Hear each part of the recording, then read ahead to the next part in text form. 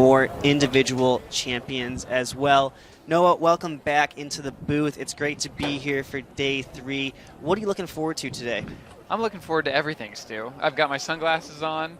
Well, they'll be on soon. We've got the sun in our eyes. It's nice and warm, beautiful weather day. But yeah, a lot to look forward to. Specifically, men's 200, I think I'm looking forward to. I'm looking forward to the women's 5K. But before we get into all that, we're going to go out to some field action. We're going to check out the women's hammer throw. Yeah, the women's hammer throw. We've been talking about how strong D3 track and field is. The hammer throw in particular, this was the hardest year in D3 history to qualify. 22 women threw the hammer, 52.11 meters. That is the 22nd place right now. And we also have some all-time bests in this hammer as well. We'll see them here in Flight 2, as right now we are currently in Flight 1. Yeah, 3 of the top 20 all-time throwers are going to be in this event, all in Flight number 2. We currently join the competition as they are taking their second throws in the first flight. Up in the ring now is Jamie Prankets of Carroll. We've seen a lot of Carroll throws this weekend so far. They've had a few All-Americans, and Hermson Steven won as well this weekend. So the throws from Carroll are putting on a clinic. Yep, absolutely. Prankets fouled on her first attempt. That looks like a legal toss to me. We'll get a distance reading for you there. Brenna Carnish is taken to the ring next.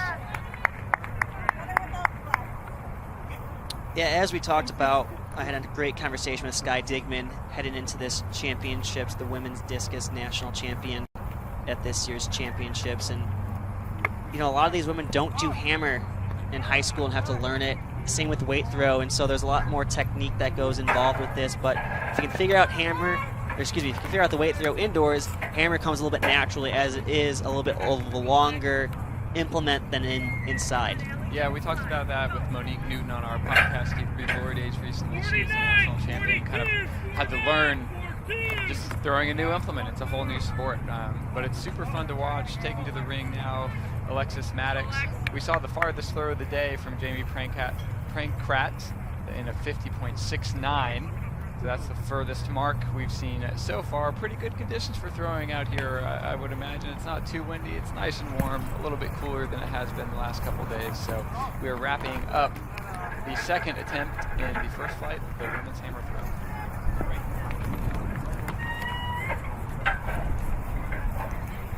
Foul there from Maddox.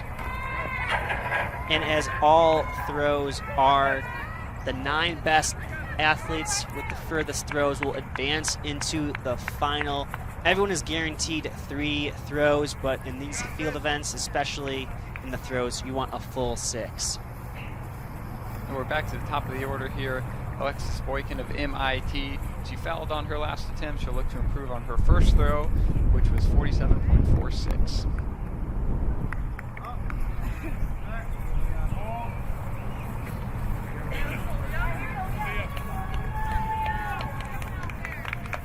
Nice look at the fans in the background here. As the running event started at 11:30, a lot of these fans are able to go watch field events right now and cheer on these athletes. We're standing up in the booth on the home stretch here, and we can look across the track to the pole vault. There's a nice big crowd over there, so it's great to see some support for the field athletes right now as we are in the hammer throw. Yeah, we're expecting big crowds here today for the full day of finals. We've been here Thursday, Friday, and today everything gets decided. Boykin improved on her previous throw with a 49.97. Leah Supranent fouled on her third throw, and now we go back to the ring and we'll see Anna Alba from Albion. She has fouled her first 2 attempts, so she'll look to get on the board here.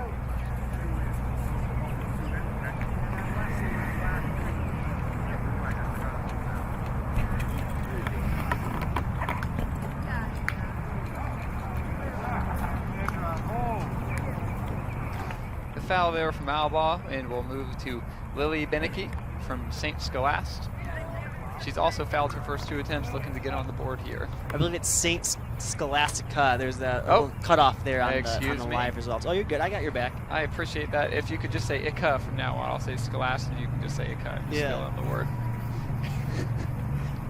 I believe they're out of Minnesota. Looks like another foul there, so a 3rd foul from Beneke. Yep, in Duluth, Minnesota. The home of the Grandma's Marathon. That's a good one. All eyes will be looking to Duluth here later in the summer for the Grandma's Marathon. Strong D3 contingent will be there, but we won't get into that on this particular broadcast.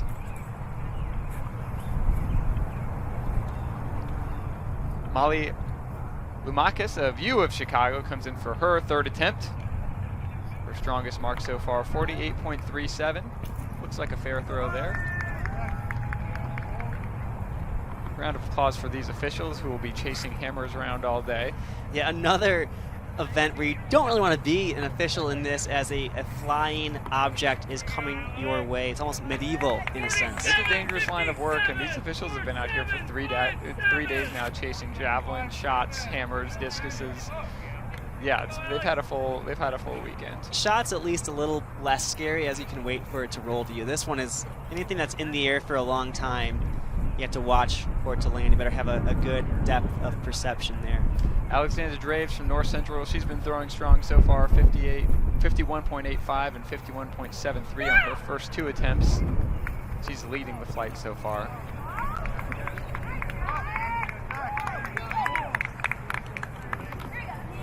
We'll get a mark for her coming up here. I believe we saw her on the All-American podium in the women's shot put. Next, Tegan Jones, Wisconsin Eau Claire. She'll come in for her 3rd attempt. All fair throws so far. She'll look to improve on her best at 48.77. Going back to Graves here for a second from North Central. Her 3rd attempt, 51.26. So over her first 3 attempts, 51.85 is going to be her best one.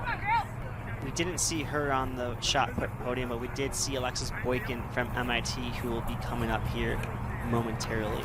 Always impressive to see these athletes excel in multiple events.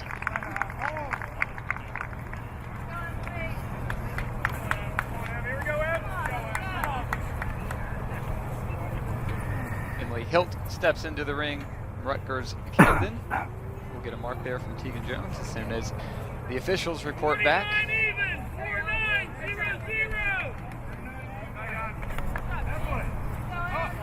That's a 49 even for Jones. That's her best throw of the flight.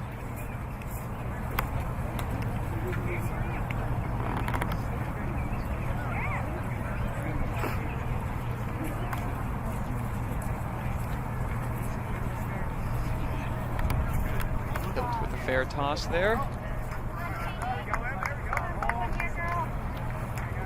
Maybe a slight tailwind on the hammer. I'm not sure how much it matters when you're throwing something that weighs that much, but it's nice to have a little wind, though. I'm sure they'll take any help that they can get.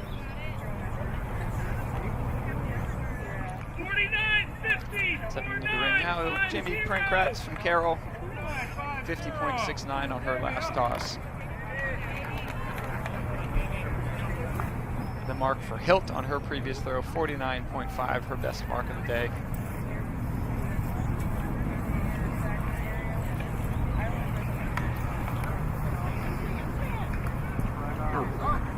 Looks like we threw that one out of bounds. It's going to be a foul for Prinkratz.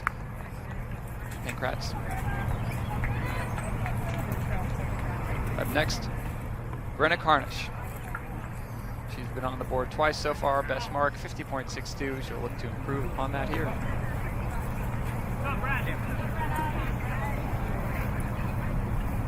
Nice to spend some time out on the field. Our first events on the track today are going to be the women's, followed by the men's steeplechase, and then the finals come thick and fast all day after that.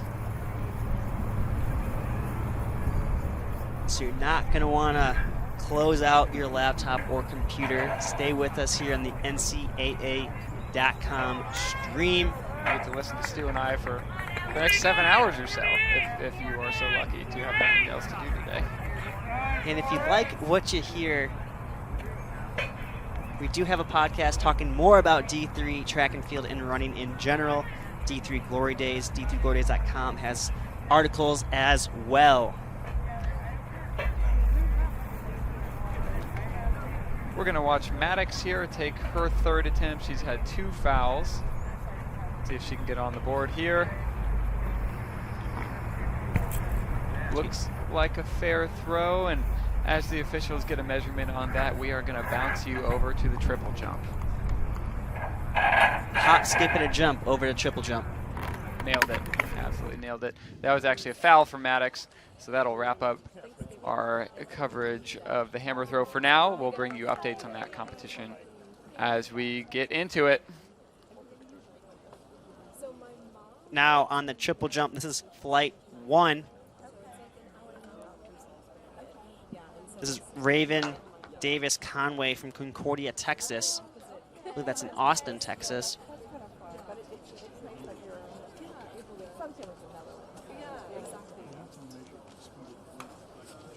And we joined them on their third jump, it looks like. Top 10, St. John's, Minnesota, We'll see in the second flight, Kyle Rollins, who was the national champion in the men's high jump. He comes in with the longest leap of the regular season with 15:11. But right behind him is Kashawn Washington of Utica. Only Kyle jumped 15:11. Kashawn jumped 15:10. So it's going to be an intense battle. That was a 13.5 for Conway there. Now we join William Cady of Wisconsin Lacrosse. Getting the crowd pumped up with that slow clap, hoping to get himself into the final, be in that top 9. His last jump, 14.12. He'll need to improve upon that to advance. One of the most athletic looking events in track and field. Oh yeah. I mean, there's 3 different phases. They're going off of a different foot, I believe, each time. Very technical. You know, speaking with Victoria Kadiri, she'll be in the triple jump later, your long jump national champion. You know, they really dissect each phase of a triple jump as it is very technical. You want to make sure you're nailing the plant foot, getting your steps down, hitting the board. There's a lot that goes into this triple jump, unlike long jump where you feel like you kind of, there is some technique involved where you kind of just sprint down and launch, but triple jump adds another dimension to the mix here as Genny Roberts of Virginia Wesleyan takes his approach. It's a 14.3 for Katie on that previous jump. That looked pretty good. Roberts jumping well today, 15.16, his best mark. I believe that leads, yes, he is leading currently this first flight. 15.16, that means he's jumped further than Kyle Rollins did, who is leading the nation before coming into it. So he's feeling pretty good about that. Yeah, his first jump, 13.53, his second jump, 15.16. Wow. So he's getting a feel for the board. 15.11 on that last jump as well. Which is, that ties the nation lead coming in. He was an All-American indoors. What was his seed jump coming into this? Do you have that in front of you? I'll pull it up very quickly. As Stu does that, we join Maurice Sutherland, Birmingham Southern. His best today, 13.93. So coming into this, looks like he was at 14.68. He was 6th indoors in the triple jump. His PR in the triple jump is 14.73, so a pretty big PR for Genny Roberts of Virginia Wesleyan. Yeah, Genny Roberts definitely jumping well when it matters. His last 2 jumps, significant improvements on his PB, so it'll be interesting to see if he can keep that momentum going in the final. He was the indoor runner-up for long jump. Unfortunately, did not qualify in long jump, or he scratched for outdoors. So to see him coming out here, focusing on triple jump, jumping a massive PB, good to see that. Sutherland hangs out there waiting for his mark. Looks like a 14.58, an improvement on his second jump. We now join Justin Dreiling of Mount St. Joseph. He jumped 14.85 on his previous attempt, fouled his first attempt, and we join him now on his third attempt.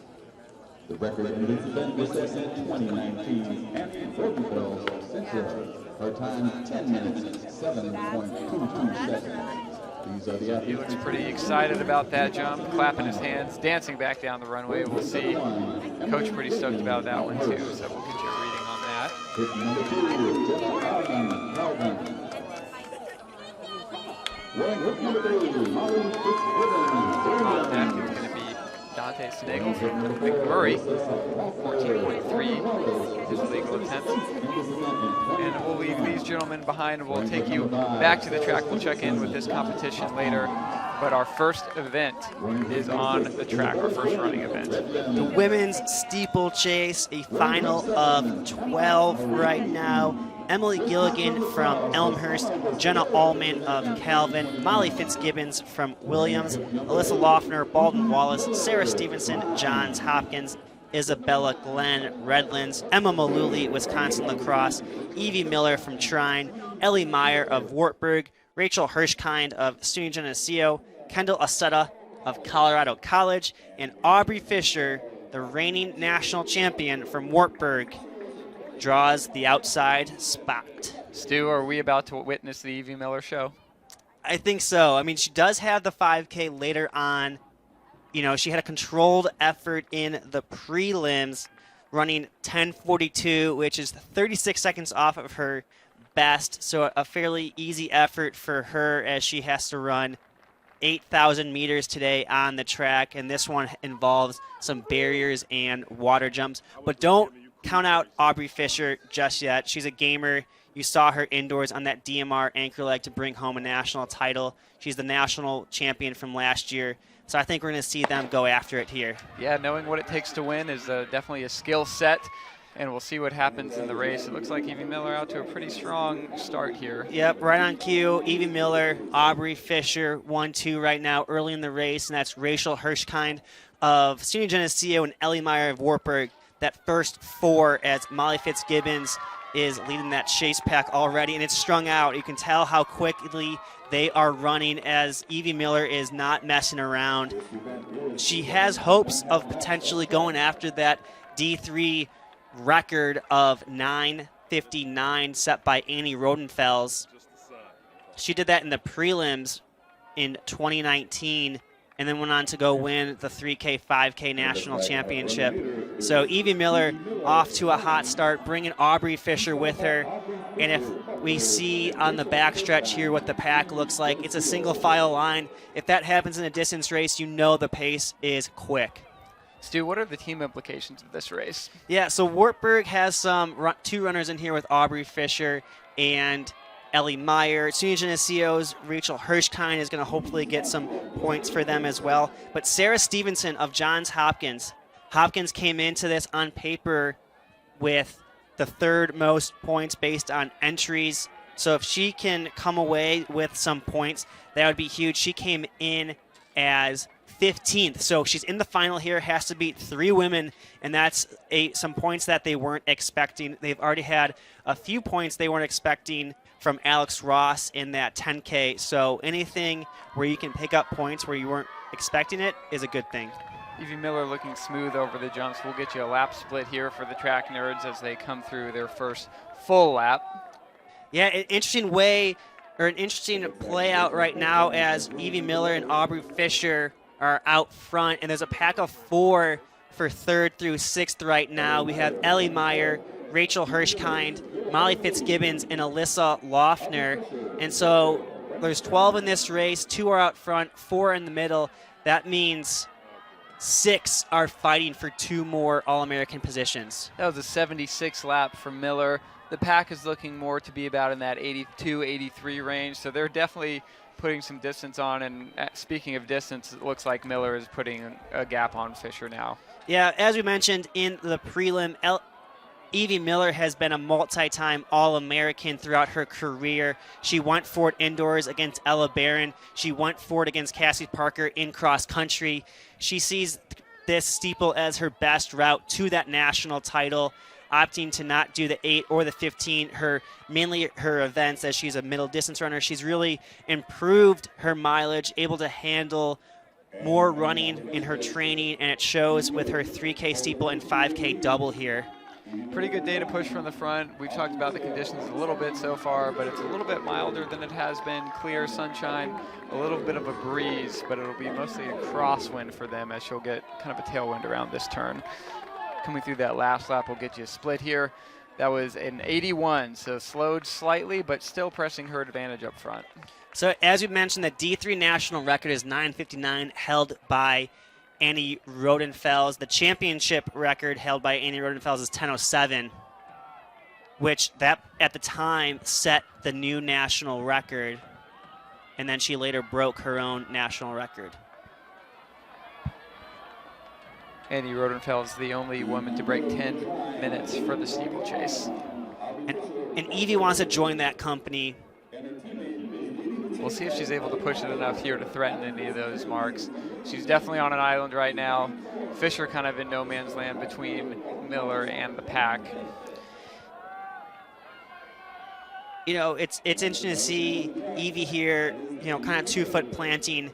Typically you want to get just 1 foot out, but it works for her. She's efficient with it. Her momentum doesn't slow down completely because you don't want to come to a complete stop when you are in that water barrier. Aubrey Fisher, though, hanging out behind her, eyeing her. She does have a good kick. She likes to rely on it. We saw the indoors as well. So it'll be interesting to see how this plays out as we have 4 laps to go now. We say anything can happen in track and field. That's especially true in an event like the steeplechase.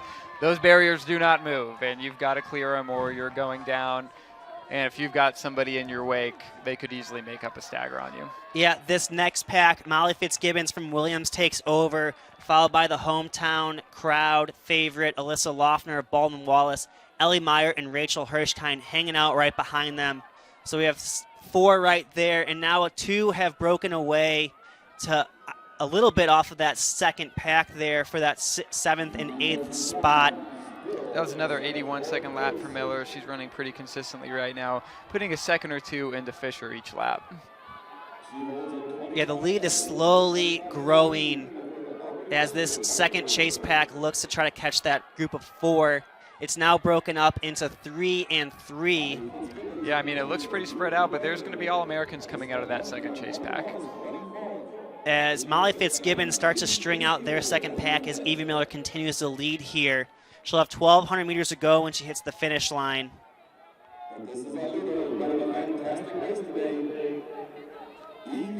There's a good shot of that chase group of Molly Fitzgibbons.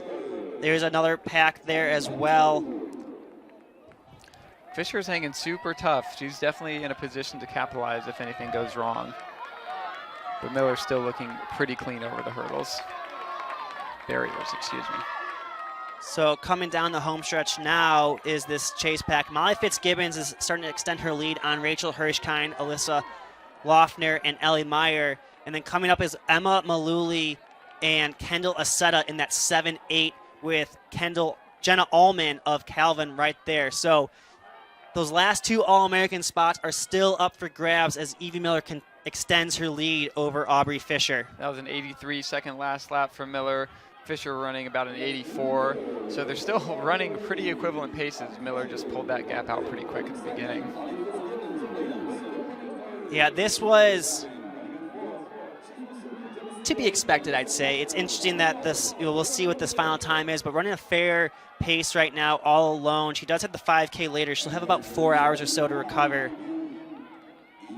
But when you have she's a 440 miler, but when you have the DMR anchor right there is with you, you don't want to lead it down to a kick if you don't have to. Yeah, you also want to conserve some energy, so I'm not sure if she'll take the foot off the gas at all if she feels confident she has it in hand, but... And there's Molly Fitzgibbons now moving into 3rd. Alyssa Loeffner moves into 4th. Rachel Hirschkind there in 5th.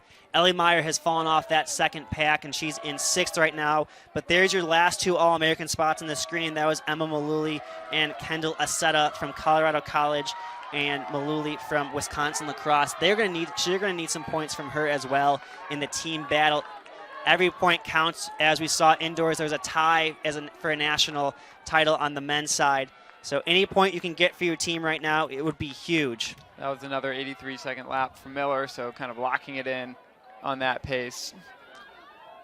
She'll have 600 meters to go after she jumps over this next barrier right there. 2 more water jumps until a potential national title. That two foot landing is always kind of gut wrenching to watch. Well, you just want to make sure nothing bad happens. I think it's maybe like a safe way to land, knowing that you're not going to trip on anything. You're getting over it efficiently as Aubrey Fisher comes into her second to last water jump. Molly Fitzgibbons has kind of extended her lead now over Alyssa Loeffner and Hirschkind in third. Yeah, a good battle for fourth shaping up here. Here's Molly Fitzgibbons in third of Williams as Evie Miller is about to hear the bell. Our first bell lap of the day. First bell lap of the day. She'll need an 80-second last lap to take down the championship record. She's right around her PR of 10:06. We'll see if she can improve upon that all by herself. That was an 82-second last lap from her. So Aubrey Fisher in second. Molly Fitzgibbons third, Alyssa Loeffner fourth, Rachel Hirschkind fifth, Ellie Meyer sixth. But here comes Emma Maluli down the home stretch to move into seventh over Kendall Aceta. She'll try to catch Ellie Meyer as Evie Miller has 2 more barriers to go. 1 water jump and 1 barrier until she will be the national champion. All eyes on this water jump coming up. Wants to get over it cleanly and be able to enjoy this last 100. And she's through it. Here we go. The championship record is 10:07:22, so keep your eye on the clock here in her final 100 meters. 1 barrier to go. Good crowd here at the Spire Institute. She's over. A round of applause. She's done it. Evie Miller, after countless attempts, Oh, it's going to be close. is finally a national champion with a championship record potentially. Yep. Evie Miller, your steeplechase national champion in a new D3 championship record. Aubrey Fisher finishing second. Molly Fitzgibbons will be third. And there's going to be a big kick for sixth right now as Kendall Aceta is moving up on Emma Maluli. 1 barrier to go. Can she catch Ellie Meyer? But here comes Hirschkind to potentially take over fourth in a kick. Closing fast. She will. Hirschkind fourth, Loeffner fifth, Ellie Meyer sixth, Kendall Aceta seventh, and Emma Maluli eighth. Those are your All-Americans as Sarah Stevenson charges down to place ninth in the steeplechase. What a race. What a great way to get this started. A championship record to start off the meet. You said Miller needed an 80 to get that record, and she delivered with a 79. It's like we know what we're talking about up here. She did with the 5K coming up. She can hear us. She just wanted to do just enough. Just enough. Just enough to get the record. Evie Miller, a great career at Shrine, finally gets her national title after 6 All-American performances. Runner-up in the mile as she gets congratulated by her competition. One thing we love to see here at this meet is just how much they respect each other and congratulate each other after a job well done. The steeplechase is a grueling event as you have to go over a water jump 7 times with barriers in the way along the way as well. Absolutely. Stunning show there for Miller. We see the officials out on the track now raising those barriers up a notch as the men start to get ready for their chance at steeplechase glory. We'll bring introductions to them in a few minutes here. But yeah, let's go into some of the team battle implications there. So Emma Maluli picks up a point, which will be, let's see how big of an impact that will be right now. But on the women's side, coming into it through 8 events, Johns Hopkins has 22 points, Wisconsin La Crosse has 21, Loras has 19, Westminster has 16. And we'll keep you updated throughout the day here. We know Wisconsin La Crosse has a lot more bodies out there on the track. Loras does well. We'll see how Cassie Parker can respond after losing her first national title in a few national meets here.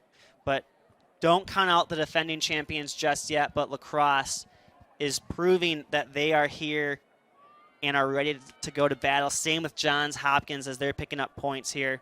We'll see Ella Barron in the 5K later. A fresh Ella Barron. A fresh Ella Barron, number 2 all time, ready to go to head-to-head against Ari Marks, Cassie Parker, Fiona Smith, and more. As the men begin to take their final strides, check out the barrier, do their final preparations to get them ready to go to take on this 7.5 lap race, I'll introduce who will be in this field. Spencer Moore of Emory, Jeff Candle of Wash U, Christian Patska, Wisconsin Whitewater, Christopher Collette, Wartburg, Connor Dolan, Wisconsin Eau Claire, Kevin Riley, Wheaton, Illinois, Dylan Goodyear of Greenville, Cormac Peppard Kramer of John Carroll, Jared Bryant of Rhodes, Ethan Dimitrovich of John Carroll, Colin Kirkpatrick of Pomona Pitzer, and Connor Lanciel of Wartburg. Big team implications here, Noah, with 2 guys from Wartburg, 2 guys from John Carroll, and only 1 from Eau Claire. Right now, Eau Claire is leading the way, but they don't have that many bodies left to go. Yeah, you got to maximize your opportunity to score points here. The steeplechase is a final that had a prelim. We saw some shakeups on Thursday and Friday and some other events, but the steeplechase is an event where the favorites made it through to the final. Yeah, Colin Kirkpatrick coming in with the 6th best time ever in D3 history, running 8:46. This will be his 6th steeplechase ever, too. So he's improving each time. He fell, got back up, and was still able to qualify. John Carroll, they are lining up on the home stretch here. There's a lot of student athletes here. They have 2 guys in here. They are currently in 3rd with 18 points off of the 1-2 finish from Alex Phillip and Jamie Daly. They'll have a 4x1. They'll have Garrett Clark in that 200, and then that duo will be back, Jamie Daly and Alex Phillip, in the 5K. So they're going to need some points here if they want to stay in contention for a team trophy. You know who I thought looked really good in the prelim? Patska. I thought he ran a really strong race, ran most of it from the front. Yeah, I mean, in this type of environment, you want to get out front. You want to get yourself room to make these jumps and be able to land properly. We kind of saw there in a few of those water jumps in the women where people, you lose sight of someone and all of a sudden you're landing on them as they line up. And there's the gun. I think in this race we may see kind of a more tightly bunched pack than we saw before. Is that Kirkpatrick who just got off to the strong start? Kirkpatrick not messing around. It looks like his hand is wrapped after taking that fall in the prelim. Is it a full-on cast? It's hard to tell. He must have went down really hard, but Christopher Collette, Christian Patska, Peppard Kramer, all there in the top 4, all the guys we mentioned earlier, and Jared Bryant of Rhodes in 5th, followed by Ethan Dimitrovich of John Carroll in 6th. But we're out to a pretty quick pace here in the opening 200 meters. Yeah, we'll bring you lap-by-lap splits as well for the stat nerds at home. It's going to be an interesting upfront battle. Not only do all these guys have strong steeplechase PRs, but Kirkpatrick is a 347 guy, Collette is a 346 guy, and Patska is a 349 guy, all in the 1500, all opting to go in the steeplechase or 5K double, as we'll see Collette and Patska back here later today in the 5K. Kirkpatrick definitely running with the authority of that #1 seeded time coming into this. We'll see if anyone decides to challenge him early in the race. Yeah, you can see how they're launching themselves over that barrier, getting 1 foot wet, keeping momentum moving. You're going to have to do that when you have that many guys with that much talent behind you. You can see Connor Dolan of Eau Claire moving into that scoring position early into this race. As you mentioned, you need every point you can get here in the national championship, as Eau Claire doesn't have too many guys left competing. They'll have one in the pole vault, they'll have a 4x4, as Kirkpatrick and Collette and Patska and Peppard Kramer are starting to slowly break away from the pack.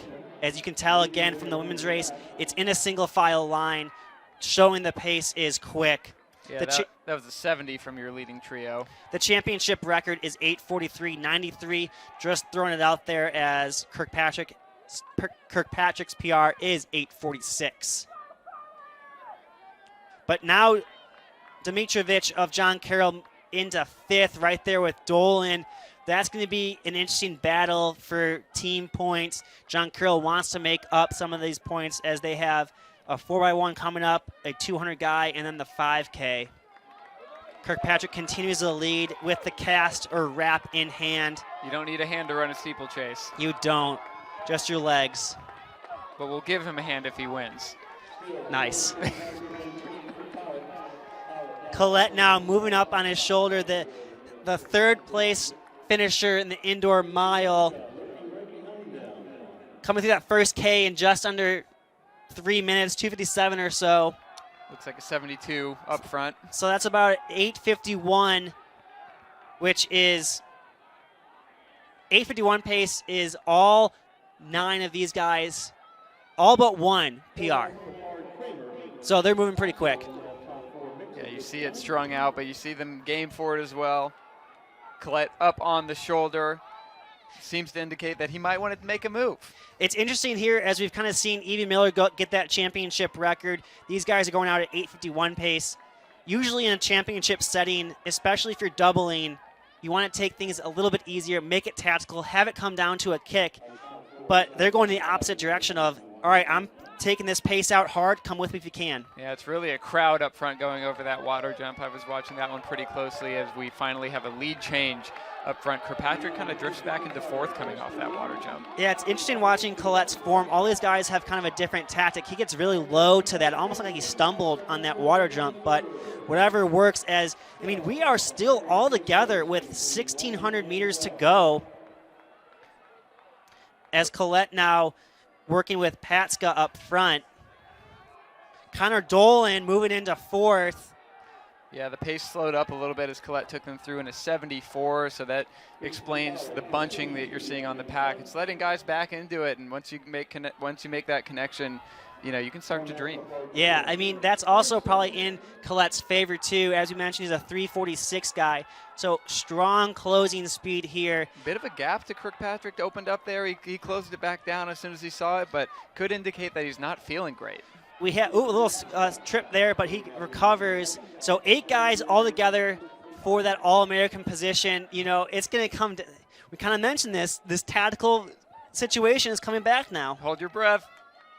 Yeah, you see how low he gets as he launches himself in? It's an interesting form, but it works. He doesn't go, you don't really want to go up. You want to go out, and he's doing that to a T. They're into a bit of a headwind over that water jump as well. It's kind of seems to be blowing increasingly. Patska looks good here. He hasn't really touched the lead so far, but he's been there the whole time. All right, so we got Collette, Patska, Peppered Kramer, Dolan, Dimitrovic, Kevin Riley, all right there, Kirkpatrick, and Goodyear from Greenville for your top 8. Jared Bryant in 9th. That was another 74-second lap, keeping all the All-American spots in it. We're going to have a good race here. We already are having a good race. Yeah, Patska still looking good, just up on the shoulder. At some point, I think he'll make a run for it. He ran so aggressively in that prelim. He hasn't quite showed those cards yet, but we're getting to crunch time now. And Colin Kirkpatrick now moves back into 8th, I should say. I wonder if that fall is kind of getting into his head here as the pack in front, as Dolan now moves into 3rd. As we mentioned, every guy on Eau Claire, needs to get points today if they're competing, and this will be big as now a pack of 6 have broken away. 2 John Carroll guys, Eau Claire, Wartburg for this team battle. Right now it's Patska moving into the lead with 2 laps to go. Collette, Dolan, Peppered Kramer, Kevin Riley, and Dimitrovic from John Carroll, your top 6. Oh, as we see a fall. Shoot, that was Greenville's Dylan Goodyear. Back up very But he's quick. back. That's the second time he's stumbled, so he's recovering well. You just don't want to use up too much energy to get back into it. Collette and Patska continue to form that wall, that 1-2 wall up front, both getting a clear look at the hurdles coming at them. Wartburg's going to need some points here from Collette. The pace increased on that last lap. They ran a 72, so a 2 or 3 second increase. You see a few guys moving off the back now. Second to last wire jump here as Patska takes the lead and a big acceleration to kind of get some separation for him. But the pack of 6 is all together still. There's the move from Patska. Patska is continuing to increase the pace here over Collette as they go into the final lap. It's Patska, it's Collette, it's Peppard Kramer, it's Dolan, it's Dimitrovic, it's Kevin Riley, 1 through 6. The top seed is out of the race. I mean, well, he's still in the race, but he's out of the race for the win. He's right now in 7th place, followed by Goodyear and Jared Bryant, but watch out for Jeff Candle of WashU. He's moving into 10th right now and could try to kick as Patska's lead is extending, and he is flying over these final barriers. 349, 1,500 meter speed. He's getting chased down now by a 346 guy. We'll see if he can hang on. Collette's definitely not done yet. He's maybe clawing a few of those meters back. Patska clean over the hurdles. We are going to have a battle. Let's hope everyone gets over this last water jump clean. Patska was 4th in the indoor 5K on a big kick, but here comes Collette gaining on him with the water barrier. We have Wartburg fans on their feet. We have Whitewater fans on their feet. It's going to be a huge kick now. 1 barrier to go, 1 barrier to glory. Patska's over. They're Collette's clean over. It's a sprint finish. Who's going to take it here? It's Patska. Oh, he's stumbling. It's going to be Christopher Collette, your national champion. An 850. Wow, 850 kick. John Carroll goes 3-4. That's going to be big for team. But here comes Jeff Candle for 8th, I think, getting WashU a point. But John Carroll 3-4. That is going to be huge in the team battle implications. But Connor Dolan coming up with a 5th place finish. Kevin Riley in 6th, Colin Kirkpatrick 7th. Jeff Candle gets that 8th place spot. A big run for Christopher Collette. Wow, a steeplechase coming down to a kick. You see that? Look at the mutual respect from Christian Patska and Christopher Collette. An absolute battle coming down to the final kick of, 60 meters or so after that final barrier? That was such an impressive last lap. I'm looking for Collette's split here. Has not populated yet, but he closed down a large gap on that backstretch, and once he got over that last barrier, his sprint speed really was on full display. Yeah, they have. Yeah, well, Patska says it's closing at 62, so probably closing at 62 as right now Connor Lancels on the live results. As you see the Wartburg contingent making the way from Waverly, Iowa. 61-second close. Coach Marcus Newsom with a big hug to Connor Lancel. I believe Connor is a freshman out of Wartburg, but a big run for Christopher Collette. 10 big points in Wartburg's quest to get another trophy. They had high aspirations indoor. They had the most qualifiers, were on paper with the most points, but came away without a trophy.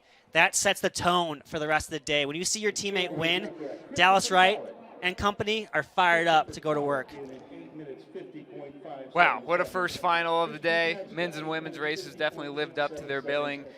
Up next on the track is going to be the 4x100 relays. We're going from the distance events to the pure sprints. A championship record, a kick finish. What more could you want at the Spire Institute for the D3 National Championships for the outdoor track season?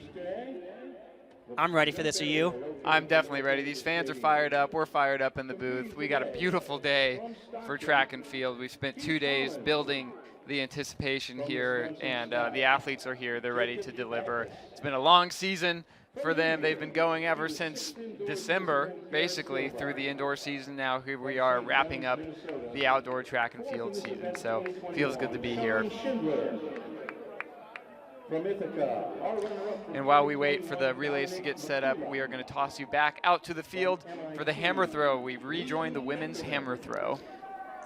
From Wheaton. Yeah, we are in flight 2, all on their third throws, Reed Wilson. and we're seeing From Washington. Emily Utenbrook of Carroll Miyakoko. in the lead with a 55-24 throw, followed by Rebecca Simpson, Kendra Nonman, Caitlin Wilder in 4th, Sky Dickman in 5th, Demi Plore in 6th, Anna Cooney in 7th, and Alexandra Daves in 8th. The big names we mentioned earlier are in this flight. Yeah, to give you some perspective on how good this hammer throw is, Kendra Nonman is 7th all time. She is competing for Carnegie Mellon as a graduate transfer, coming in here from Boise State. But keep your eye also on Valerie Aubert and Caitlin Wilder. Aubert and Wilder are 10th and 17th all time, respectively. Aubert has fouled each of her first 3 attempts. Uh-oh. As we She's out. As we look to the ring now, Kendra Nunman takes her 3rd attempt, but Aubert with 3 fouls and out of the competition. Yeah, I feel like you get your first one, all right, I fouled. Then the second one, all of a sudden it's in your head, and you want to just, maybe you're overthinking things, and your form goes away, and you don't complete the full rotation that you're looking for, and your timing is off, as you have a shot there of Kendra Nonman of Carnegie Mellon. Currently sitting in 3rd in this flight off her first attempt at 54.83. We'll get your reading on that last one as Rebecca Simpson of Buena Vista steps into the ring. Her last throw, 55.23. That throw from Kendra Nunman, 54.15.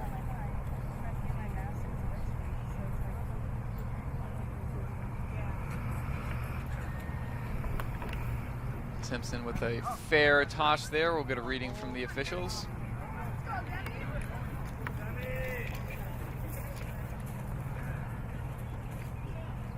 Moving into the ring now, Demi Plore of Wisconsin Stout. She's on the board from her first throw at 52.85. She fouled her 2nd attempt.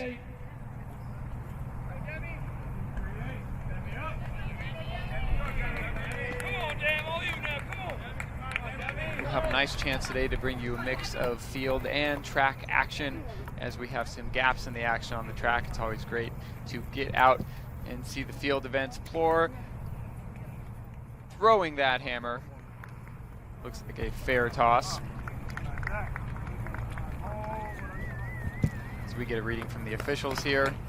Anna Cooney steps into the ring. She represents Widener. She's on the board her first throw at 52.64. And we're going to head back out to the field, the infield, for the podium ceremony of the women's steeplechase.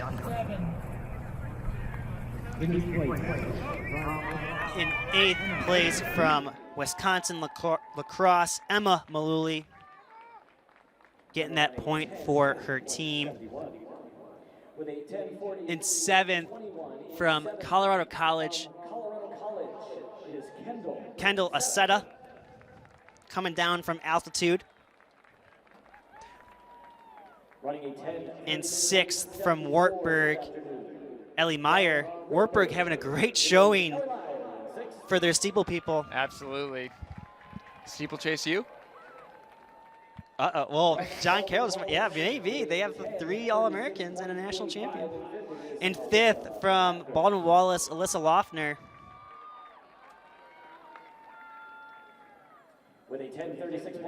And 4th from SUNY Geneseo, Rachel Hirschkind.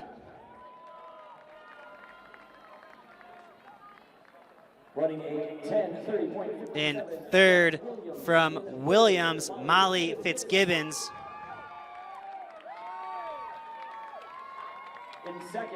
Your runner-up in last year's national champion, Aubrey Fisher from Wartburg, cementing an amazing career in the steeplechase. She still has a few years left. And your national champion, finally, from Trine University, Evie Miller, with a championship record of 10:07.02. 06. Very close. Which improves the record by 0.16, so very tight on the line. You know, every little bit counts to increase that record. But what a great first women's final on the track. I think that we're setting up for an amazing day here at the Spire Institute. A good shot at the full field of All-Americans. Miller needs to get out of here and get her feet up for a little while now. Yeah, as mentioned, she does run the 5K at 3 p.m. We're going to head over to triple jump real quick as the women's 4x100 relay gets set up on the track. We rejoin the men's triple competition. Kenny Roberts continues to lead here as Flight 2 is just getting underway. A lot of big names have already fouled their first jump, such as Amir Johnson and Kyle Rollins. So both have 2 jumps left. As mentioned, here is Kyle Rollins, your high jump national champion. That's going to be at least a mark for him. Got to get on the board, as we said before. Yep, he's on the board now, so he at least has something to go off of here. Gets his confidence back as he'll have 1 jump still remaining. Yeah, it didn't look like he was stoked on the result of that jump, but gives him something to build off of.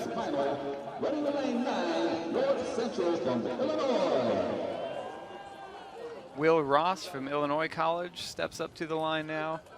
He fouled on his first attempt.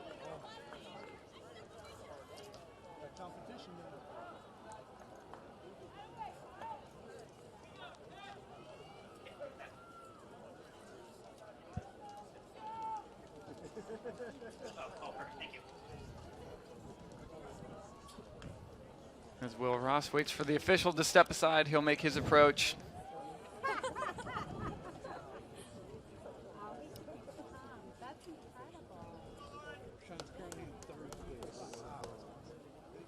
He'll take his 3 jumps here.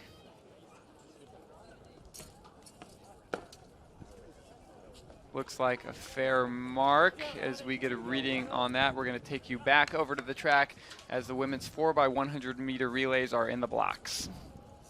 In lane 1, Dubuque. Lane 2, Whittier. Lane 3, Wisconsin Lacrosse. Lane 4, Loris. Lane 5, Wash U. 6, Redlands. 7, WPI. TC&J in 8, and North Central in 9. The defending champions are Loris. They're in 4. The 6th best time Oliver is Wash U in 6, so keep your eye in the middle of the track. Redlands not far behind him, right next to them.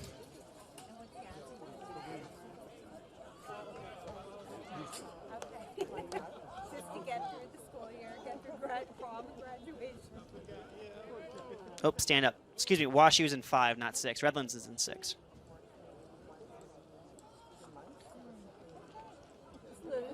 We saw all the batons get around in the prelims. We'll hope to see the same thing here in the final, as I'm sure I just jinxed it. For Loris, Alyssa Fodnauer will be getting the stick on the 2nd leg. She's got a big, at least on paper it says that. She's got a big weekend ahead of her.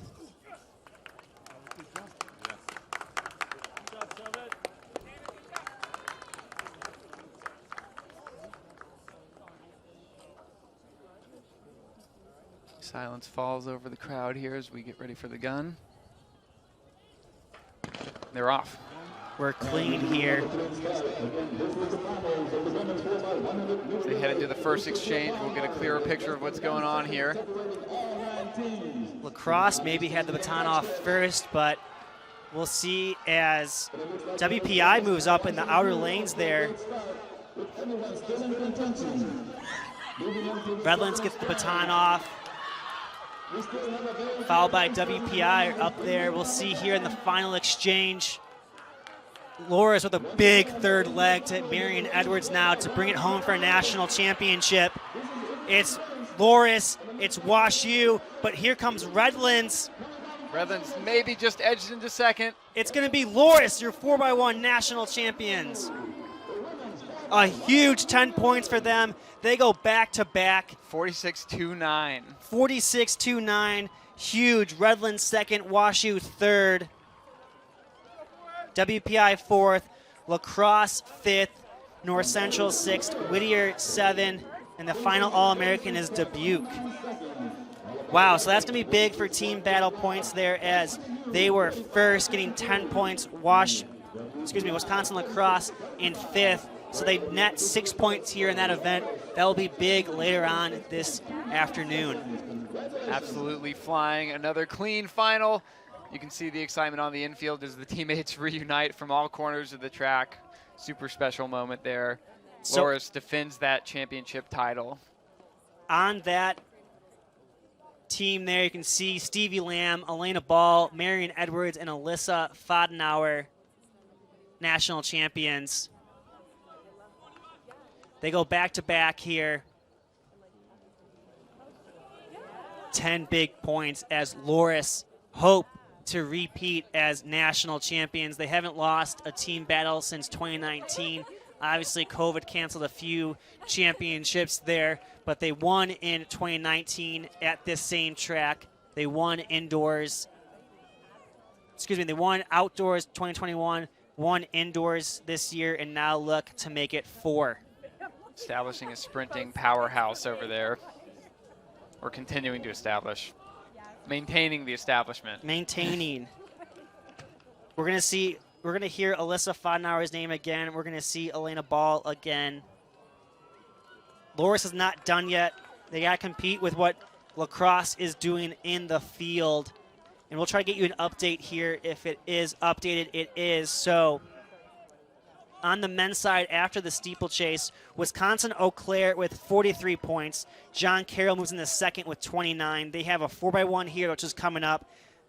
A guy in the 200 and 2 guys in the 5K. Rowan in third with 19 points, and Wisconsin Stout in fourth with 14. On the women's side, through 9 events, Johns Hopkins and lacrosse are tied at 22. Loris and Wartburg are tied for third with 19. Westminster and Mountain right there at 16 and 15 as the men's 4x1 takes to the track. The men starting to fan out around the track and take their place. We'll run you through the lane assignments here in just a second. You can see there on the infield that pack of 4 running by. There was 2 John Carroll guys in there getting those All-American status. They ran by their teammates there and got a large celebration from them. As you can see here, these are the anchor legs here on the getting prepared, find out where they need to be to get that baton to run home a national title. We mentioned Eau Claire. Here they are in their 4x1. They have a 4x1, they have a 4x4, and a guy in the pole vault, plus 1 more in the 15. So a lot of points coming early in this meet for Eau Claire, and it'll come down to potentially a 4x4 once again. A lot of points coming in the decathlon for Eau Claire. Oh man, they went 1-3. If you're just joining us, Eau Claire went 1-3-4 in the decathlon. That's 21 points. As I should mention this, if you are just joining us, first place gets you 10 points. Second place gets you 8 points. Third place gets you 6. Fourth place gets you 5. Fifth place gets you 4. Sixth place gets you 3. Seventh 2. Eighth 1. Did it again effortlessly. That was It gets confusing there. That's super impressive. That's the most impressive thing you've done all weekend. You got to say the same numbers in different order. But as we're getting close here to the start of this men's relay, to give you some perspective on some historical background here, Wisconsin Oshkosh comes into this as the 5th, tied for 5th all time. But Benedictine is 3rd by themselves. We'll run you through those lane assignments now as we take to the start. In 1, Springfield. In 2, Westminster. In 3, Wisconsin-Eau Claire. 4, Dubuque. 5, Benedictine. We'll talk more about them in just a second. 6, Wisconsin Oshkosh. 7, John Carroll. 8, Wisconsin Lacrosse. And 9, McMurray. The slowest time coming into this final, 40.88. So all teams had to be under 41 seconds. Benedictine, you know, they brought, I believe, 4 guys to this meet. They have the 4x1, and all of them are competing in other events. I guess they have 8 on paper with some alternates, but Corn Leonard is your leader in the 110 hurdles coming into this meet. He'll be in the final later. DJ Anderson is leading the nation, was leading the nation in the 400. He'll be in that final later. And Matt Fleming jumped from a top 15 position to 4th in the long jump So if they want to get some more points, they're going to need to get a huge win here in the 4x1. Well, they do come in with the top seed. They do come in with the top seed. They've run the fastest time all year, and they've run the third fastest time ever in D3 history. But they will be challenged here. Oshkosh. Oshkosh, 5th all time. They brought 3 guys in the 100-meter. All 3 made the final here in a little bit. Their sprint depth is impressive. They also will have a 4x4 later. You love it when they get the lanes right next to each other, too, so it'll be a fun head-to-head to watch. You'll see them in lanes 5 and 6. So Oshkosh will be in yellow. Benedictine will be in black singlets. But also watch out for Dubuque. They'll be in white singlets. So right in the middle of your track, 4, 5, 6. But also John Carroll in those gray in 7. They got to at least chip away at Eau Claire's lead. So anything they can do to get in front of Eau Claire to get more points will be big for this team battle. 9-lane track, 8 All-American positions to give out. Yeah, it's not guaranteed. Usually, as long as you finish the race in the sprint final in some championships, you're guaranteed to be an All-American. Not today. 9 lanes are on this track, so we'll fill them all. You got to beat somebody. You got to beat somebody. Stadium announcer making his introductions now. This is definitely a fan favorite. You can see them lined up along the fences. Pretty full bleachers today. Just a great atmosphere here at the Spire Institute in Geneva, Ohio.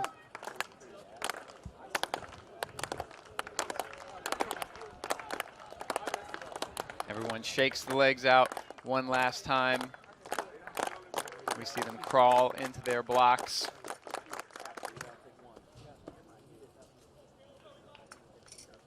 Crowd quiets down.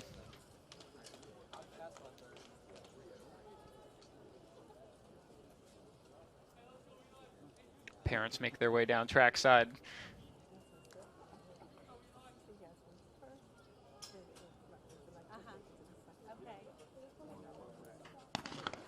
Uh-oh. All right, keep a close eye on this as the official comes out. Where's our favorite official from yesterday handing out green cards? Yeah, green cards is what we want to see. You good, Jay? Oh, thank you. All right. Nope, this is her. She's the one from yesterday. Yep. So well, there's 2. I guess there was 2 maybe infractions as they showed it to lane 8 and lane 1. some jitters in the field. Hopefully we got those out. I know DQs are part of track and field ruling, but it is such a brutal rule that you get 1 strike and you're out. Baseball, you get 3. Come on, at least give 2 in track. And it's a shame for the fans, too, so you definitely want to see the full field and see all these athletes compete to the, full potential they have. IAAF, if you're listening, let's get 2 false starts, not 1. I'm sure they're listening, right? They're listening. Yeah, thank you. I think we are their favorite commentators. Yes.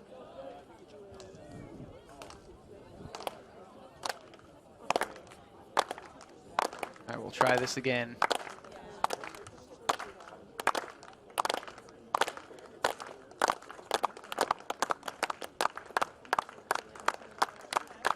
We're off clean this time. Eyes on lanes 4, 5, and 6 as we make it through the first turn. Oshkosh out hard, already making the stagger. They get that baton. Wisconsin lacrosse is moving, though, in lane 8. Such a great opening leg from Oshkosh. John Carroll is heading the baton off first. Oh, no, Oshkosh drops the baton. Oshkosh drops the baton. It looks like lacrosse is leading now. Lacrosse, John Carroll. Eau Claire, it's lacrosse right now. Looks like Benedictine the late push, but it's good. Ooh, I don't know. We gotta go to the camera here. Whoa. Drama unfolding. Benedictine takes it. With a late charge. 40-59. What a close from the Benedictine squad. Well, let's not jump to conclusions here. It might change. Oh yeah, we haven't seen it. They put the 1 up. Oshkosh on that back turn, absolutely devastated.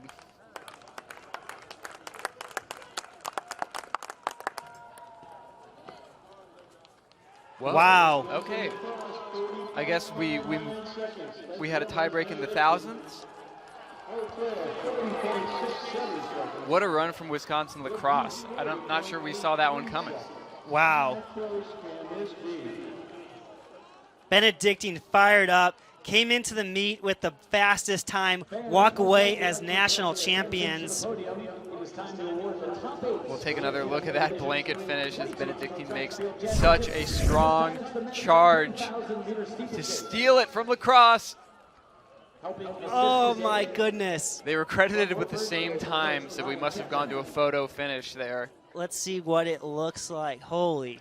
Can you get it in the thousandths of a second? I'm Yep. only seeing it in the hundreds.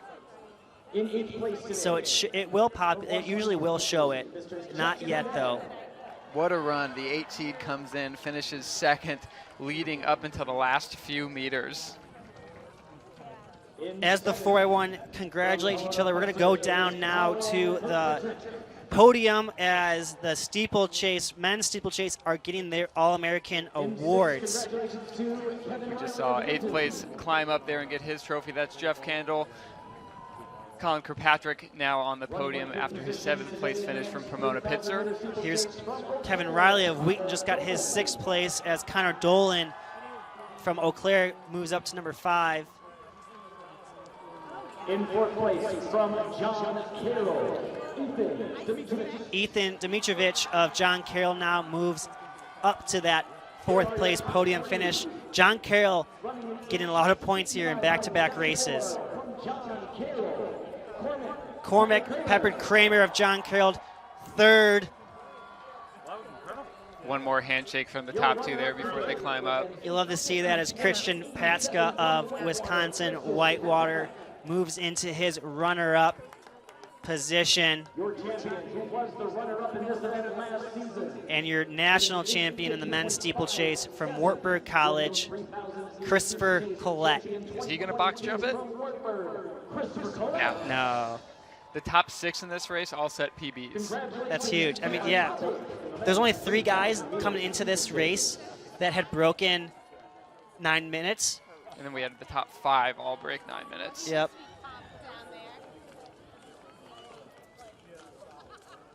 A great first few races. Wow. 4 for 4 with incredible races now. I'm glad I brought a Red Bull into the booth today because, I mean... Oh, I don't even need my energy drink anymore. Just unmatched energy going on. Sure, and as we wrap up the steeplechase podium ceremony, we're going to head back out to the field for the women's hammer throw. They are now in the final. We'll get you an update of that competition.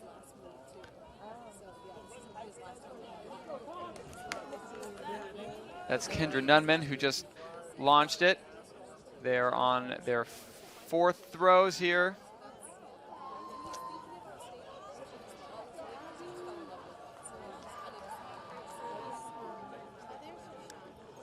Simpson taking the ring now.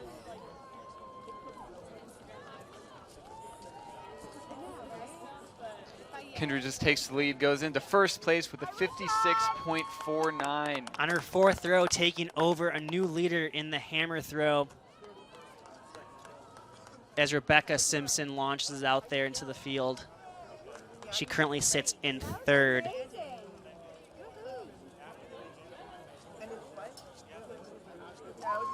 From Buena Vista. Buena Vista is in Iowa.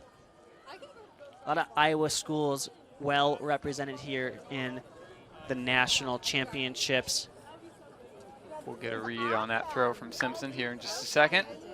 Looks like a 54.37, so does not improve on her 2nd throw, 55.23. She stays in 3rd for now. We're now seeing Emily Utenbrook from Carroll. She's fouled her last 2 attempts, but had a strong opening throw in 55.24. Looks like this one is legal as well. We'll go to reading on that.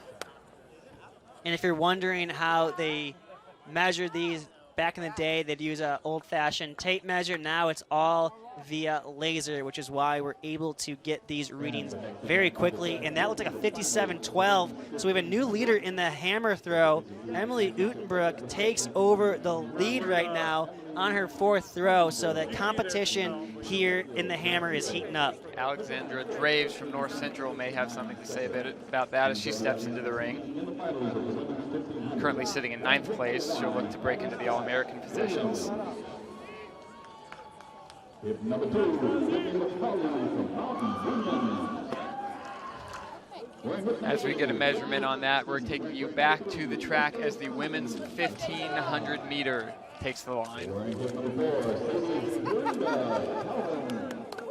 Lining up in the women's 1,500, we have Abby Scott from Williams, Brittany McCauley of Mount Union, Esther Seelan of Messiah, Sadie Haringa of Calvin, Zanzi Demko of Wisconsin Oshkosh, Windsor Ardner of SUNY Geneseo, Emily Konkis of Wash U, Hope Murphy of Baldwin Wallace, Maddie Kelly of U Chicago, Annika Urban of Emory, Cassie Kearney of Middlebury, and Maddie Hannon from Wisconsin La Crosse.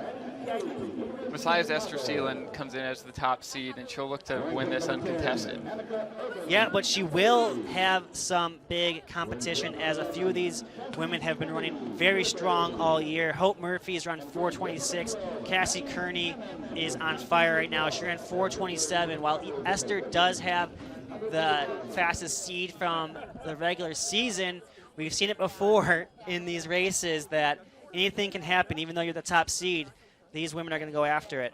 There is one interesting absence in this field. Ella Barron not taking to the line. She'll just be running the 5K today. Yep, she scratched the 1,500 altogether, going all in the 5K as they toe the line. And we're off here. So a few of these women will be back in the 800, a few in the 5K, so we'll see what that does for tactics right now. Esther Seelan right there in the middle of your screen in white with hip number 3 on her.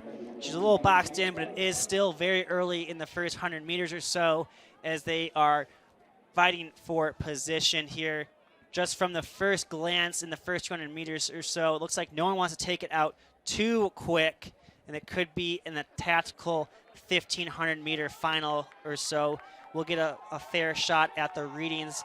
37 points, so yeah, right around that 75 second per quarter mile, which is about 5-minute pace, which is in everyone's wheelhouse, as Abby Scott and Cassie Kearney, 2 NESCAC competitors, take things out in the first 300 meters. The 1,500 is one of those championship events that often turns tactical in a way that other events don't.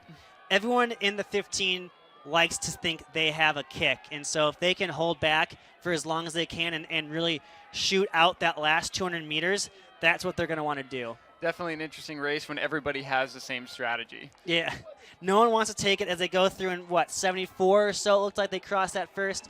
So that's just under 5-minute pace. A lot of these women have PRs under 4:35 for 1,500. So if you're wondering what that equivalent is, it's at that low 4:50 range. So we're still not at PR pace for these women as they continue to move around the track. Yeah, definitely in the wheelhouse of these women. We'll kind of watch the pack. At some point, a move will happen. At some point, we'll wind it up. How far out do you think that move will come? Yeah, it's going to be interesting because a lot of them are going to be doubling. You know, and a lot of them do have strong 800 speed. Cassie Kearney has run 2:08. Zanzi Demko has run 2:10. Obviously, Esther Seelan has run 2:03.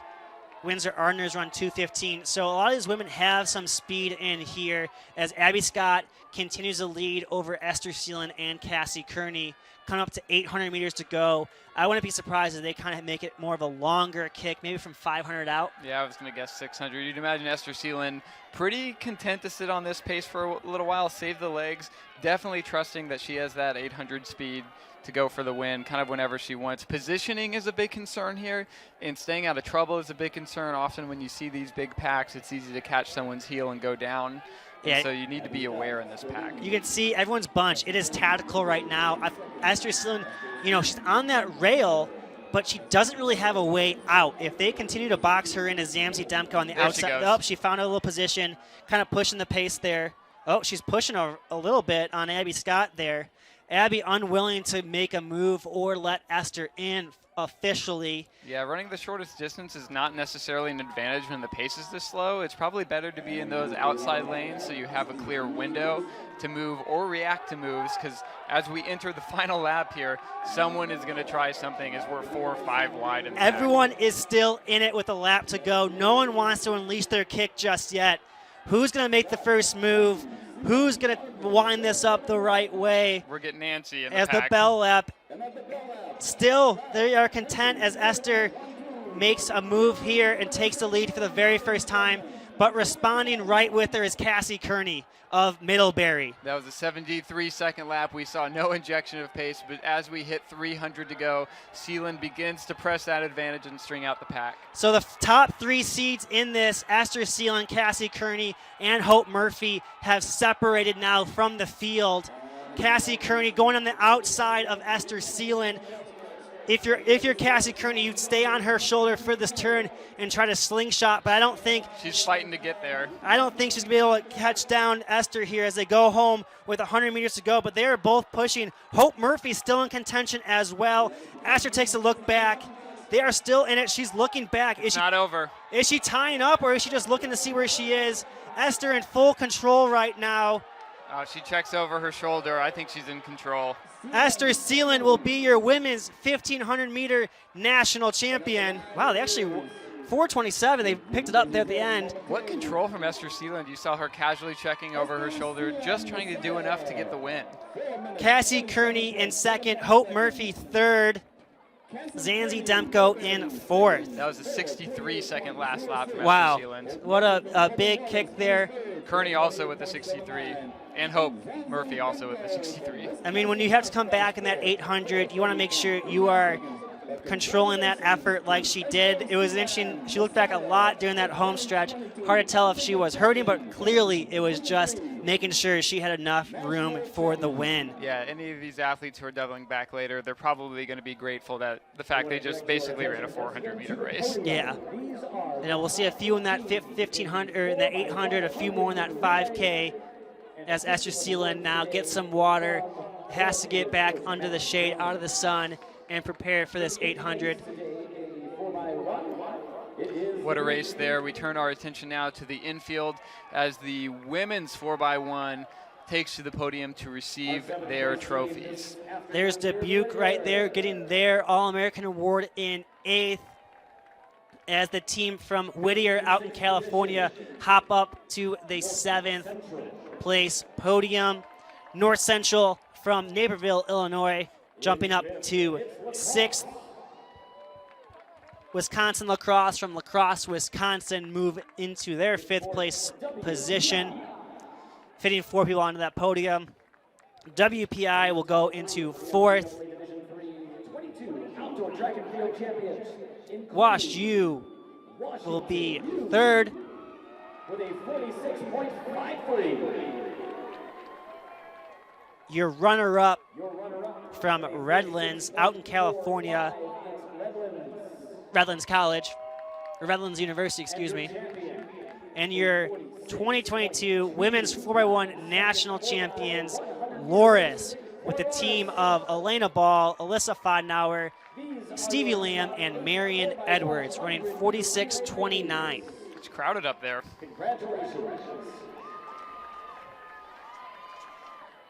Congratulations to these All-Americans. What a show they put on for everybody here at the Spire Institute. It's interesting to see the different tactics people use to make sure they get all 4 on the podium. We see WPI all standing, some are kneeling. Whatever you got to do to get your team for the photo op.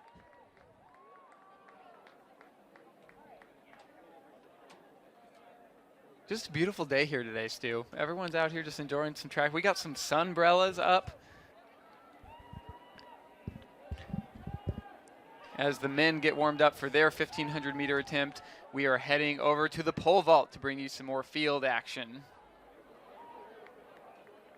We are still early in this competition as competitors have chosen to pass on the first few heights. As we're right now, the bar is at 465. For those at home, that's 15 feet 3 inches.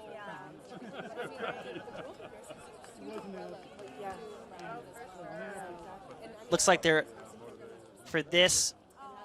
all going all at the same time. No flights here, all one flight. They've got a nice tailwind at their back down there. It's like Eli Tranel of Wisconsin Oshkosh. His first attempt at 465. get some feedback from his coach, figure out how to get over this bar. Like every single time we post a story, he'll like double heart it and comment. Oh wow. Yeah, that would be a little hike. Next up from Chicago, Yeah. Brandon Shin. Our next event on the track, the men's 1500 meter run. Division 3 championship record set by Kevin Foley. Ooh, near miss there. Saves himself. We'll rejoin the pole vault competition at some point. We turn our attention back to the track as the men take to the line for the 1500 meter. I spy 3 men with backwards hats on, Stu. I think we saw them yesterday as well, so we don't count it toward the official counter. But in this final, we have Scott Sikorsky, Sam Laneza from Rochester and Lynchburg, Ryan Harvey from Loris, Alexi from Carnegie Mellon, Jamie Moreland of Haverford, Stephen Potter, Wisconsin Oshkosh, Michael Maddock of Wisconsin La Crosse, Sam Verkerke of Wisconsin Eau Claire, Daniel Seelan of CMS, Jacob Ritterhoff of WashU, Justin Kraus, Wisconsin Whitewater, Cal Yakin of Otterbein, and Jack Rosencrans of Pomona Pitzer. Unlike the women, we have 13 competitors in here. You see Jack Rosencrans, he was reinstated after a appeal and a protest for obstruction at that final 20 meters or so, and the officials granted him, so he moves into the final. But so the bigger story though, Aiden Ryan out due to an injury, we later learned. Bennett Booth out of the prelim, and the top seed Ezra Ruggles did not qualify as well.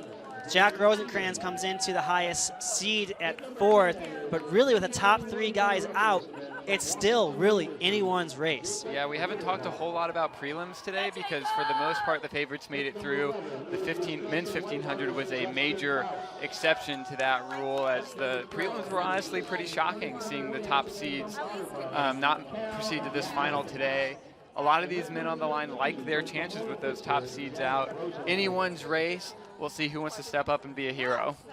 Yeah, keep an eye on WashU's Jacob Ritterhoff. He closed that WashU DMR national champion team and also was last year's runner-up.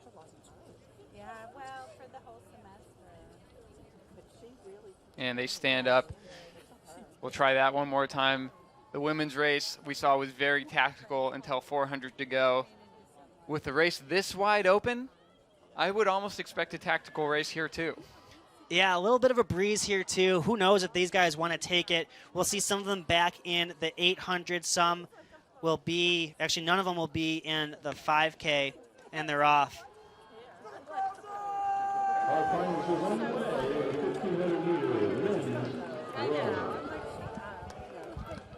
Bunching up here in the opening stages of the race, Stephen Potter and Daniel Seeland out front early, with Jacob Ritterhoff going straight to the lead now as they go around the first turn. Looks like my prediction may be true. I don't know. Yeah, we'll It's hard see to tell. here. They're coming through in 30, so, 4-minute pace. All right. We'll see if the brakes are hit at all, but it is starting to string out a bit as they come down the home stretch for the very first time. When they hit the finish line, there'll be 3 laps to go and 45 seconds, so fairly honest, I'd say. We are going to crown a new national champion for the first time since 2019 today. Yep, Aiden Ryan won in 2019 and the indoor mile this season. Gabe Palmier from North Central. So there'll be a new mile 1500 champion, as Noah just mentioned here, as they go through in about 60 seconds or so in that first 400. As you see Ryan Harvey in the backwards head on the outside moving up. Next to Stephen Potter, Scott Sikorsky putting himself in position in 3rd.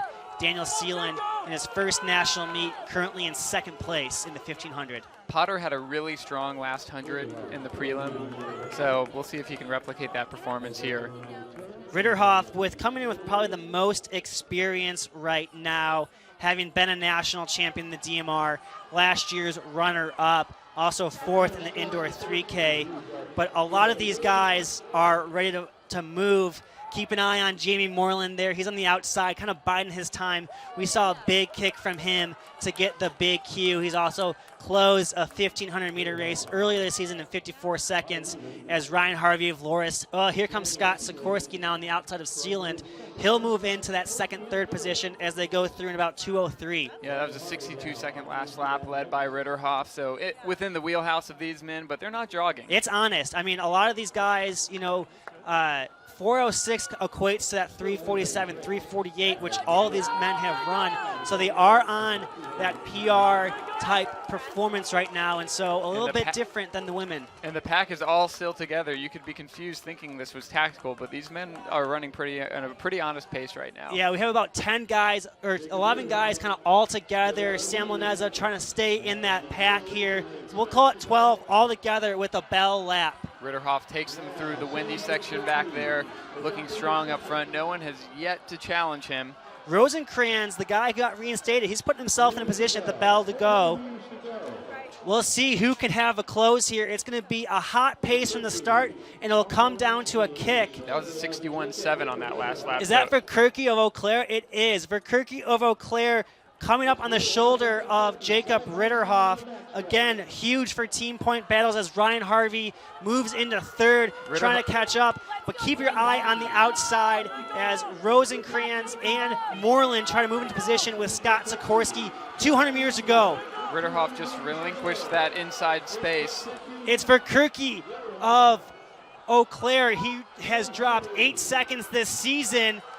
He's coming down the home stretch. He's got a good gap. Wow, he is extending his lead now as the fight for the top three continue. But Sam Verkerke of Wisconsin Eau Claire will be your men's 1,500-meter national champion. 3:45. Wow, what a race. Sam Verkerke, 3:45.96. Jacob Ritterhoff, runner-up. Scott Sikorsky, third. Justin Kraus, fourth. That was a 55.99 on the last lap by Wow. Verkerke. Sam Laneza, fifth. He was in 12th moving into the last lap. Jamie Moreland, sixth. Jack Rosencrantz, seven. And Stephen Potter gets the final All-American spot in eighth. What a kick there. 55.99. It looks like everyone else closed in kind of the 57 mid, 57 high. And so, I mean, that was the difference. 2 seconds in that last 150.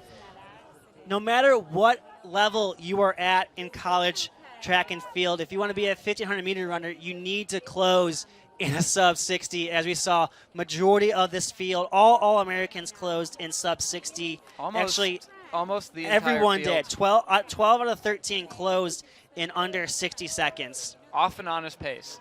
You can see Kraus there pointing to his foot. He might have got spiked there. We'll see Stephen Potter later in the 800 as he goes for the double and tries to become a two-time All-American today. Positioning was so important in that race, but we're going to bump you back over to the field in the men's triple jump competition. They're in the final, and we will get you an update there.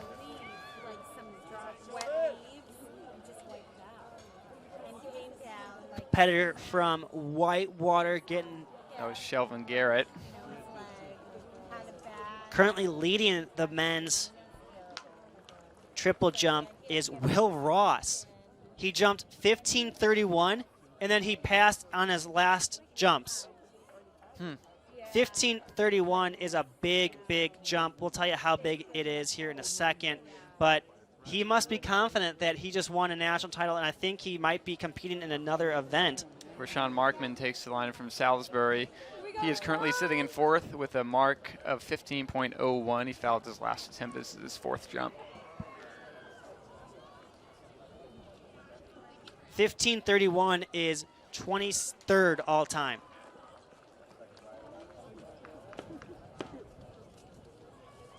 Once again, The championship record in this event is 1688 by Jan Cato of North Central. That's some confidence there. You jump 15:31 and I'm done. And you're just like, all right, that's it. That's all I got. Yeah, I'm going to chill. So now he has to sit here and wait and see what his competitors do without having another jump. Our 8th place team is. And we turn our attention back into the infield for the men's 4x100 podium. Finishing in 7th, Westminster. In 8th place there was McMurray. They're up there on the 7th place stand. We have Westminster. Your 6th place team. In 6th place, Springfield hops on to take their trophy. In 5th today. In 5th place, you're going to see the squad from John Carroll. They are having an awesome meet. In 4th place, the squad from Dubuque claims their trophy. In 3rd, Eau Claire. In 3rd place, Wisconsin Eau Claire. Your runner-up today with a 40.5. Your runner-up, Wisconsin Lacrosse. Is lacrosse. And winning by just a. And your national championship team from Benedictine, they hop on board to claim their national championship trophy handed over by their head coach. It's Corin Leonard, Marvin Ag, Womo, DJ Anderson, and Matt Fleming. Congratulations to those men. Well fought. They came in as the favorites, and they absolutely delivered in a thrilling 4x100 meter relay. Came in with the fastest seat time, 3rd best ever, and now walk away with the hardware. We'll see Corin Leonard here in a second as the women's hurdles are on the track. He'll be in the men's 110, and we will see DJ Anderson later in the men's 400. Dubuque finishing 4th there. They've had an excellent season. A few of those guys will be back for the 4x4, and they came into the national championship with the fastest seat time. Looks like the hurdles are on the track. We will get you introduced to the final here. In lane 1, Emma Lawrence. Lane 2, Amelia Houston. Lane 3, JC Andrews. Emma Lawrence from Lacrosse. Amelia Houston from Whitworth. JC Andrews from Bridgewater State. Laura Matthews from Stevens. Bergen Nelson from Gustavus Adolphus. Julia Babinek of North Central. Kelsey Seelock of Bethel. Catherine Jacobs of Babson, and Hannah Zastra of Wisconsin Stout.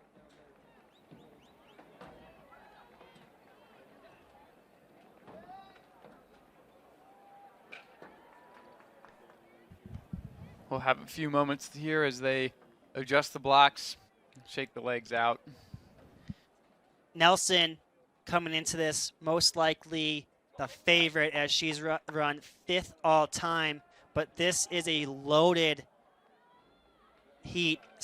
loaded final as Babinek has also broken 14 this season. Kelsey Seelock of Bethel did so in the prelim.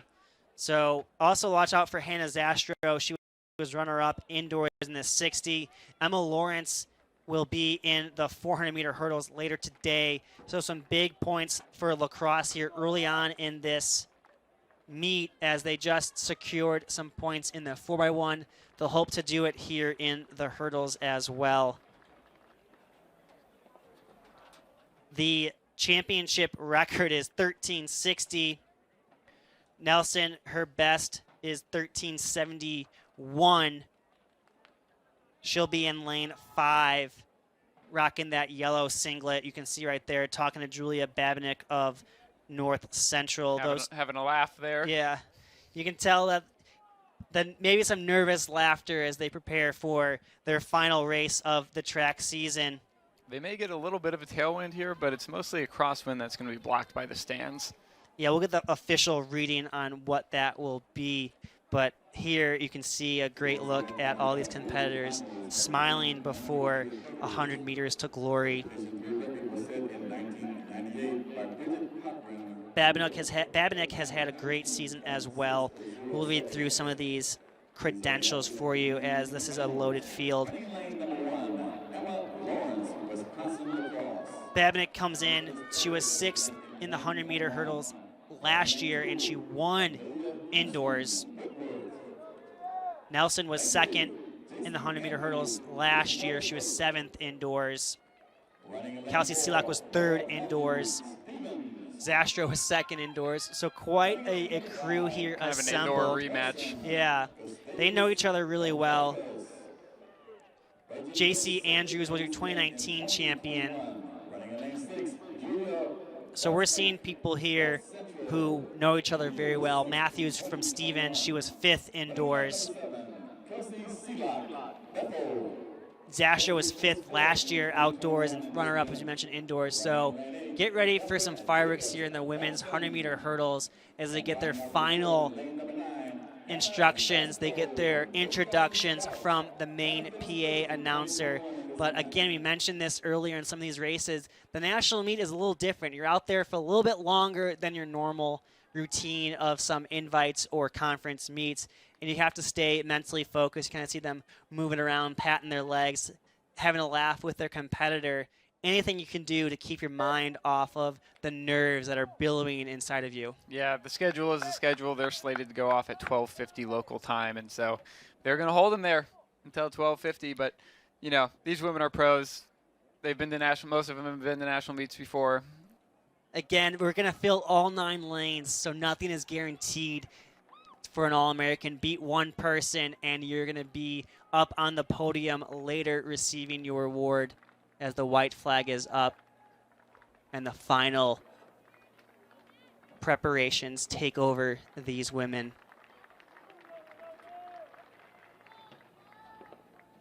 Might be a small issue with something there as one of the officials is Fiddling with oh, that's the sound for the gun, I guess. You can hear it behind him. Or the mic. It's probably the speaker for the starter, so I can hear him say set. Yeah, it looks like the brain trust is on it, so. We have the very best officials and volunteers here. A big thank you to all of them for all their hard work. They've been here for 3 days. They don't get the luxury of, like Noah and I do, to sit in the booth in a well air-conditioned, maybe overly. A very well air-conditioned booth up here at the Spire Institute. Overly air-conditioned here, so we have to be turning it on and off here. But we have a great view of the track where we got some Mount Union fans in front of us. As Here they we take go. the line, we'll be quiet now and watch it. We won't talk about our air conditioning anymore.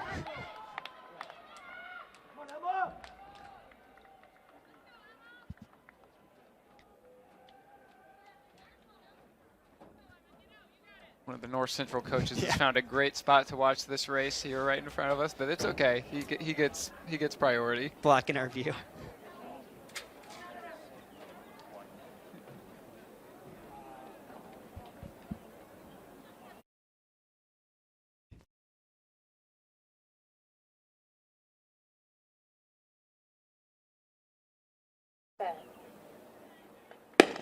They're away.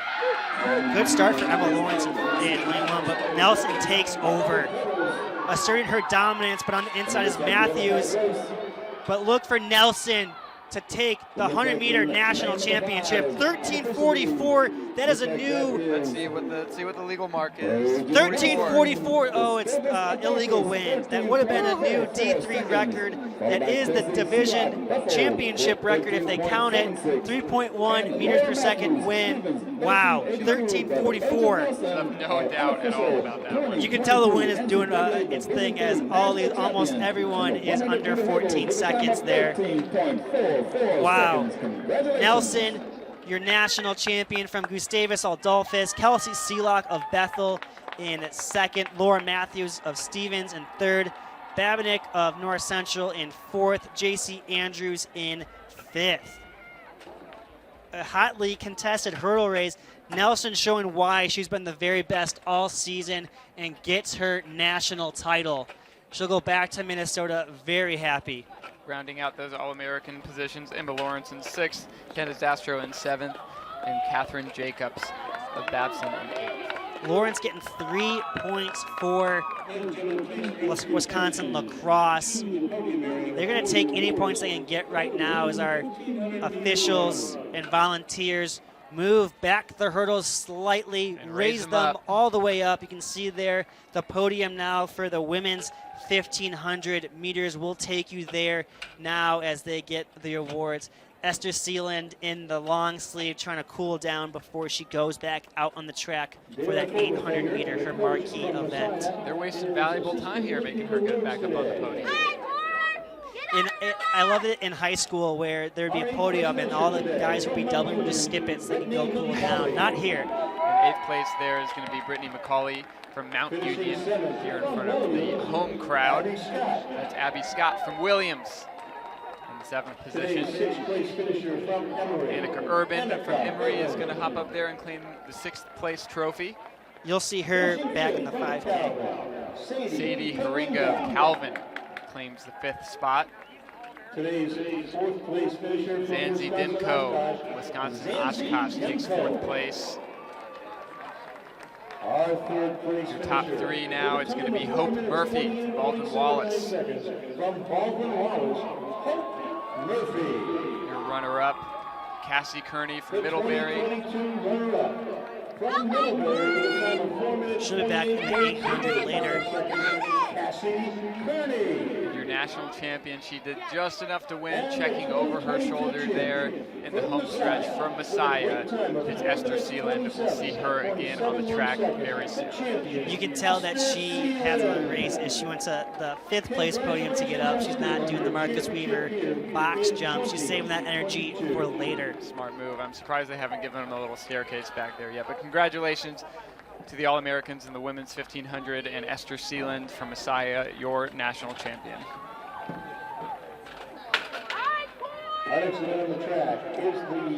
We are moving right along here at the Spire Institute, and you can see here the men's 110 hurdles are on the track. Those hurdles are very high. You can see on the inside there in lane 1, Corin Leonard. He came into this meet with the fastest C time, 20th on the all-time list. He looks to add another national championship to his day as he just won the 4-1. There's a good look at Jake Gladio from Trine, last year's 400-meter national champion, out in the prelims this year, but gets redemption race here. There's Giovanni Alfred of Wash U. He was 7th indoors and ended up providing a key 2 points for Wash U's co-national title in indoors. There's Dayton Love of Wartburg. You saw Christopher Collette get 10 points for Wartburg. They're going to need some points here from Dayton as Dallas Wright will be back in the 400 and 400-meter hurdles later. But Dayton Love, it's time to shine. He's been an All-American before.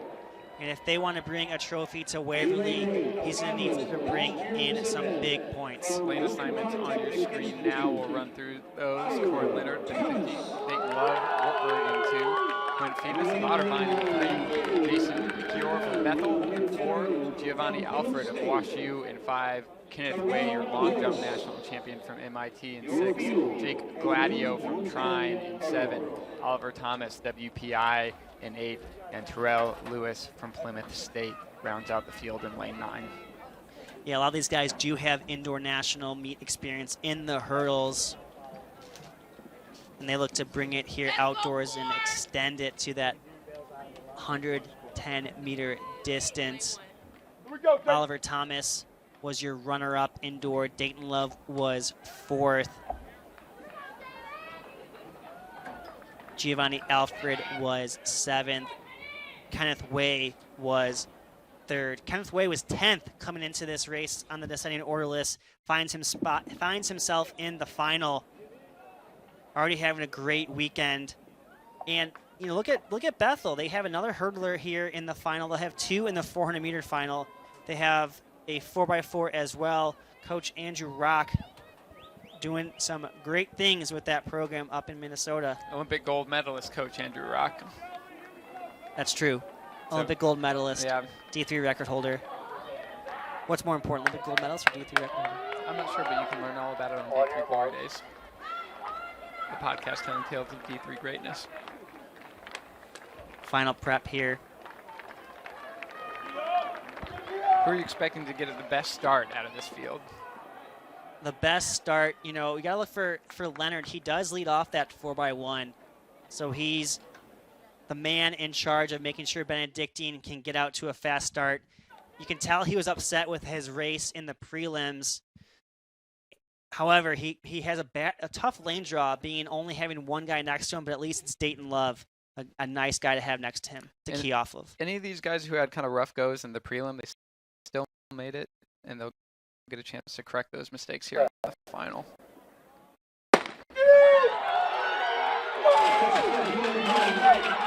Middle lane there. It's so even. Oh my. Kenneth Way with a slight advantage now as they progress. Kenneth Way looking great. Kenneth Way, your national champion in the 110 hurdles. Whoa, do you see that reaction? What a race. 10th coming into today. Excuse me, 10th coming into this meet. Now he's the national champion. Jason Eichior of Bethel, runner-up. Quinn Phoebus of Otterbein in third. Terrell Lewis of Plymouth State in fourth. Giovanni Alfred, WashU in fifth. Jake Gladio of Trine in seventh. Oliver Thomas, WPI in seventh. And Dayton Love, your final All-American in eighth. Kenneth Way, what a strong second half of that race. If we've got a replay of that finish, I'd love to see it. But Kenneth Way just closed that field down. Wow, it's going to go down to the... Oh, Wartburg didn't... Oh, I'm sorry. I'm now looking at the track here, and yeah, Dayton Love walking off the track injured. You hate to see that here at the National Championship meet. Corin Leonard now moves into eighth to get Benedictine 1 point. Man, Dayton must have hit that hurdle really hard. He's not putting weight on that left foot. Oh, no. Which one did he hit? Right, I'm going to say the second to last one. Yeah. I was watching Kenneth Way. I missed him go down. Oh, no, that's not looking good. He's not even able to lift the leg up. He's just dragging it on the ground. Yeah, you hate to see that here at the National Championship, especially with 2 hurdles to go. Corin Leonard gets a point.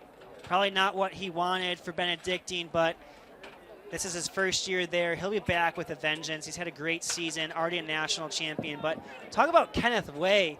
Comes to the meet, wins the long jump in a championship record, and now wins the 110 hurdles. I think he just likes winning. You win one, why not go out there and win another one? He's competed in 4 national events in the last 2 national meets, and he's won 3 of them. What a season so far for Kenneth Way. 20 points for MIT. You saw how much that meant to him. I mean, the arms really rocketed out there when he won that title in the 110. Just such an astonishing performance. Not expected to make the final. Wins the whole thing. And the men's team scores, top 5. MIT could do some damage as a team. They have Ryan Wilson coming up next in the 800. 19 points. Did we see what the win was there? I can check really quickly. I mean, on the women's side, Kenneth Way improves the seat time by WPI and Carroll both with 21 points. It doesn't say here on the results here, but once we know, we'll let you all know. Yeah. That's with 13 scored. We'll turn our attention back to the infield here as the men take their turn on the podium. Attention back to the podium as we are about to award the men's 1,500-meter run in the NCAA Division III. Really exciting races we brought you earlier that came down to a kick in the last 50 meters. They were packed up the whole time, running an honest pace. The deepest the 1,500 meter has ever been. The craziest scenario we've seen in a prelim. Your top 3 don't make it, but Stephen Potter gets his 8th place award. He'll be back later for the 800. Jack Rosencrans of Pomona Pitzer, finishing 7th, as I'm stumbling over my words. Jamie Moreland of Haverford in 6th. Sam Laneza of Lynchburg finishing 5th. Justin Kraus of UW Whitewater finishing 4th. Scott Sikorsky of Rochester finishing 3rd. 1,500 from Rochester it is. Scott Sikorsky. Your 2-time national runner-up in the 1,500, Jacob Ritterhoff of WashU. 6 from Washington U. Jacob Ritterhoff. And your national champion in the 1,500 from Wisconsin Eau Claire, Sam Verkerke. Listen to this, you all. Sam Verkerke was running 4:25 in indoors. He had an 8-second PR to win the WIAC conference meet. Comes in as 5th and now is your national champion. What a story, what a progression over the year. Running 3:45.96, another PR. The excitement will continue. We're going to take a quick break, and when we come back, we'll have more action from the Spire Institute.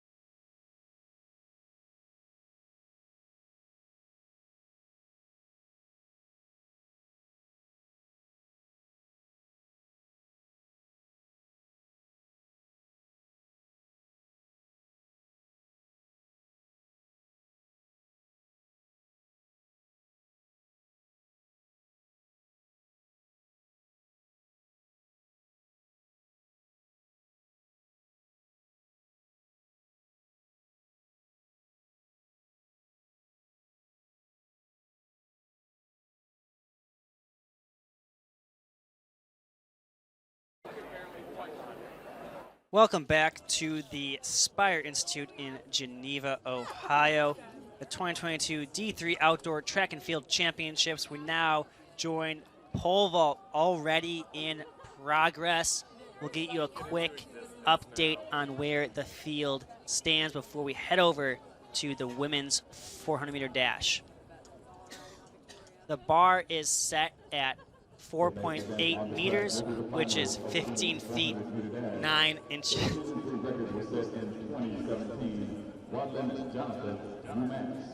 time 52.81 seconds.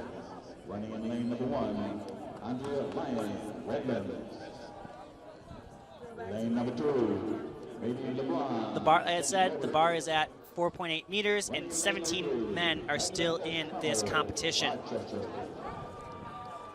Running in lane number 4, Susan Vansbach, Rochester. Running in lane number 5, Grace Devaney, West End. Grace has the fastest qualifying time, 54.2. Rolling right along on a beautiful day here in Geneva, Ohio, at the Spire Institute. Feels so good to be back at a national championship meet. Some astonishing performances so far. We've got a lot left to look forward to. Finished second in this event in 2021. Running in lane number 8, Madison Holder, Suni Genesio. She was fourth in 2021 in this event. Rounding out up early, the women's 400. Running in lane number 9, Madison Miles, Mountain Union.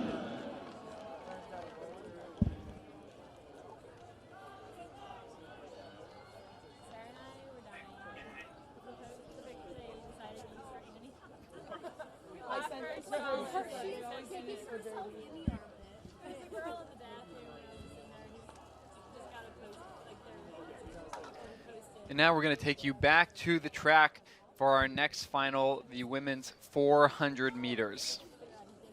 This is going to be another electric final, as all these women have broken 56 seconds to be here. The last time in, 55.79. As you can see, Andrea Lyon from Redlands in lane 1, Maddie LeBrun from St. Norbert in 2, Madeline O'Connell from Rochester, Susan Bonsbach of Rochester in 4, Grace Devaney of Wesleyan in 5, Kayla Armstrong from Concordia, Chicago in 6, Alyssa Fadenauer of Loris in 7, Madison Mulder of St. Geneseo in 8, and Madison Miles in lane 9. Fadenauer just taken to the track after winning a national championship not too long ago. In that 4x1, yep, she's your indoor national champion, runner-up last year outdoors. And with speaking to her prior to this meet, she mentioned Madison Mulder by name. She was hoping that she would be in front of her via lane, so that way she can key off of the national leader heading into this meet. And you see them in lanes 7 and 8.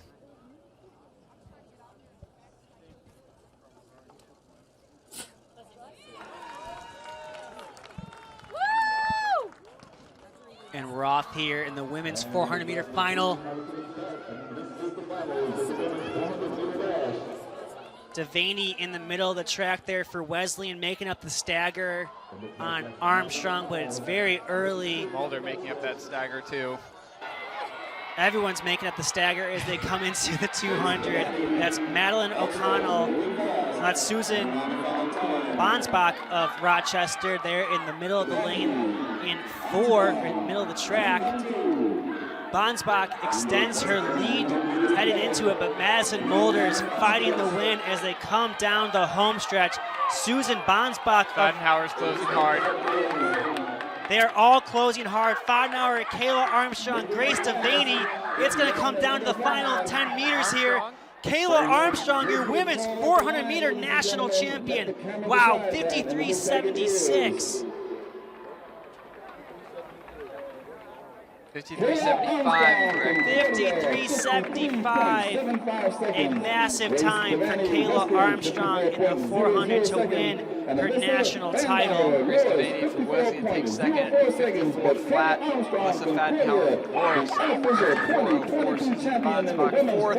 Rochester, 54.48. Madison Moore from Geneseo, 54.74. Madison Miles, Mount Union takes sixth. Madeline O'Connell 7th, and your last All-American, Andrea Lyon. Fans, please join us. Wow, what a great final 30 meters there or so. The home stretch. Mulder looked to have it there with 100 to go.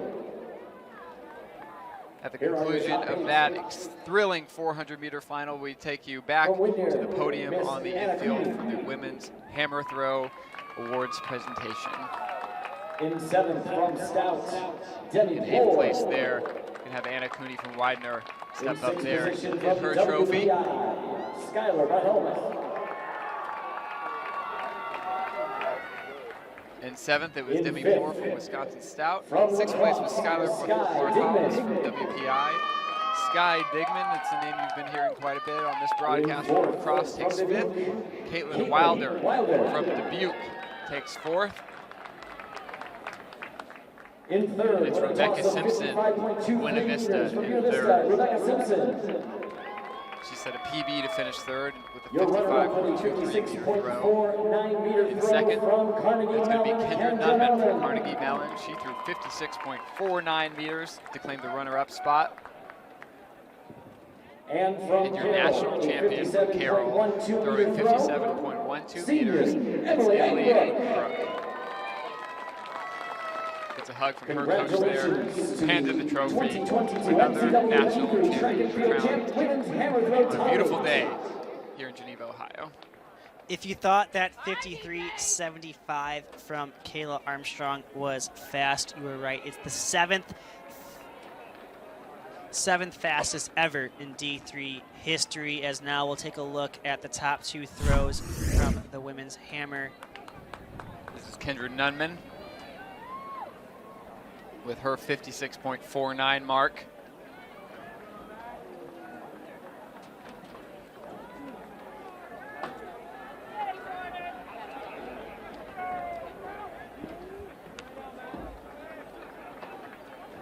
Representing Carnegie Mellon.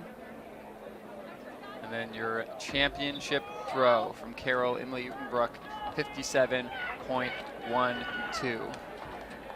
What a toss there. This was her 4th throw where she took the lead.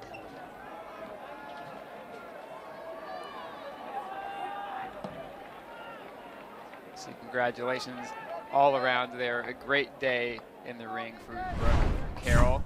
You see your top 4 on the screen there. Caitlin Wilder, Rebecca Simpson, Kendra Nunman from Carnegie Mellon, and Emily Utenbrook from Carroll. We do have a watch for the national championship throw of 57.12 meters. Identify that. And with that, we will head back to the podium for the women's 100-meter hurdles. And now back to the infield. Assisting today is Coach We've got another podium to present there. It's going to be the women's 100 hurdles. In 8th today. From Babson, it is Catherine Jacobs. In 8th place there today, we have Catherine Jacobs from Babson. From Stout in 7th, In 7th place from Wisconsin Stout, we have Hannah Zastro. In 6th from Lacrosse, Emma In Lawrence. 6th place from Lacrosse, we have Emma Lawrence. From Bridgewater From State, Bridgewater State, in 5th place, JC Andrews. In 4th From North Central College in Illinois, we have Julia Babinick claiming that 4th place trophy. In In 3rd, 3rd, representing Stevens with a PB of 13.82, it's Laura Matthews. Your runner-up today with Your national runner-up from Bethel in Minnesota with a PR of 13.76, it's Kelsey Seelock. 8 of 9 And your champion, set a PBs. 13.44 time. And your national champion, Gustavus Adolphus, it's Bergen Nelson running 13.44. Congratulations to Gustavus. And those are your top 8 Not only who went out there, NCAA Division III PBs are PBs too. Yeah, I believe this will still count as a championship record, though, as JP Vaught did the same thing with an illegal win in the 200. So she'll walk away with a D3 championship record. If it was legal win, it might have been the national record. So congratulations to these women. In unison, raising the trophy. This is the best one we've seen yet. Yeah, they must have talked about it in the waiting area to make sure they got it all situated here. As you see some MIAC representation there between Seelock and Nelson, both of them in the Minnesota Conference. Our next event on the track, the men's 400-meter dash. We're going to be moving from the podium here as Nelson gets a picture with her coach on the track here shortly. Will be the men's 400-meter dash. And if it's anything like the women's 400-meter dash, we are in for a big treat. In lane 1 is Kyle Dickinson of Nebraska Wesleyan, Jordan Brown of Olivet in 2, Matt McBride of Mount Union in 3, Shek Triori of Ramapo in 4. He ran the 16th best time in D3 history in the prelim. But up in lane 5 will be Eric Gregory, your 200-meter national record holder. He ran the 9th fastest time in D3 history in the prelim, running 46.21. Dallas Wright in 6. DJ Anderson in 7th. Jared Storm in 8. And Rangel Miller of East Texas Baptist in 9. I'm taking Gregory here. Are we allowed to do that? I don't know if we're allowed to do that. NCAA might shut that down, but He's having an amazing meet right now out of Gallaudet. If you weren't with us on Thursday or Friday, Gallaudet is a school for the hard of hearing and deaf, and he set the D3 national record in the 200-meter. Gallaudet, excuse me. Gallaudet, excuse me. Again, the right pronunciation here. Gallaudet. When he set the D3 national record, he also set the world record, not a national record, the world record for deaf athletes, running 20:62. 9th all-time in the 400 now. He's in today's final in the 200 as well. But he's got the job to do here in the 400. we saw a pre-race interview with him, and he said, we'll see what happens. You can see here his coach is helping him know when to get set.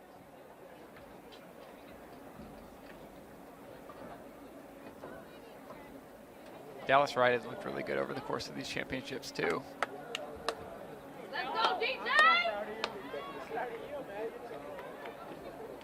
And his day is just getting started. He'll be in the 400-meter hurdles a little later. Would it be his fault or the guy's fault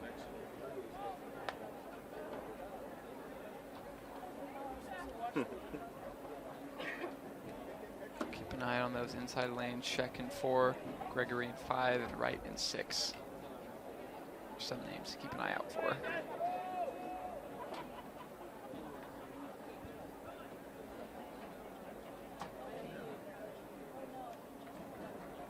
I talked about his helper. I didn't talk about him. Oh, a hand's raised. Didn't like how the way the blocks were, so you raise a hand to let the officials know. Yeah, we'll try that again. Try it again. Green cards all around. We love the green cards here at this weekend's championship. It's almost a sign of good luck. I don't even think she has any other cards in there. Just green. We saw one red card in indoors for JP Vaught, but no green, only green cards so far this weekend. We'll do it once again.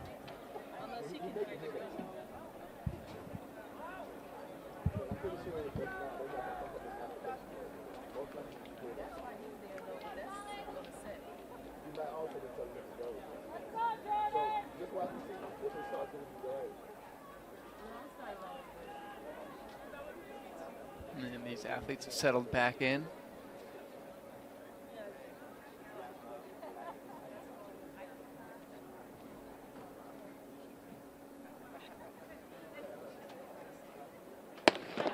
And it's a clean start. Fair start here in the men's 400 Oh, meters. Sheck is out hard in lane 4 from Ramapo. Jared Storm looking to take the lead out in lane 8. Stride for stride now with Eric Gregory. And Gregory starts to put on the gas here as they come up to the 200-meter mark. Already up to Dallas' right shoulder. It's Eric Gregory and Sheck Triori going by the rest of the field here. It's going to be a battle down this home stretch. Look at Sheck's stride. It's Eric Gregory, it's Sheck Triori. Eric Gregory with a slight advantage as they come down to 50 meters to go. Can he hold on? He can. Eric Gregory, your national champion in the 400-meter. 46.2 will wait for the official time. 46.19. Eric Gregory from Gallaudet, your national champion in the men's 400. He now is tied for 8th all-time, so he moves up one position all-time. His day is not done yet.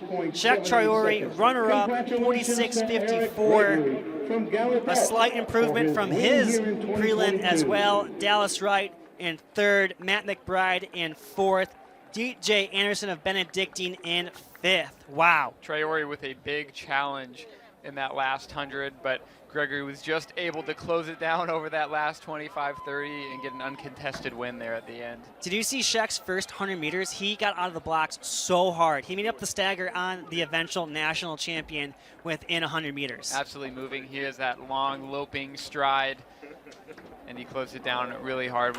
Maybe he could have had a little more at the end if he would have had a more conservative start, but still a thrilling last 100. Oh, that was amazing. We'll see both of them back in the 200-meter final. The 200. The 200. Maybe the event of the meet. If it stays legal, if wind stays legal, I wouldn't be surprised if we see a national record. However, the wind is breezy, but we're going to go now to the podium for the 110 hurdles and a fun fact that we'll get to in the national champion. But first, Corin Leonard picks up his trophy in 8th. Oliver Thomas gets his trophy for 7th. In 6th from Trine. From 6th place from Trine, Jake Gladio. In 5th from Washington U. In 5th from WashU, Giovanni Alfred. In 4th from Plymouth State, Terrell Lewis. In 4th place there, it's Terrell Lewis from Plymouth Your State. top 3. In 3rd Third, we have position, Quinn Phoebus from Otterbein. 19 on the clock from Otterbein, Quinn Phoebus. Top 3 all setting PBs in this race. Your men's 110-meter hurdle runner-up with a 14.17 from Bethel, Jason Ekior. Jason Ekor from Bethel in 14.17 takes your runner-up spot. And your champion, And your with a surprise 14.05. national champion, his second individual national championship of this meet, box jumps to the top of the podium. It's Kenneth Way, These are the men's top 8 MIT, in winning in NCAA Division III 22 outdoor track and Kenneth field Way is the championship. first male athlete in the history of D3 outdoor track and field championships to accomplish the 110 hurdle long jump double. That's awesome. He's the first ever to do it. Yeah, quite a championships for Kenneth Way. Just a quick reminder to all athletes. Wow, what an event so far. This entire championship has been electric, and it's about to get even faster here as we have the women's 100-meter dash coming up. The field is loaded. It took 11:98 to get into this final. We saw Bella Hogue of Nebraska Wesleyan run 11:74. But she'll have some stiff competition in the national champion, the reigning national champion from Pacific Lutheran, Bailey Forsyth. Melissa Lindsay from CT College also looked really good in the prelims. Yeah, Connecticut College is doing a great job this meet. They already have Jeffrey Love, an All-American in the 10K, now hoping to go home with another All-American in the 100-meter with Melissa Lindsay. She'll be back later in the 200 as well.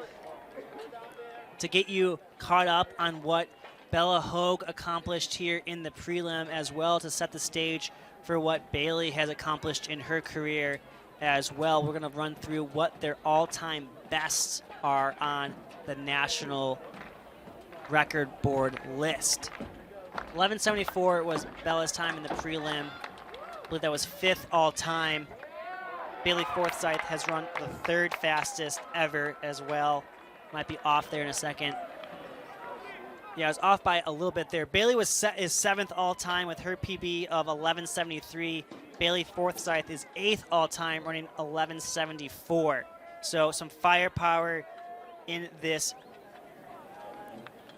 final here. Melissa Lindsay has run 11:79, which is 13th all-time. Her best is 11:76, but it was an illegal wind. So as you can see there on the screen, Adalia Coleman of Bridgewater, Kendra Schumacher of Wisconsin Lutheran in 2, Keon Benjamin of Bowdoin in 3, Bailey Forsyth of Pacific Lutheran in 4, Isabella Hogue of Nebraska Wesleyan in 5, Melissa Lindsay of Connecticut College in 6, Caitlin Gamble of Washington and Lee in 7, Michelle Wafo of Coast Guard in 8, and Samantha Giordani of Carnegie Mellon in 9.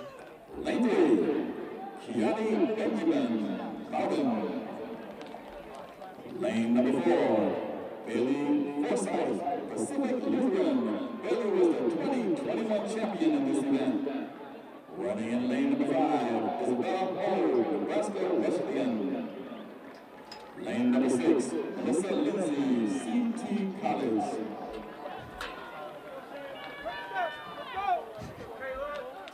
As they get their final preparations here, we're expecting this to be some fast times.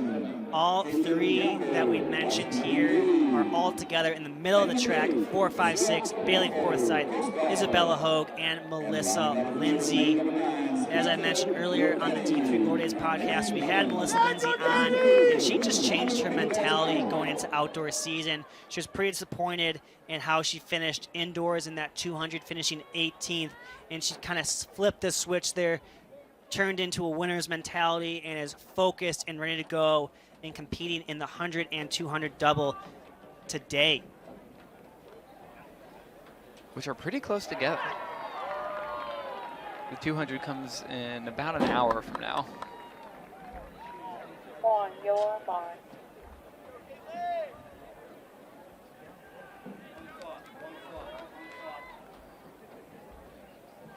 The final preps as they go into the blocks here.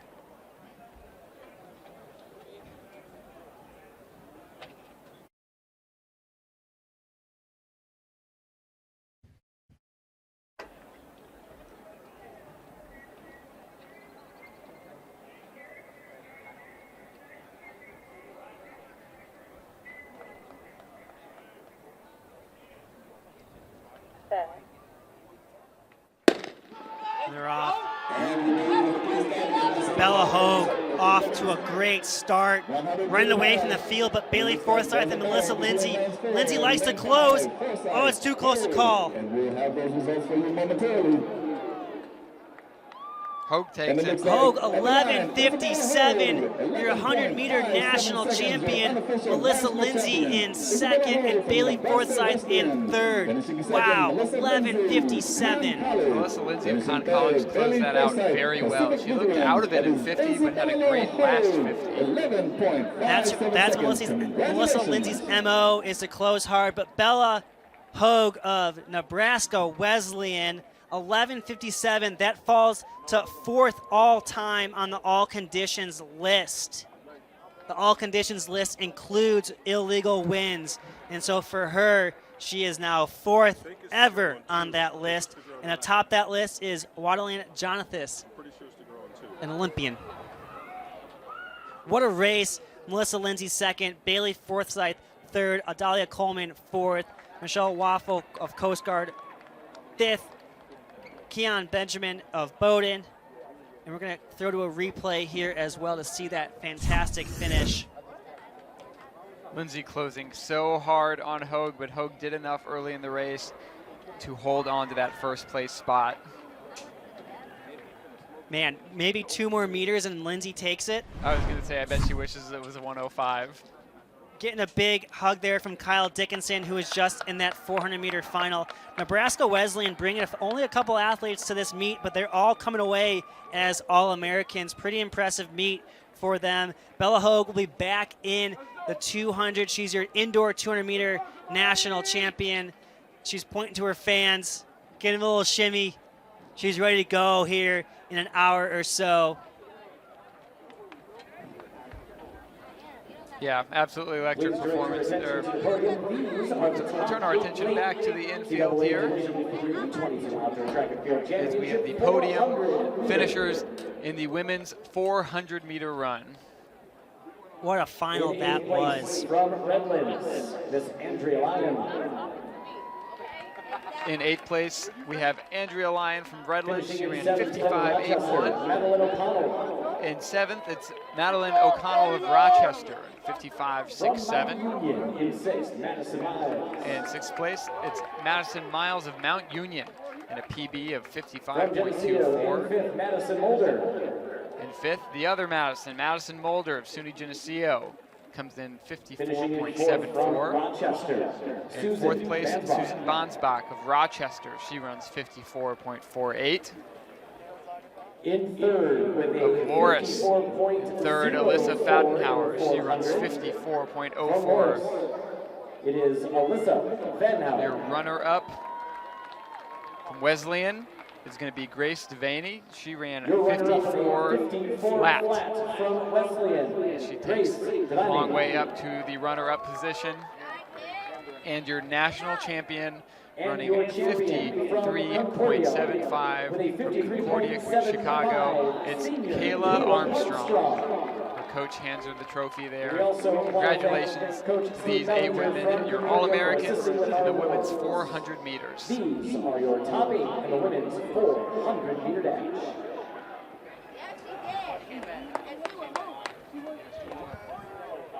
Ladies and gentlemen, I've seen some fantastic sprint races so far, some great distance races. We got word that the leader in the men's triple jump actually came up limping after that jump. He's currently still leading, so it wasn't a confidence thing, it was more of an injury. And he's now won, so not a confidence thing, more of an injury thing. So he just needed one good jump, and he got it before he got a little hurt there.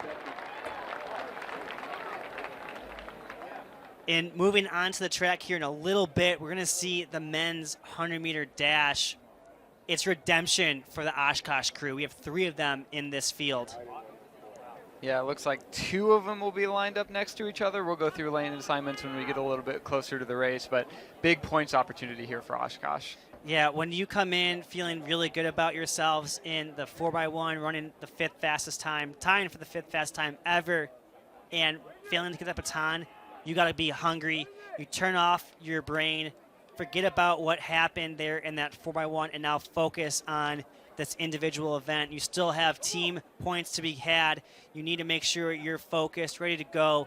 JP Vaught, a clear example of that from indoor, DQ'd in the 60-meter, came back to win the 200-meter. So it's a you know, you're facing some adversity. It's how you respond to it, which will define you. Yeah, we saw them on that back turn where they dropped the baton after on that second exchange, third exchange? The second exchange. Well, I guess that's the third exchange there, yeah. Okay, third exchange. They dropped the baton on that back stretch, and they were obviously devastated. They were down on the track, but they had to bounce back really quick. You were correct. That's on the third leg, second exchange. Third leg, second exchange. It's complicated up here. We're not math geniuses. We are, yeah. We have it under control up here, but you know, we want to make sure you all at home understand as much as we do. But anyway, the point being, that was a tough moment for Oshkosh, but they have this shot at redemption. Could they go 1, 2, 3? Overcoming I mean, they odds? got to take down Sam Blaskowski, number 2 on the all conditions list. He's got to take down JP Vaught, number 3 on the regular record board. A little confusing there, we know, but there is an all conditions list when the wind is illegal. You can see the camaraderie amongst this crew. We have a great picture on our D3 Glory Days Instagram. There was one heat yesterday that they want to take a picture all together. The community is strong in D3 sprints. While they're giving each other hugs and wishing good luck, it's go time now. The stage is set. They'll be friends after this 10-second race, but for now, they are competitors. And a thing to look at there, 1 through 4, all from a WIAC school. Platteville, Oshkosh, La Crosse, and then Aaron Richardson, the lone man from the WIAC, couldn't get that draw next to his teammates or conference competitors out in lane 9. 5 guys from the same conference. This has to feel a little bit familiar for them. We've had a little bit of a tailwind. How fast do you think they can go? Well, Blaskowski, that WIAC final we keep talking about, the win was 3.9. Blaskowski ran 10.14. Cade Van Hout ran 10.29. So we'll see how the wind's blowing, but to formally introduce the field in lane 1, Cade Van Hout, Wisconsin Platteville. Jalen Grant, Wisconsin Oshkosh in 2. Robert Ogbuli of Wisconsin Oshkosh in 3. Sam Blaskowski, Wisconsin La Crosse in 4. Nikhil Harris, SUNY Delhi in 5. JP Vaught of Center in 6. Jamari Spivery of North Central in 7. Derek Jackson of Knox in 8. And Aaron Richardson of Oshkosh in 9. And JP Vaught, your defending national champion, he predicted that this race would be won in 10.1. He didn't get into the hundredths of a second, but that's pretty quick. And with this tailwind, oh, look, the flag has kind of died down a bit. We may get a legal wind here. We may get a legal wind as they take their final preparations, sitting on the number blocks there. Long anticipation, as we said. They've been there for about 6 or 7 minutes or so, kind of waiting, getting their final runouts, and now just sitting there composing themselves before this 100-meter dash, the fastest race in track and field. Look at the men from Oshkosh there. They're just having a seat there on their numbers. They are relaxing, focusing on that stretch of track ahead of them. Blaskowski's already been 3rd in this meet's long jump. He'll be back in the 200 with JP Vaught and Nikhil Harris as well. I believe Cade Van Hout too. There's a lot of these guys coming back in today's 200. Yeah, we first mentioned the 200 a couple times. We really feel it's one of the marquee events of these track and field championships, but we'll get a nice preview here, and we'll figure out who the fastest man in NCAA Division III is right now. Just Blaskowski, Vaught, and Harris were back in the 200. For now. The fastest qualifier in the preliminaries of 10.36 seconds, Nikhil Harris. They receive their stadium introductions now. From center, he's our defending champion of the men's 100-meter dash. The firepower in this event is insane. Lane 7 from North Central is Jamari Spivery. Lane 8 from Knox, Derek Jackson. And in lane 9 from Wisconsin Oshkosh, Aaron Richardson. The stadium introductions are finished now, and it's turned over to the starter.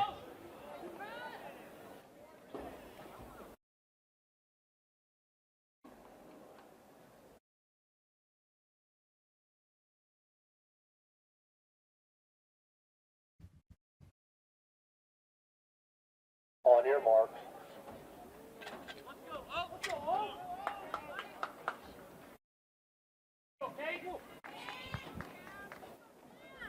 Looking behind them, the flag, we have a big gust now, so we'll see what the official reading is.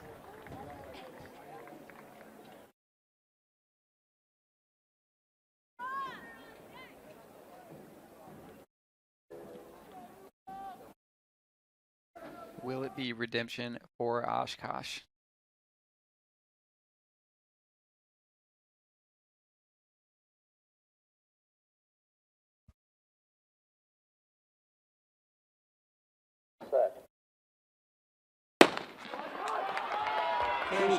And they're off.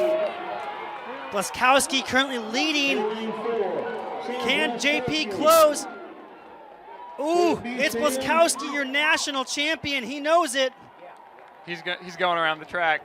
10.4 for Blaskowski of lacrosse to take the national championship. The freshman gets it done. Nikhil Harris, second. JP Bott, third. Wow, what a race. Spivery pumped up in fourth. Agbuli of Oshkosh in fifth. Van Hout, sixth. Derek Jackson, seventh. And Aaron Richardson, your final All-American, in eighth.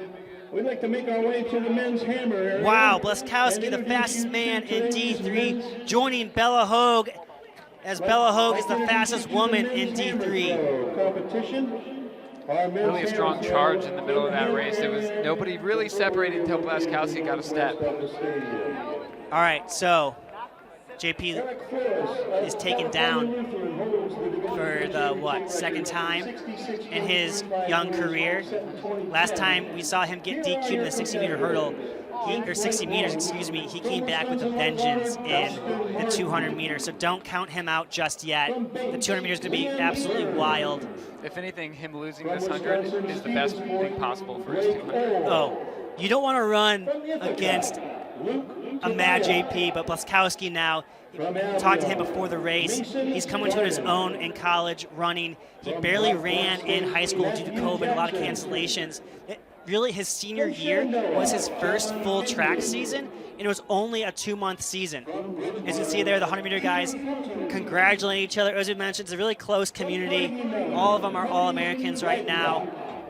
And it's rare that you get a rematch so fast, but a lot of JP and Blaskowski, they'll get to go at it again along with a lot of these other men in the 200 in about an hour. Oh, yeah. Don't go away from your computers. As we continue to set the stage here on the track, let's go over to the pole vault as we've seen some movement there in that competition. The bar is currently set to 490. And we have 12 athletes still competing.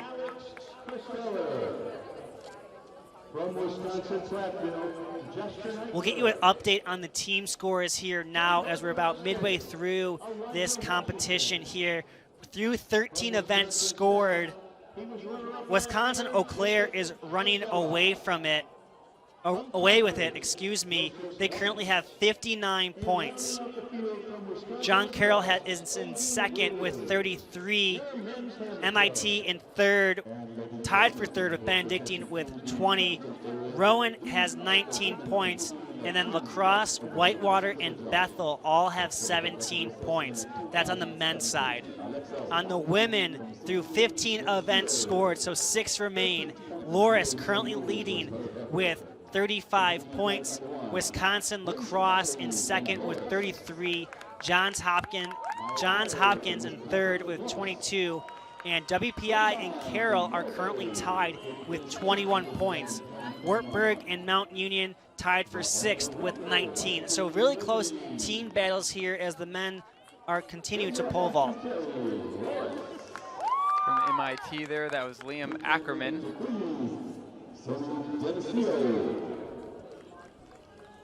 Zara Summer, Concordia University, Chicago.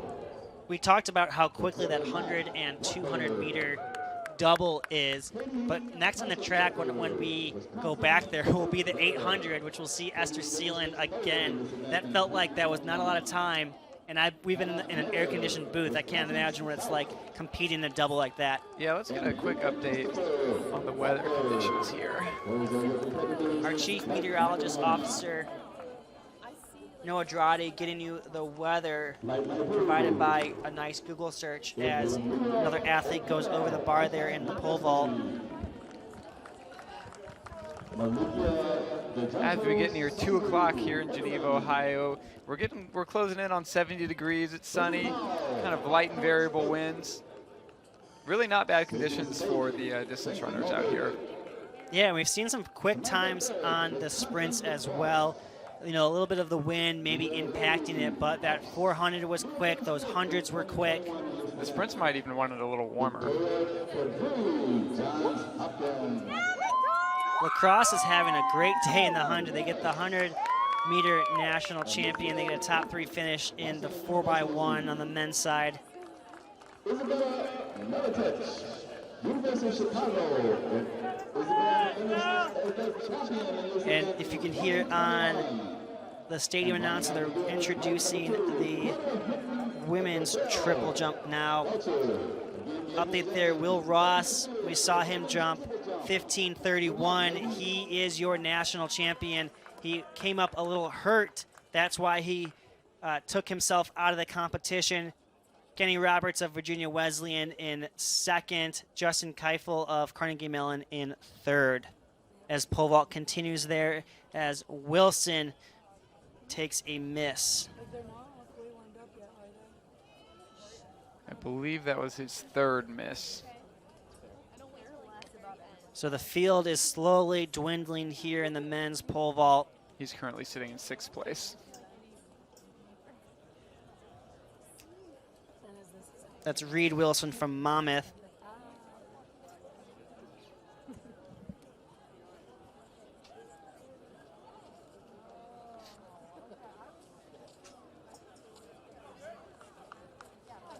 We accidentally looked at the scores, but we don't want to hear it anymore. Curls on curls. I like the red version. What? You said that out loud to me. You said ew. I went ew. Bobby was like, that's odd. Okay.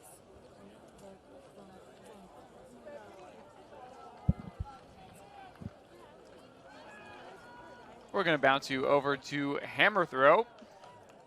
It's the men's turn here. We're currently in the first flight in the early stages.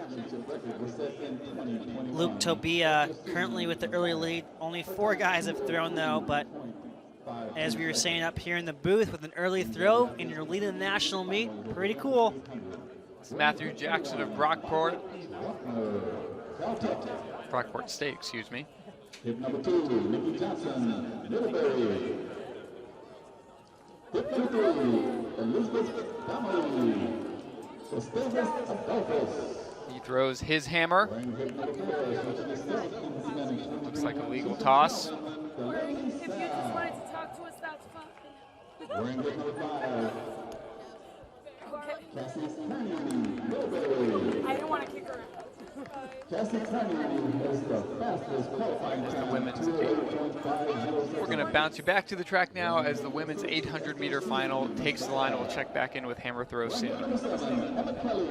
In lane 1, the 800-meter final starts in lanes. In lane 1, Margaret Trotner of Caltech, Nikki Johnson of Middlebury, Elizabeth Donnelly of Gustavus Adolphus in lane 3, Delaney Saul of Calvin in 4, Cassie Kearney of Middlebury in 5, Esther Sealand of Messiah in 6, Emma Kelly of WashU in 7, Reagan Jansen of Nebraska Wesleyan in 8, and Zanzi Demko of Wisconsin Oshkosh in 9th. A few of those names are familiar to you if you've been with us.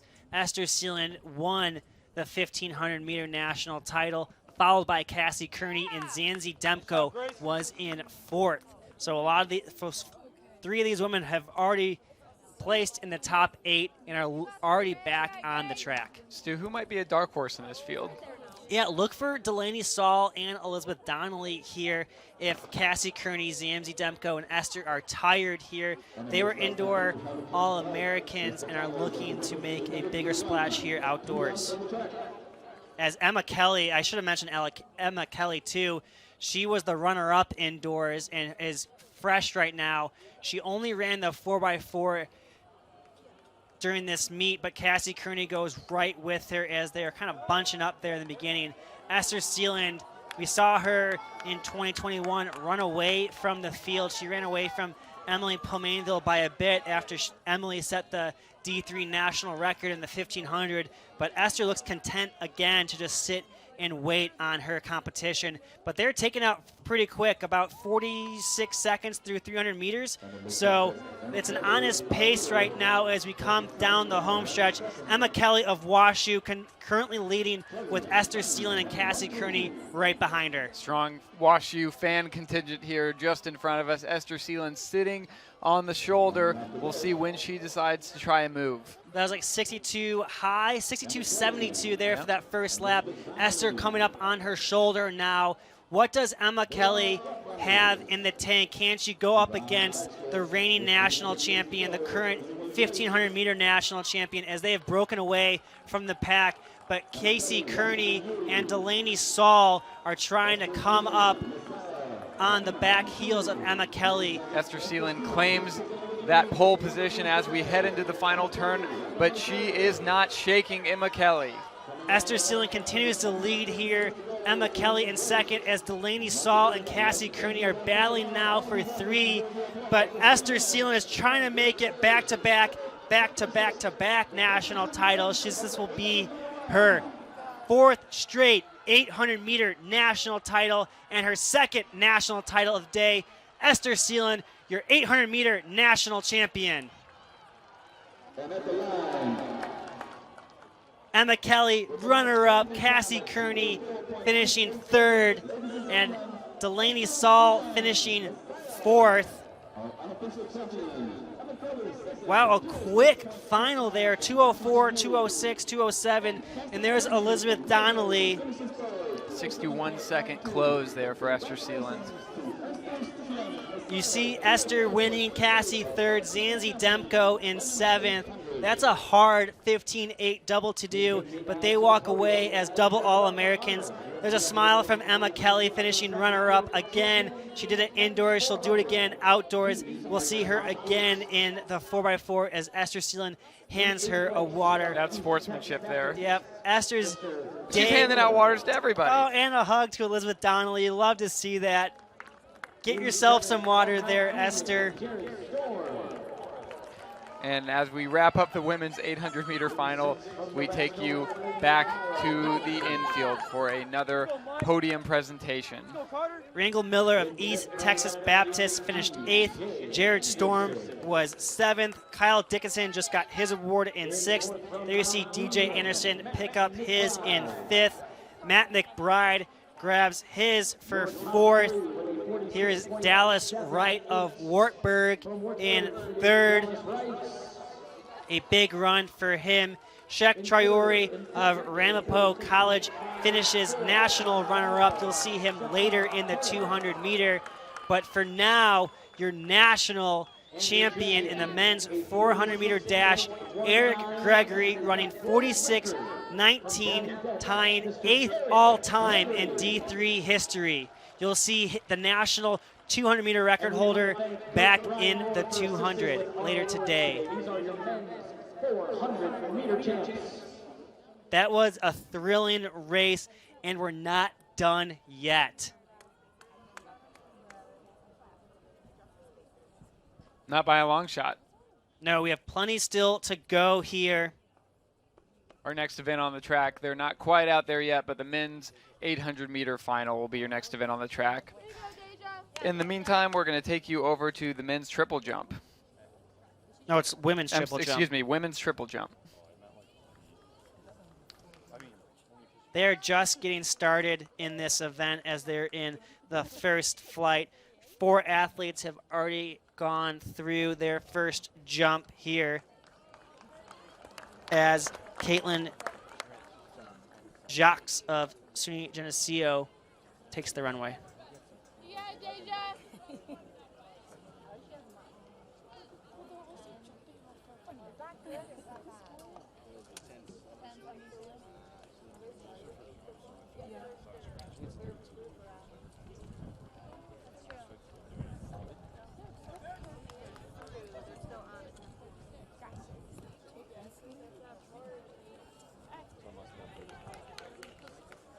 Looks like a legal jump there. We'll get a reading on that for you.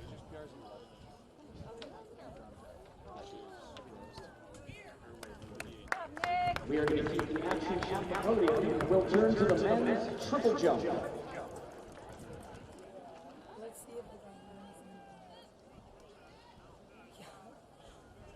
Next on the line is going to be Brea Christopher from Wartburg. We saw From Illinois College, it is Coach Justin Fisher.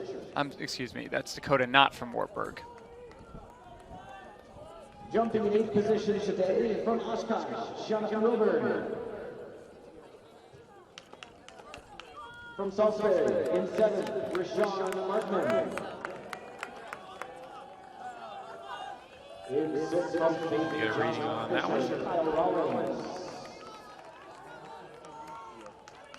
In 5th, from Whitewater, Sheldon Garrett II. In 4th, from Mount St. Joseph, it's Justin Delaney.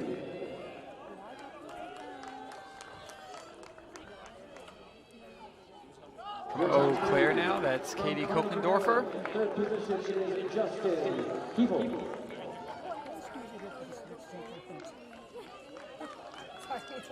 In second, from Virginia. That last jump moved Dakota Knott from Wartburg into the lead. That was an 11.85. And with a championship jump of 15.31 meters, a freshman from Illinois College. So we get a measurement on that jump from Kokendorfer. Congratulations to our Actually marked a foul. Triple jump for the NCAA Division III 22 Outdoor Track and Field Championships.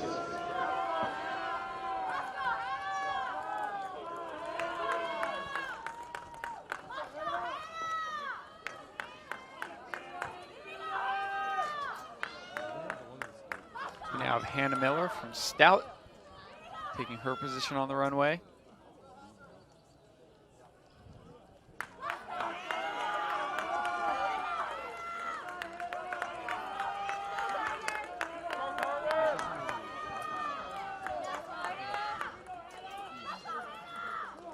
Making her first jump of these national championships. She'll foul out of that one. She'll head back and work on her steps a bit.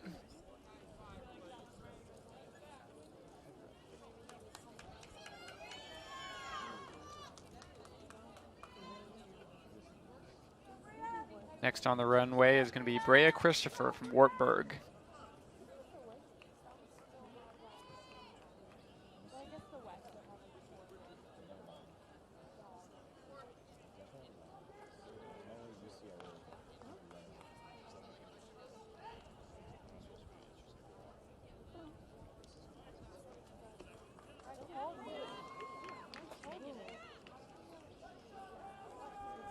Looks like we may be marking this one as a foul.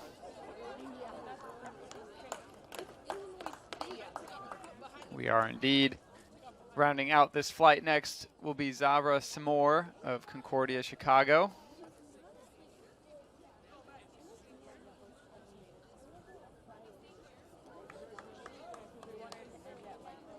Excuse me, I was wrong about that. It's Grace Alley up next. Go, Grace! Go, Grace! Go, Grace! She fouled on her first attempt.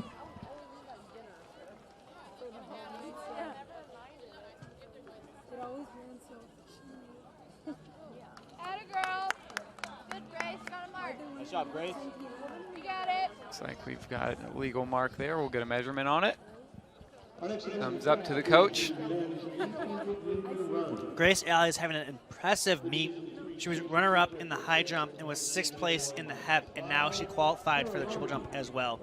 Quite a workload for her. 1 minute 47 And she moves into second with that jump of 11.68. Up next is going to be Maya Keller from lacrosse. And we'll check back in with these women later, but for now it's back to the track for the men's 800-meter final. This one is going to be fast, as it took sub 151 to get into the final. In lane 1, Carter Oberfeld of Loris, Garrett Lenners of Nebraska Wesleyan in second, in lane 2.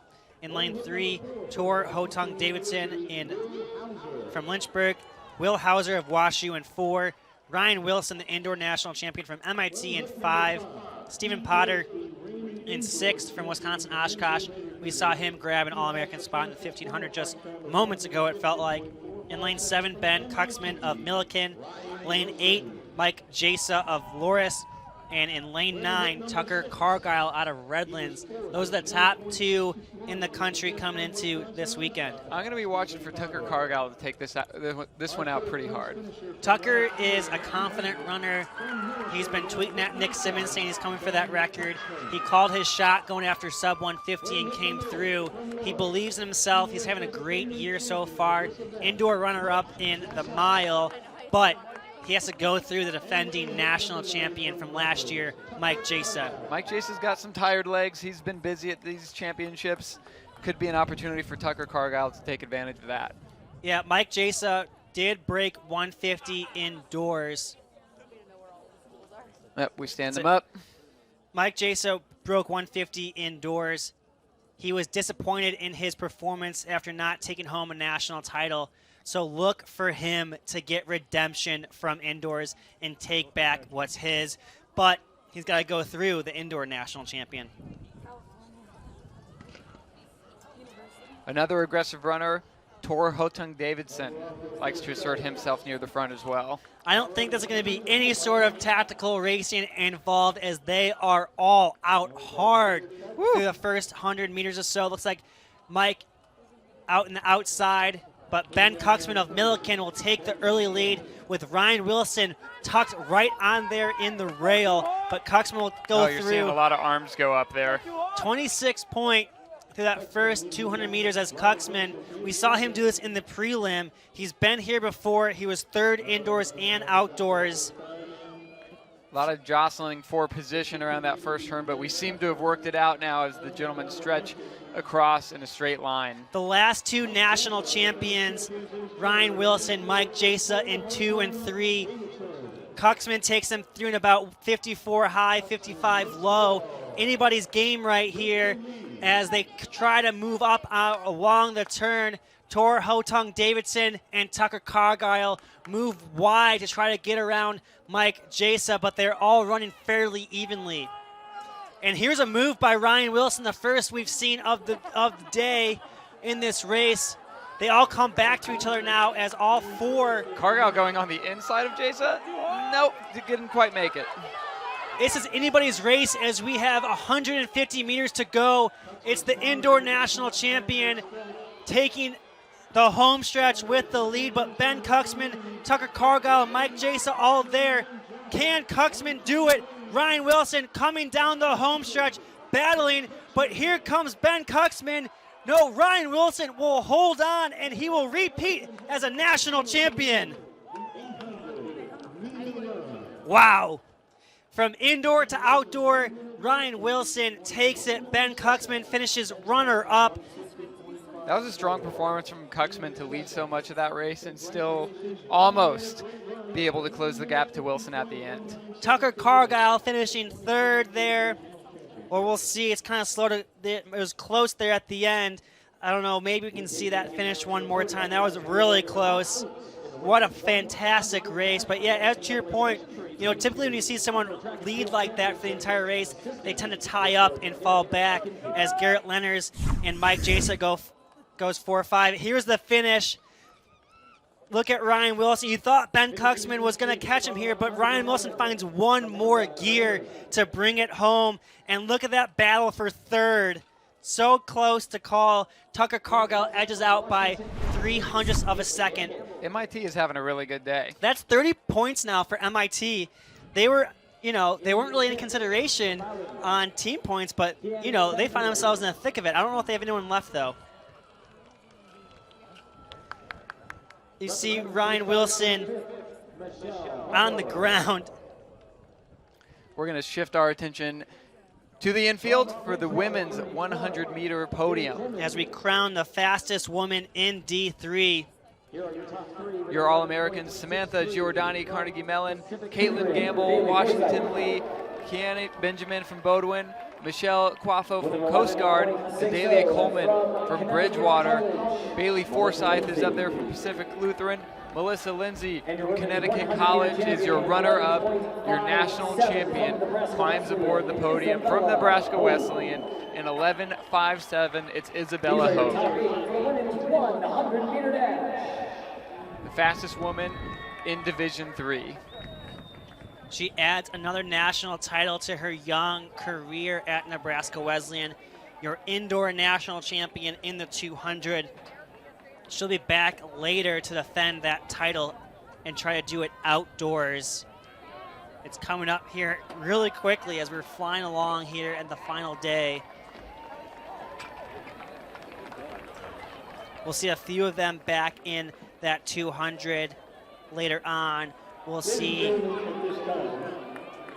Melissa Lindsay, Isabella Hogue, Samantha Giordani, and Bailey Forsyth as well. Present to you the men's elite 90 award, and today we have. We're gonna now give you a triple jump recap. We mentioned who were the top three, but we'll take you through it here.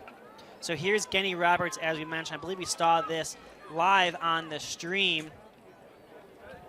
If you'll direct your attention to the podium area. He finishes runner-up. And here is Will Ross. He scratched his first throw.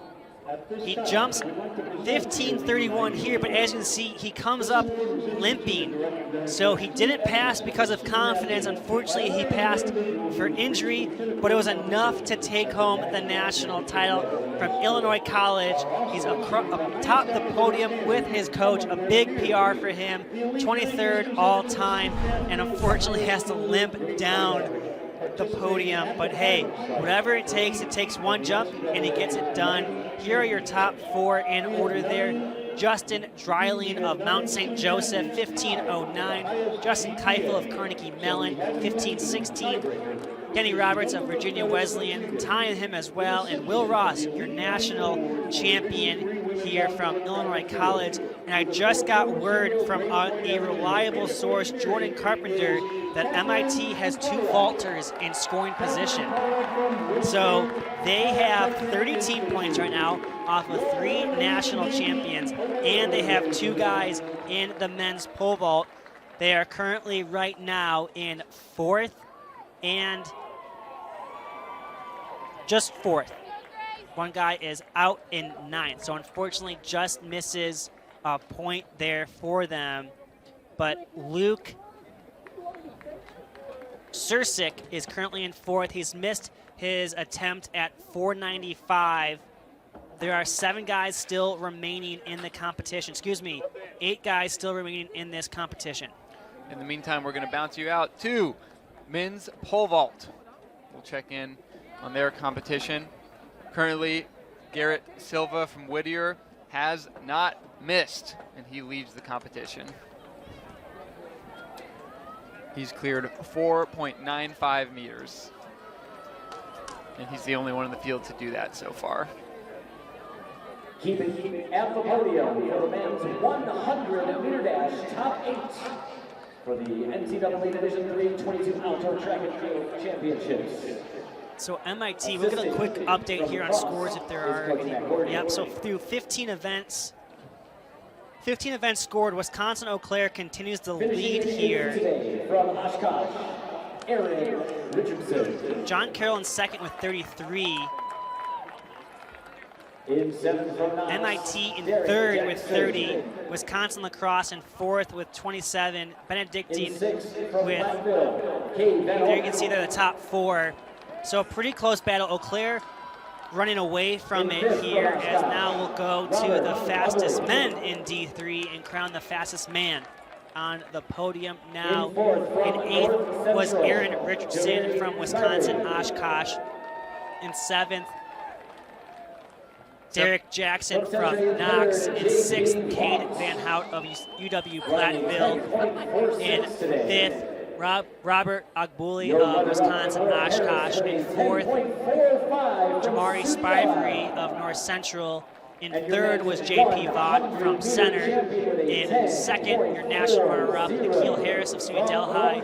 And your national champion, the freshman from Wisconsin lacrosse, Sam Blaskowski. We'll see three of these guys back later in the 200-meter dash. J.P. will look to get redemption. Nikhil Harris will look to improve upon his national runner-up. And Blaskowski will try to remain a national champion. We'll give you an update here on the women's scores as well. They're through 16 events right now, so still 5 events to go. Laura's currently leading with 35. Wisconsin lacrosse in second with 33. Johns Hopkins in third with 22 points, and tied for fourth is Carroll and WPI with 21 points. You can see 4 All-Americans from the WIAC there, 2 Oshkosh, 1 Platteville, and 1 lacrosse.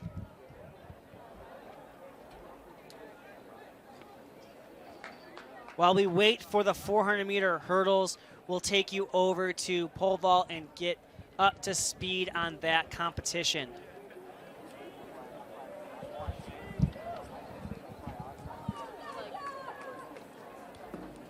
Garrett Silva from Whittier remains the only athlete so far to have gone over that 4.95 meter bar.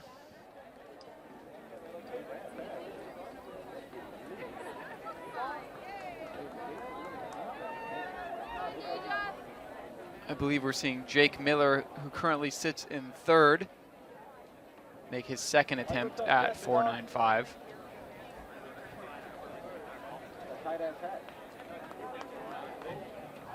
There you go, Deja. Thanks, Deja.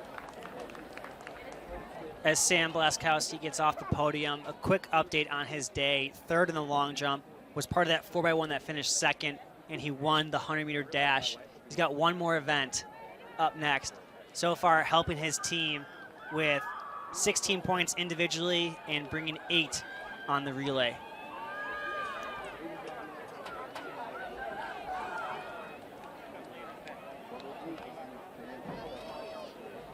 We'll see Miller make his approach here in just a moment.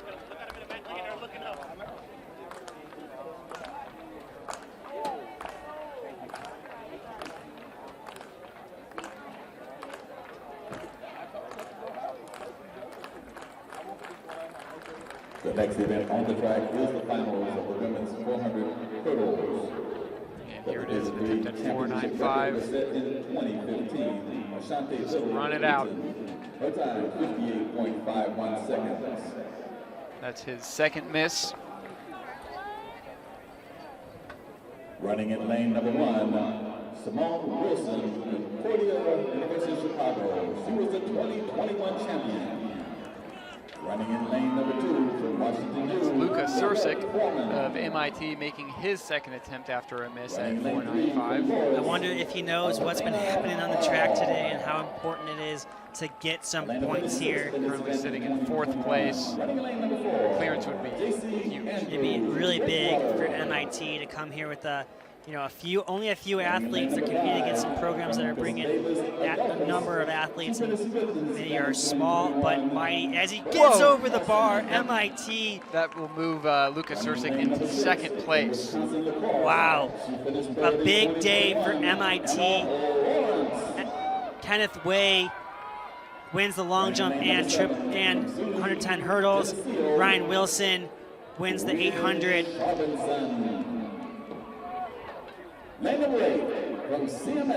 Next on the runway is going to be Dominic Kula of Ithaca. Huge jump there from Luca Sursic. See this jump through, and then we'll move you back out to the track as the women's 400-meter hurdles get set in their blocks.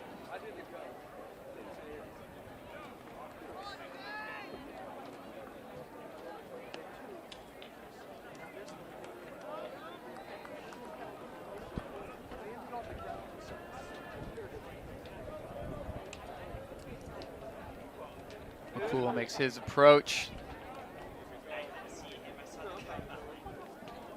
And he clears it. The bar stays up. He nicks the bar, but it stays up, and that'll move him into 3rd place. And now we'll take you back to the track as the women are set in their blocks for the 400 hurdles. In lane 1, Simone Wilson from Concordia University, Chicago. She just saw her teammate Kayla Armstrong bring home the 400-meter national title, so she'll look to do the same here, but add hurdles in the way. Lane 2, Ava Foreman from WashU. Lane 3, Elena Ball from Loris. JC Andrews from Bridgewater State. Bergen Nelson from Gustavus Adolphus in 5. Emma Lawrence from Wisconsin Lacrosse in 6. Gwen Shepherdson of San Geneseo in lane 7. Caroline Delvecchio from CMS in lane 8. And Janelle Barber of Plattsburgh State in 9.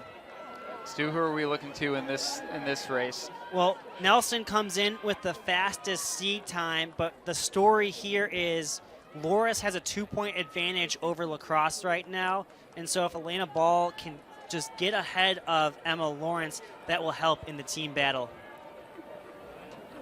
Loris in lane 3.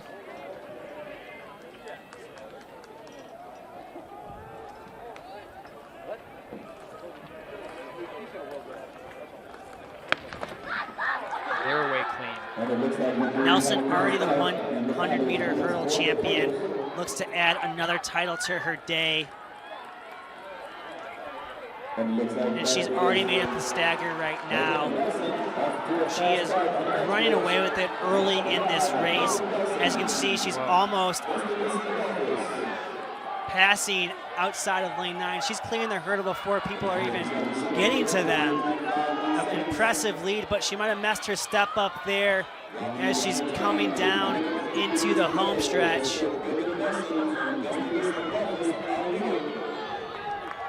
Her lead has dwindled a bit, but she is still leading down the home stretch with 2 hurdles to go. Wilson looking strong in lane 1. But here comes Simone Wilson, yep, but Nelson continues to lead. It's gonna come down to a kick here. Does she have enough left? Wilson's gonna take it. Simone Wilson, national champion in the 400-meter hurdles. Wow. 58-98, Concordia comes away with 2 national champions. The fastest time all year, Nelson running 59-22. 58-98 is tied for the 3rd. That is the tied for the 2nd fastest time. Oh, you see what it means to her there. She seems to take a moment to herself there, just the weight of the moment setting in. That's 3rd, tied for 3rd all time. That was a huge last 100 from Simone Wilson. Kind of left out there in lane 1. She closes it down and passes the entire field to claim a national championship. Wow, what a day for Concordia, Chicago. Simone Wilson, your 400-meter hurdle national champion. Kayla Armstrong, your 400-meter champion. Kayla Armstrong runs the 7th fastest 400 ever. Simone Wilson ties the 3rd fastest 400-meter hurdle ever. Nelson got out so hard in that race. With the conclusion of that race, congratulations, Simone Wilson. We head to the infield for the podium presentation in the women's 800-meter run. In 8th, getting her award, Reagan Jansen of Nebraska Wesleyan. Picking up her 2nd award of the day from UW Oshkosh, Zanzi Demko. In 6th from Middlebury, Nikki Johnson. In 5th from Gustavus Adolphus, Elizabeth Donnelly. In 4th from Calvin, Delaney Saul from Calvin is 4th, improving upon her 8th place finish from indoor. Cassie Kearney adds another All-American award to her day, finishing 3rd. Your national runner-up from WashU, Emma Kelly. Back-to-back runner-up performances for her. And your 2-time national champion at this year's national championships, Esther Sealand. She hasn't lost an 800-meter national title since 2019. Congratulations to the women's 800-meter dash top 8. She'll be taking her last year of eligibility at Virginia. Really just a master class over the course of today from Esther Sealand. I mean, it seems like the 1,500-meter happened, and all of a sudden we're on to the 8. I mean, that is a short turnaround, and to be an athlete trying to compete doing that, that is tough. But Oshkosh has 2 athletes that completed the 15-8 double. And now through 16 events, we'll bring you in on the, through 16 events, here's what it looks like. This does not include the hurdle results yet, but we will get there when it does. And I'll let you know from that hurdle performance if Elena Ball edged out Emma Lawrence or not. She did not. Emma Lawrence edged out Elena Ball. So Emma Lawrence was 4th, will bring home 5 team points. Elena Ball was 7th. She'll bring home 2 team points. So right now, Wisconsin lacrosse has an unofficial 1-point lead over Loris, if my math is correct. Yep. Now on the updated events on the live score, Wisconsin lacrosse has a 1-point advantage over Loris, 38-37. Gustavus Adolphus in 3rd with 25. Johns Hopkins with 22 points. That is your current top 4 now. And with that update on the scores, we take you back to the infield for the awards presentation in the men's 800 meters. Such an exciting race here. In 8th place, Carter Overfell from Loris, running 151.92. He steps up to take his trophy. In 7th, it's going to be Will Hauser of WashU. He ran 151.43. In 6th place, from Tor Hotung Davidson from Lynchburg, 150.86. In 5th place is going to be Mike Jasa from Loris. From Nebraska Wesleyan. In 4th place from Nebraska Wesleyan, it's Garrett Linners running 150.83. Here are your top 3, running 150.80 from Redlands. Tucker Cargyle. In 3rd from Redlands, it's Tucker Cargyle and 150.8. With a 150.54 from In 2nd, Ben Kuxman from Milliken. He led most of this race, still was able to close it down and hold on to that runner-up position. But your national champion from MIT running 150.19. Ryan Wilson takes another national championship and leads MIT into a really, really impressive team performance. Yeah, the team right now is currently in 3rd. They have a guy still competing in the pole vault, but you beat Matt Senchowitz last year after not competing for MIT, running unattached, now coming back for MIT, bringing home 2 national titles. If Matt Senchowitz is watching at home, he would be proud. And just looking at pole vault, Garrett Silva has missed at 5, so if Lucas Ursic makes it over the 5-meter barrier, he would then go into the lead.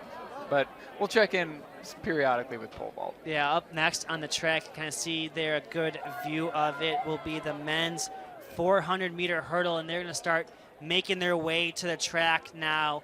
And this will be another exciting event, as we've seen Dallas Wright last year go down on the last hurdle after leading, but he comes back to finish runner-up in the 400.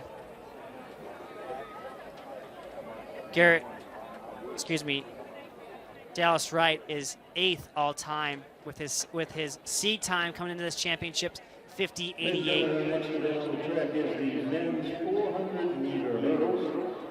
The Division III He'll look to try to get some team points for Wartburg as they're trying to claw their way back into this competition. They're a little bit off of the podium right now. They're in 9th, so any point right now can help through 15 events. It's still a really close battle on the men's team side. 4th right now has 27 points, but a few more teams are coming up and they still have some runners remaining. I'll introduce you to the 400-meter hurdlers as they are doing their blocks and making their final preparations. In lane 1 from UMass Dartmouth, Cameron Rogers. In lane 2 from Ithaca, Nate Oskowski. In lane 3 from Carnegie Mellon, Grant Johnson. In lane 4 from Middlebury, Peter Hansen. As mentioned, in lane 5, Dallas Wright of Wartburg. In lane 6 from Dubuque, Jojo Frost. Lane 7, Joel Smith of Bethel. Lane 8, Owen Burr of Lebanon Valley. And Joel Smith's teammate, Tyler Seelock, also from Bethel, will be in lane 9. They saw their teammate in the 110-meter hurdles, Jackson Eichor, finishing runner-up, so that has to give them some motivation to compete hard after they saw a teammate finish runner-up. I like Dallas Wright in this final, Stu. You like Dallas Wright in this final? Are you just going to continue to pick the favorites? Well, they're favorites for a reason. That's true. Would you like to choose an underdog? You know, I want to keep everything out of it. I'm going to be the guy that just calls the race. Would you like to let the folks at home which underdog they may want to look out for? Yeah, watch out for Nate Oskowski from Ithaca. He had a really impressive conference meet there. He won the 110 hurdles, the 400, and the 400-meter hurdles. Don't count out Bethel. They're having a great race. And Jojo Frost from Dubuque, giving you about 4 people to look for here. Just keep an eye on the entire field. Yeah, keep an eye on everyone else but Dallas Wright. No, it's going to be a great battle. We'll see how this first 100-meter plays out, as we saw Nelson take it out very hard and almost come away with the national title. We'll see how Dallas Wright tackles this.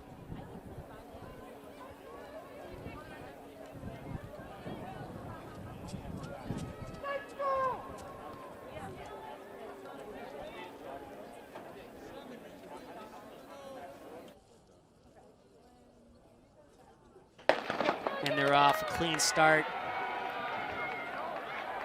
A fair start here in the 400 Pretty hurdle. even that first hurdle. Still early to see if anyone. Looks like in lane 8 is having an advantage. Just Owen Burr. He was out of the top 20 in the final qualifier. At the final qualifier meet, he jumped into the top 10 after being in the 30s. So a really impressive performance as he has a slight lead as everyone is coming back to him, but Jojo Frost might have taken the lead. He has as they come into the home stretch, but here comes Dallas Wright. Dallas Wright accelerates here now into the home stretch, right with his American Rivers competitor, but Dallas Wright is gone clean over the last hurdle. He finally gets redemption. Dallas Wright, your 400-meter national champion. You can see how much that means to him, beating his chest, pointing to the sky.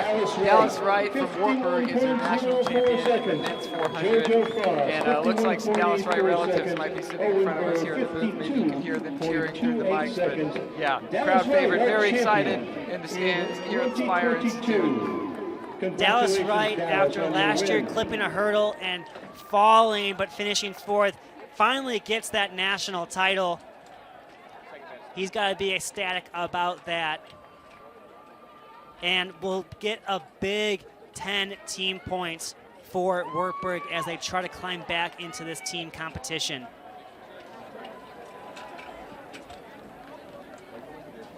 Yeah, seeing a big reunion with Coach over here. Coach Marcus Newsom, you know, we talked to Coach Newsom after last year's national championship team victory and spoke highly of Dallas Wright on being able to recover after that fall in the 4x4, giving Jojo Frost of Dubuque a hug. Those two competed hard at the American Rivers Conference. They know each other well. A big hug to, let's assume his, looks like another coach there with the green tag on. He's got credentials. From Wartburg. It's awesome. But Marcus Newsom, what a shot there Marcus Newsom has won and seen everything there is to see as a coach, but you can still see how much these moments mean to him. Yeah, you can see, look at Dallas Wright right now, falling last year in the 400-meter hurdle and coming back to anchor his 4x4 team to a third-place finish. He's not done yet. He still has the 4x4 left to go as he hugs some of his teammates. Yeah, Wartburg, 2 national champions here today. Christopher Collette in the steeple, now Dallas Wright. They'll have some guys in the 5K remaining and a 4x4 as they try to inch closer in this team battle. And we'll take you back out to the field from the track to the hammer throw competition.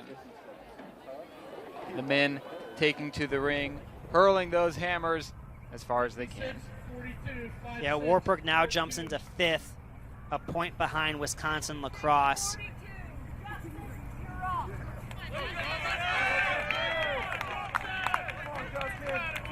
Currently in the ring from Wisconsin Platteville, you're looking at Justin Eichler. If my math is correct, Eau Claire needs just a few more points to potentially put this team title away.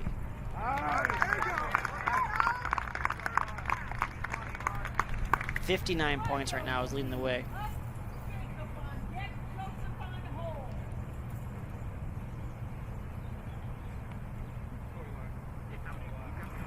I hope you're enjoying yourselves at home. We are here at the Spire Institute in Geneva, Ohio. Currently on the screen here is your men's hammer throw. Up next, Elijah Washington from Brockport State. Stu, just so much action today, such a beautiful day of track and field. We've got full stands. We've got a great atmosphere here at the Spire Institute. What have been some of your personal highlights so far? Yeah, the women's 100 meter was fun. The wind was strong. That 800 on the men's side, a close finish. There's just too much. There's been excitement after excitement. It's been close finishes. We were getting what the fans want. I mean, that men's steeple coming down to the last barrier in the kick was crazy. That women's 400 meter final, Kayla Armstrong coming back to take the title. There's a lot going on here, and we're not done. And to get the fans excited for what's to come, lacrosse and Loris are now separated by a point with 4 events remaining.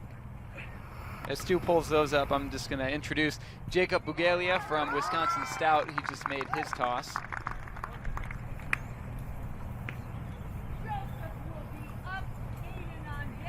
He heads out of the ring. We'll get a reading on that one for you.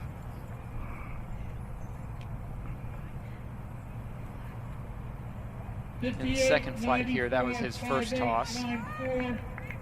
Elijah Washington fouled out on that previous attempt that we saw. Joseph White heads into the ring as we take you back out to pole vault. We'll watch his throw. White represents Carthage. We saw him win the shot put.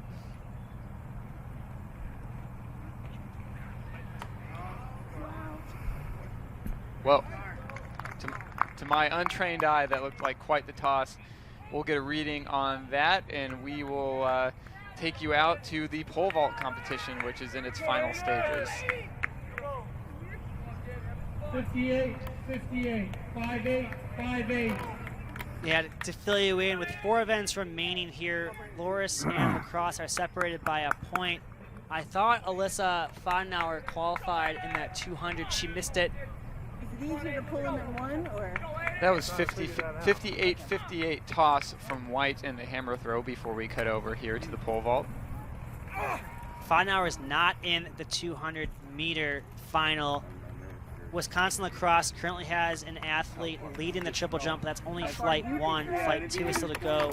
Grace Alley of Loris is in 6th in that heat. So it's going to take, and lacrosse has someone else in the second flight. So Loris is beginning to run out of bodies to get points for them as lacrosse continues to have them, but they'll have Cassie Parker in the 5K coming up. There'll be no Loris or lacrosse athletes in the 200. So Cassie Parker has some work to do if they want to give their 4x4 a shot, as both teams have a 4x4. As we focus our attention on the pole vault, they are currently trying to clear 5.05 meters. Garrett Silva still your leader, and it's a tie for second between Luka Sursic of MIT and Eli Tranel of Wisconsin Oshkosh. We just watched Tranel of Oshkosh and a miss on that previous attempt. Looks like we have Schrodel from Eau Claire also with a miss there.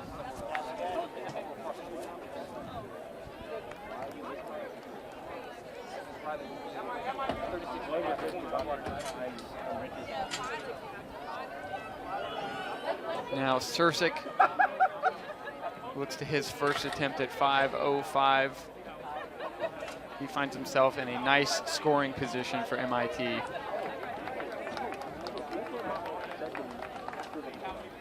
The clearance here would take him into the lead of this competition.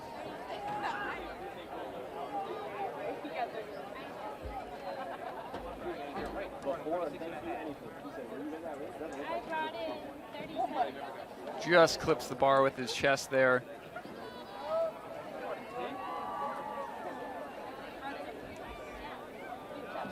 The coaches go to the monitor to check on the form. They'll make some tweaks before he makes his next attempt.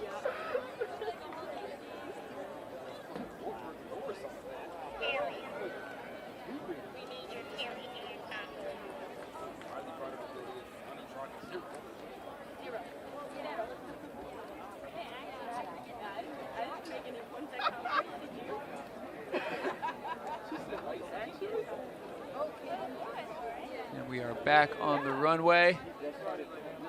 I believe that is Silva, your leader from Whittier. No clearance there for him. That's his second miss. Getting to crunch time on this pole vault competition. 5 athletes remain, looks right. Yeah, I believe so.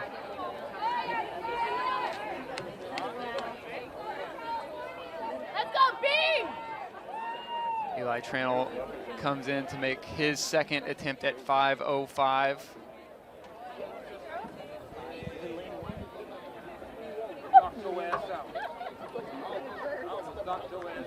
I ain't hear him say it. That's the girl that ran. Let's go, Sam!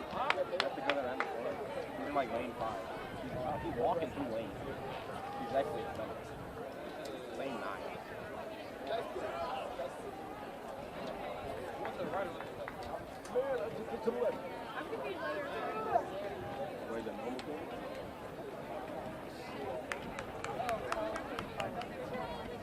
Schrodel making his approach. Also clipping it with his chest. You can tell they're operating on the extremes here as everyone is fighting to get over this last height. A clearance here could mean a national championship. That's his second miss. The next event on the track will be the finals of the women's 200-meter dash.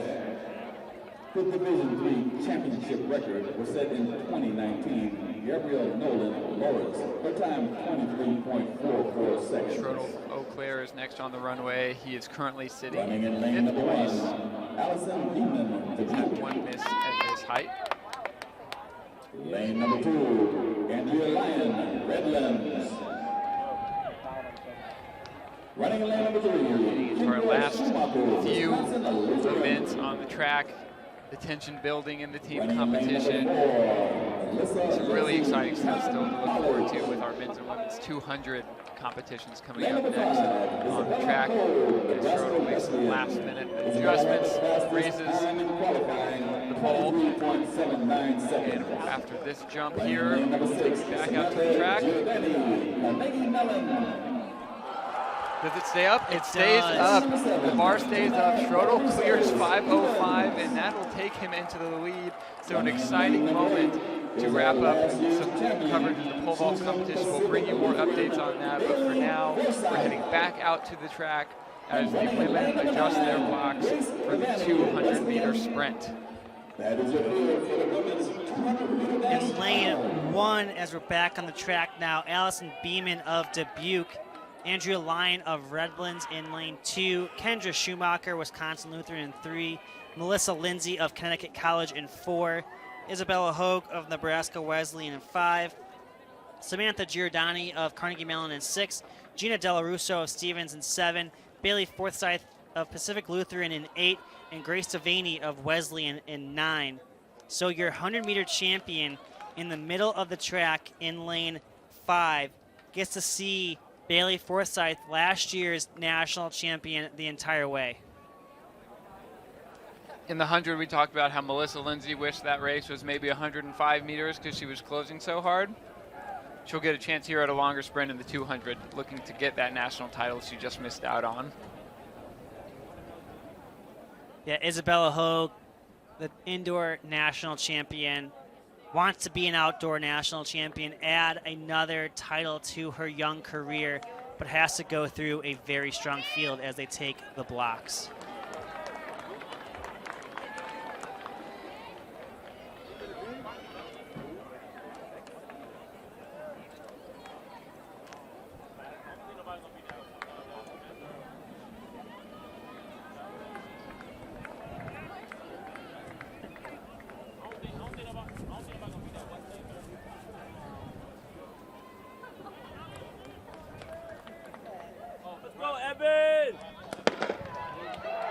And they're off clean as they head around the turn.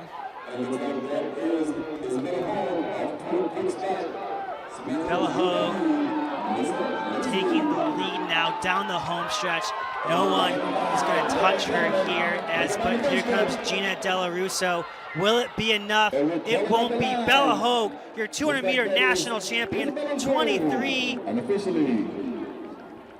56. 23.56 seconds of Legal win. 2022 champion. That is the third fastest 200-meter time in D3 history. Only 2 runners have run faster than Bella Hogue. Gina Della Russo finishes in second, 23.87. That is the ninth fastest time in D3 history. Bella Hogue is just putting on a clinic in the sprints here at the Spire Institute. Another incredible performance. So close together. They were running the 100 about an hour ago. From one national champion to the other national champion, you saw that hug from Bailey Forsyth. Gina Della Russo, last year's 400-meter national champion, now top 3, now the runner-up in the 200. We take you back to the infield for the podium presentation in the women's 400-meter hurdles. Congratulations to Isabella Hogue. We'll see her a little bit more later. In the 400 hurdles, Ava Foreman from WashU takes that 8th place spot. Elena Ball from Loris in 7th. That's Caroline Del Vecchio from Claremont Mud Scripts in a PB of 1 minute flat .65. JC Andrews is in 5th from Bridgewater State. Emma Lawrence, representing lacrosse, finishes 4th. Moving into your top 3 now, it's Gwen Shepherdson of Geneseo. She goes under a minute in 59.74. Your runner-up, she had such a strong race, took him out extremely hard. From Gustavus Adolphus, it's Bergen Nelson running 59.22. Sneaking under that 59-second mark with a very strong close, an exciting last 100. From Concordia, Chicago, it's Simone Wilson. Back-to-back titles for Concordia, Chicago. 58.98 is tied for 3rd all-time. So impressive. You saw what the moment meant to her. She was holding back some tears on the infield after that race. Inspirational performance from Simone Wilson, and congratulations to your All-Americans in the women's 400-meter hurdles. We'll get you those All-Americans from the women's 200-meter dash. But before we do that, we're going to jump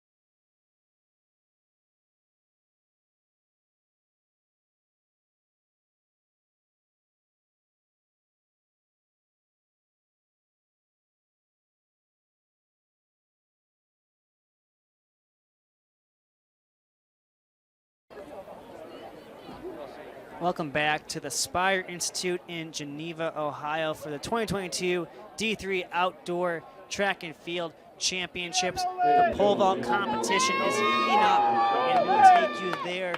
Right now, we have 2 competitors remaining. Luke Sursick of MIT and Abram Schrodel of Wisconsin Eau Claire. If you've been following along today, MIT with 30 team points right now, and they're looking like they will get either 8 or 10 more as Luke tries his attempt at 5:10. Wisconsin across 27 points, MIT 30 points. I'm sure Kenneth Way and Ryan Wilson are cheering him on over there as they are looking to get a trophy to bring back to Cambridge. On the women's side, with 18 events scored, top 5 are Sursick makes his attempt. 2 points. Nebraska wrestling 24. He's over. Sursick will now move into first place with Abram Schrodel. The pressure is on Abram now. Those are your top 5 in men's and women's at this time. 2 competitors remaining. The 200-meter dash on deck. The pole vault heating up. A ton of excitement here at the Spire Institute. 200-meter dash. The finals and the championship. The Division III championship record held by Sean. Right now, so Abram passed his next 2 attempts, so they're going to raise the bar to 5:15. So Luke Sursick will have 3 attempts at this, and Abram will only have 2. But before we see the conclusion of that, we have to go watch the most electric race that we've been hyping up this weekend, the men's 200-meter dash. Right now you see on the screen there, that was Elijah Johnson. He'll be in lane 1 from Eastern Mennonite. Nikhil Harris in lane 2 from SUNY Delhi. Garrett Clark in lane 3 from John Carroll. Sam Blaskowski, your 100-meter national champion in 4. JP Vaught, your reigning national champion in lane 5 in this event. Shek Triori, your national runner-up in the 400-meter. He'll be in 6. Your national champion in the 400, and your 200-meter national record holder, Eric Gregory from Gallaudet. Jamir Beasley from Rowan will be in lane 8, and running out the field in lane 9 will be Nolan Lentz of Dubuque. Stu, we've been hyping this race up all day, all weekend actually, and for good reason. Just the going through that list of names, it's insane the accomplishments that these men carry into the 200-meter final. It took 21:13 to get into this final. 6 of these men have broken 21 seconds to get here. JP broke the championship record in the prelim. The firepower is on display. The national record, if the wind is legal, is 20:62. Eric Gregory currently has it. JP Vaught running 20:66. I think we're going to go under the national record. The X factor is the wind. They'll have a tailwind down the home stretch. Shek Triori, I believe, had legal wind during his prelim. He ran 20:73, which is 3rd all time. So we are seeing the 3 best 200-meter runners in history right now based on time alone. Yeah, Shek had a legal wind, and Blaskowski had a legal wind. So the top 4 fastest guys in D3 history facing off.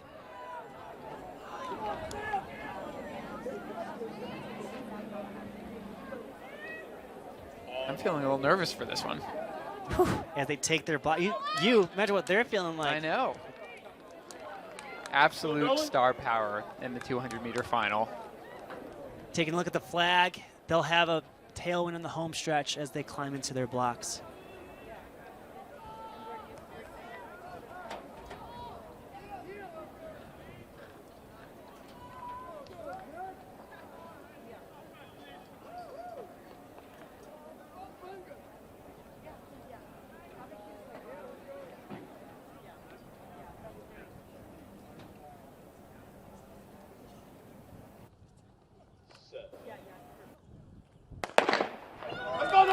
start.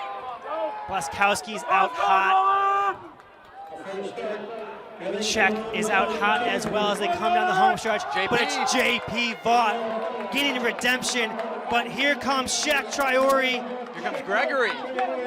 It's going to be too close. It's Czech. Oh. Is it Czech? If the wind is legal, that's a new national record. It's JP, I think. That's a new D3 national record. JP Vaught 2055, Czech Traore 2056, Eric Gregory 2060, all three under the last national record.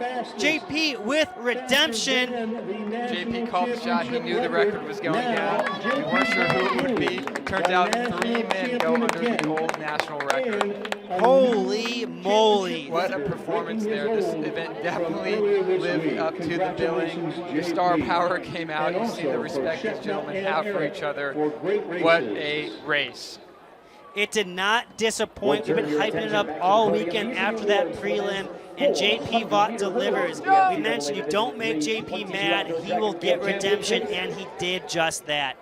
Coach Marcus Newsom is assisting with our 2055 to 2056, and he's good friends with Czech Traore, so I'm sure he is fired up for each other.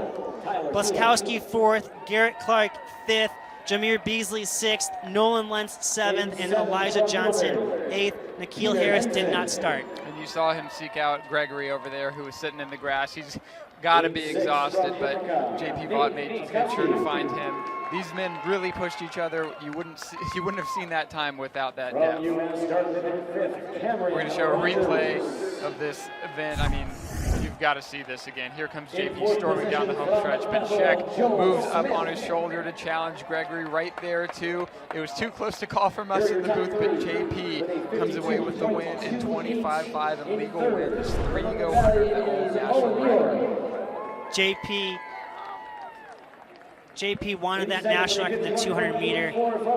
He was excited to race Eric Gregory and takes back what's his. And now we'll go down to the infield for the 400 meter podium as Dallas Wright just box jumps up to the #1 spot to finally receive his 400 meter national title trophy. In 8th there, we'll run through it super quick so you know who you're looking at here on the screen. Tyler Seelock in 8th from Bethel, Peter Hansen of Middlebury in 7th, Nate Oskowski of Ithaca in 6th, Cameron Rogers of UMass Dartmouth in 5th, Joel Smith of Bethel in 4th, Owen Burr of Lebanon Valley in 3rd, JoJo Frost of Dubuque in runner-up, and Dallas Wright once again your national champion as the 2 gentlemen from the American Rivers Conference pose for a picture.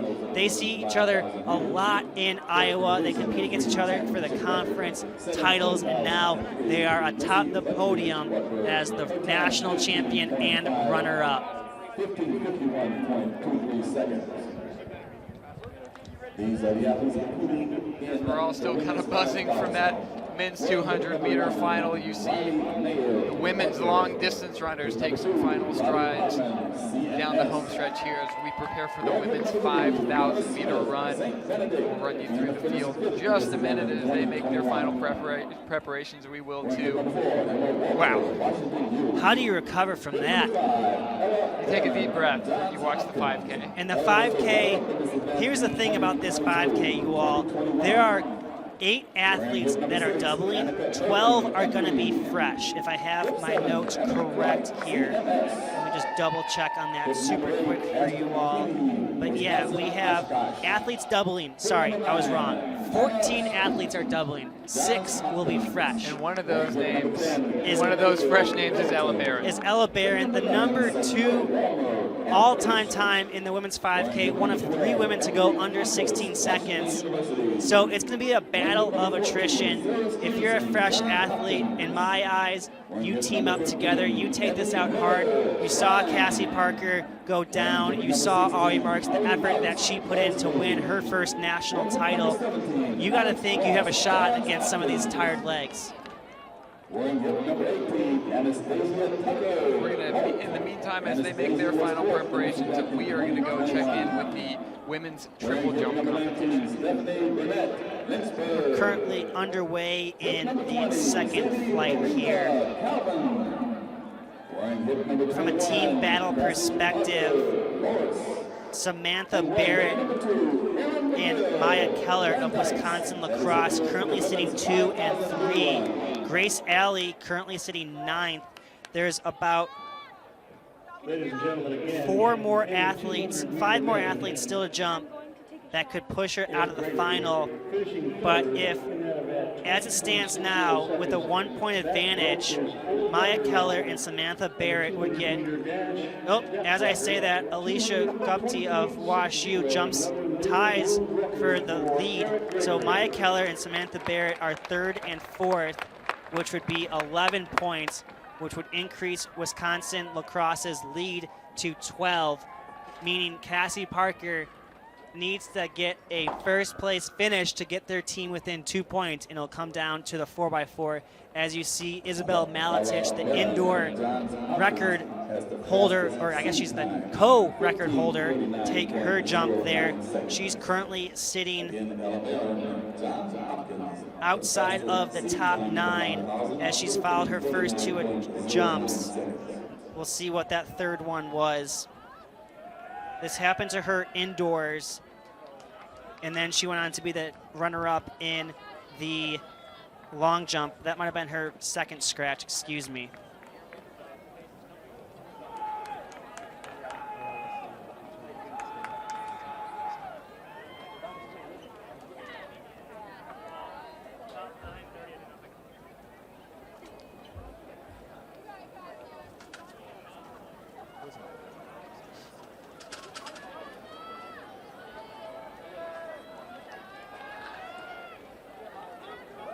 A quick update on pole vault. Luke Sursick passed his two remaining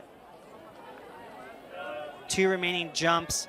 Abram Scholl has one more attempt at 5:15. We'll let you know how that finishes. But now we head to the track for the women's 5K final, another event that we've been hyping up this weekend, and it is loaded. The last qualifying mark was 17:01.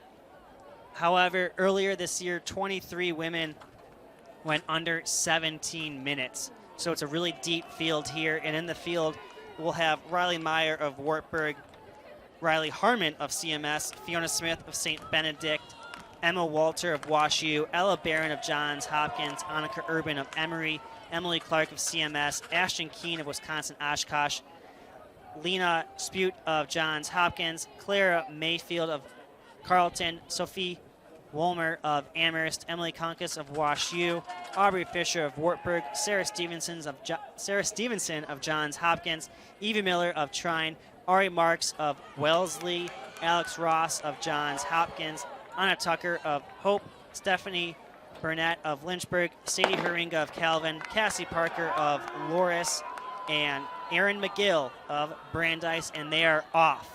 Dude, there's some great storylines in here. One of the ones I'm looking forward to most is Parker versus Marks. Versus Barron. Versus Barron, but specifically those two because they've already faced off once in the 10K. Yeah, and the question we were talking about on our run this morning was, how does Cassie Parker respond? She's in an unfamiliar territory, being beaten, and as we said, there she goes to the front of the race. Ari Marks right on her heels. Parker took the 10K out fairly modestly. Well, maybe she's learned a lesson. She wants to push the 5K. Yeah, a lot of these athletes are coming back. We saw Evie Miller today win her national title. We saw Ari Marks win her national title. We saw Alex Ross get 3rd in the 10K. Haringa was All-American in the 1500. Annika Urban was All-American in the 1500. Emma Walter, All-American in the 10K. So a loaded field here as they are going out at a modest effort here, not modest, a honest effort here, as we're going to come through the first 400 meters in roughly 76 seconds, which is just over 5-minute pace. That's 5:04. Yeah, this is the scene that anybody who's been paying attention to Division III distance running on the women's side will know very well. Parker in the lead with Marks tucked in just behind her. That's about 15:50 pace for the first 400 meters. So Only 2 women in this field have ever gone under 16 minutes. But Ari Marks sees the backs of Cassie Parker. Interesting to note here is Ella Barron, hanging out, letting everyone kind of figure out what they want to do. She's currently in 7th as she moves up now into that back of that first pack. Fiona Smith slots into that 3rd spot. She also featured prominently in that 10K. Yeah, and you see Clara Mayfield and Sophie Wolmer as well from that 10K. Similar vibes happening here in the 10K, out hard in a single file line. You can see, if we can zoom out potentially, how deep that field is right now in the single file line. The pace is quick, and they are ready to rumble here in the women's 5K. That was the 78-second lap they just ran. Oh, I guess they're going to go from the finish line now. That's where our official splits will be from. As Cassie Parker continues to lead here. You can see some of the tired legs as some have already fallen off of the back of the pack. But we are currently 18 long in this 5K train. That's a great shot of, you can see there, it's definitely a pace that is picking up here, and people are trying to hold on now and see what can happen. This strikes me as a smart race from Ella Barron. She's got fresh legs. She knows they're taking it out hot, and she's just kind of along for the ride right now. She doesn't have to feature prominently this early into the race. Yeah, she's run 440 indoors. She ran 419 for the 1,500 meters outdoors. She knows she can kick, and so let the people with tired legs run a little bit more than they have to, run a little harder than they have to, and come back ready to kick hard. We're establishing a pretty steady tempo there, another 78, as the pace is pushed on by Loris's Cassie Parker. It's Parker, it's Marks, it's Fiona Smith, it's Lena Spute of Johns Hopkins there. Fiona Smith moving up. Fiona putting herself into contention here. Clara Mayfield, Sophie Wolmer, Ella Barron, Evie Miller, Alex Ross, and Erin McGill, followed by Emily Clark and Riley Harmon of CMS. Field content to just let Parker do the work. Barron still lurking back there on your screen, looking very comfortable, running the shortest lane, tucked in right along the rail, using as little energy as possible. Hopkins has 4 runners in this event. They're looking to add to their point total. They're currently in 5th right now with 22 points. There's 3 events remaining: women's triple jump, the 5K, and the 4x4. This is their last opportunity. That's not true. They do have Kadiri in the triple jump. So they don't have a 4x4, but they have Kadiri in the triple and 4 athletes here that are trying to make a push towards that top of the podium. We have a trio beginning to separate here. That was the 79-second lap, so no huge influx of pace, but this familiar trio now moving off the front of the women's 5K field. Yeah, we saw a lot of them in the 10K, and they're back now here in the 5K as we're coming up to the first 1,600 meters. The pace is slowed a bit, as you mentioned. 5:12 through the first mile. That'd be a 15:36 3-mile, and then tack on, 39 seconds or so. So we'll call it in the 16 teens pace right now. You've gotten so good at math this weekend. Thank you. I've been learning. That was without a calculator too. All right, now we have Barron bridging the gap up to the trio. She knows this move is for real, and she wants to be a part of it. Yeah, it's interesting to see, her not be a part of the initial move, kind of biding her time, but that's the decision that she has to make right now if you want to be in contention for a national title. A lot of it is just figuring out what's for real. You have to wait and see if it's a short-term influx. In the 10K, we saw Cassie Parker kind of play with the pace a little bit, but they're out strong. They've got a steady tempo going. That last lap was actually a 77.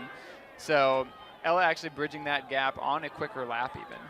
Yeah, and then right behind them, so there's 4 up front, and then 3 now together. Clara Mayfield, Sophie Wolmer, Erin McGill, and Alex Ross and Lena Spute have kind of made this pack of 4. Plus Sadie Herringa, Anna Tucker, Riley Harmon, Emma Walter and Aubrey Fisher are that main chase pack now. Barron hasn't quite been able to make connection to that leading trio. You're at risk of getting stuck in no man's land. You know, she did have some injuries in cross country. We didn't see her race very often in this season in track. After that 15:49, she stayed relatively quiet later this season, and she looks to be, you know, off this pace. If you can run 15:49, you think, you know, 16-teen pace wouldn't be too bad. So maybe she had to deal with some injury. We know that she's a cross-trained champion, as she mentioned on the podcast. She really got in the pool and hits it hard, but sometimes it's hard to replicate what you can get from ground running. Yeah, she was about a second off the pace there, but she's close enough that with her speed, she should be able to close that gap. We'll see how it develops. Maybe 77s just don't quite feel comfortable to her right now, but that can change over the course of such a long race. Yeah, we saw that in the 10K kind of yo-yoing as Clara Mayfield now starting to make a small gap from the chase pack. She's in 5th, and she's leading a long train. Alex Ross is behind her in 6th, Erin McGill 7th, and Sadie Haringa now moves into 8th. But there are still 12 women together battling for 4 All-American positions right now. Excuse me, there's 8 women together, maybe 9 battling for 4 spots. Here's a good view of the distance that this trio has made on Ella Barron. Barron kind of maintaining that gap. It's really not changing too much. Marks just looked over her inside shoulder. You know they're tired. They're out there running in the sun at a good, honest pace. We're going to see who wants it more over the second half of this race. Yeah, Emily Clark of CMS now kind of moving up through that next train. It's Clara Mayfield, Alex Ross, Erin McGill, Emily Clark now that's 5 through 8 spot with Haringa, Anna Tucker, Sophie Wolmer all in the mix as well. Parker slowed the pace there just a touch, just enough to give Barron some hope.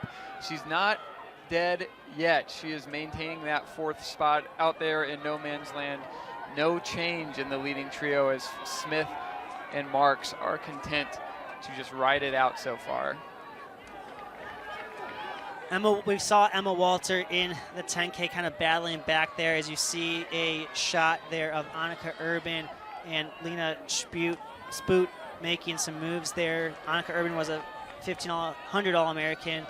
But yeah, no change in this. And we saw this last time where Cassie was leading, no one wanted to pass her until 2 miles to go, and Ari never looked back. Yeah, what do you think's going through Parker's head right now? I mean, this is playing out pretty similarly to that 10K. She's doing a lot of the work right now, but there's got to be a part of her that's a little bit afraid that she's going to see Marks fly by her and never look back.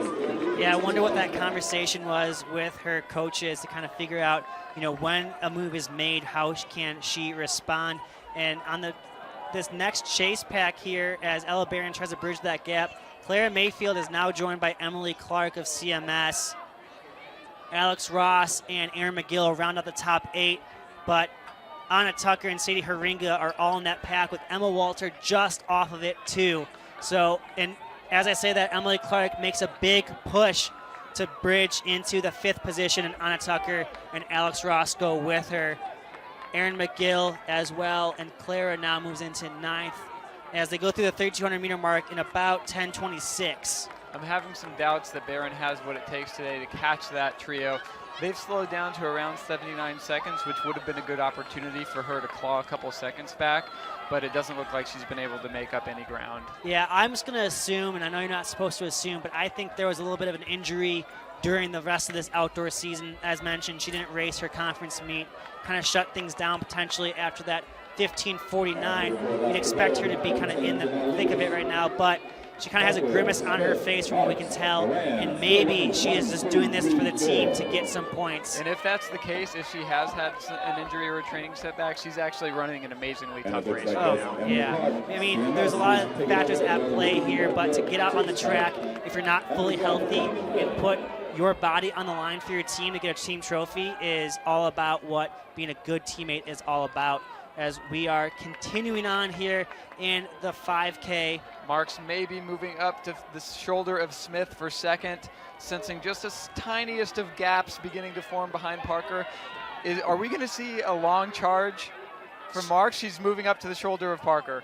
We have Emily Richards from D3 Glory Days interviewing champions. We talked with her yesterday. Ari said she knew she had to make a long push because she doesn't have the same speed as Cassie Parker or Fiona Smith, but Cassie responding this time. Yeah, Parker just shut down that pass attempt.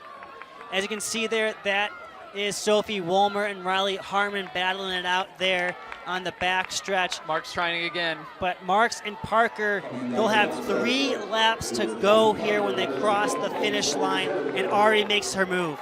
Looks like Parker's going to allow this pass. We'll see if she's able to just latch on to Marks' heels here. This is playing out in very familiar fashion, but Parker is not going to give up. 1,200 meters to go. It's Ari Marks, Cassie Parker, Fiona Smith, Ella Barron, Anna Tucker, Alex Ross, Erin McGill, and Sadie Haringa, your top 8, with Emily Clark right off of the back of that pack as Erin McGill now moves into 6th position. But it's Ari Marks extending the lead on Cassie Parker. Smith now a distant 3rd. Barron has a shot to dream about the podium. Is her momentum getting a little bit quicker here? Is she picking it up, Ella Barron? They're running about the same splits just on that last lap, but she may be picking it up a tad. Once you see somebody coming back to you, that's going to inspire some confidence. Marks is pulling out a sizable lead. You saw that Anna Tucker was leading that chase pack there. Erin McGill now in 6th, Alex Ross in 7th, Haringa 8th. So right now Hopkins has 4th and 7th. That would get them 17 points. 17 points, not 17, 17 points. It's Ari Marks now with 800 meters to go, 2 laps to add another national title to the trophy cabinet. Can she pull off the distance double? Parker still looking strong back there in 2nd. Fiona Smith in 3rd. Barron is definitely closing in on that 3rd spot. Yeah, we'll see what she has left here over 800 meters. You got to imagine that 440 mile speed, that 419, 1500 meter speed will carry her in the last 2 laps. As Erin McGill now is beginning to break up this chase pack. 5 women are in the pack. There's only 4 All-American trophies that will go to them as Ari Marks extends the lead on Cassie Parker, similar to what she did in the 10K, 600 meters to go. Marks is so strong. She's so strong. That it takes a lot of courage to make a move that far out, pull the gap, and make it stick.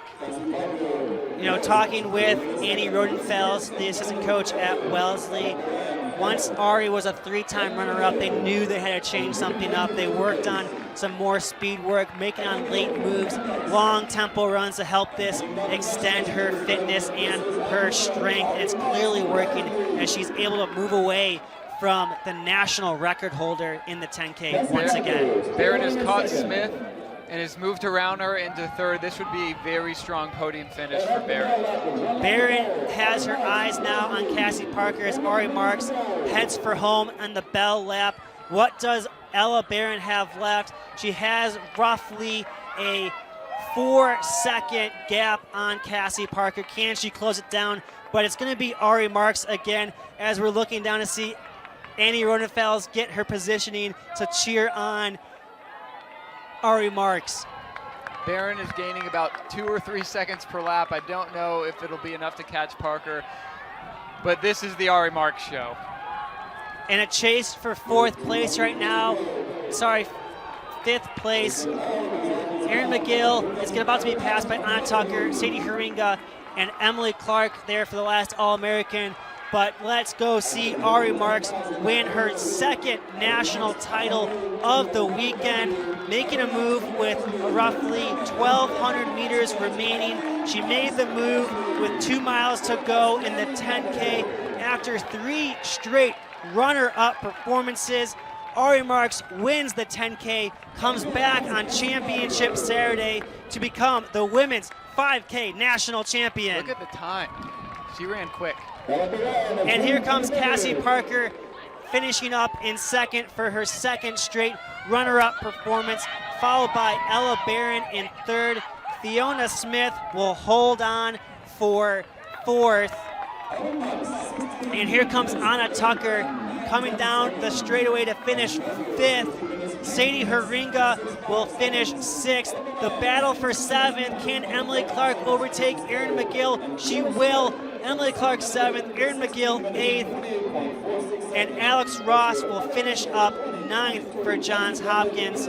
So Hopkins will take home 6 points from Ella Barron into the team total.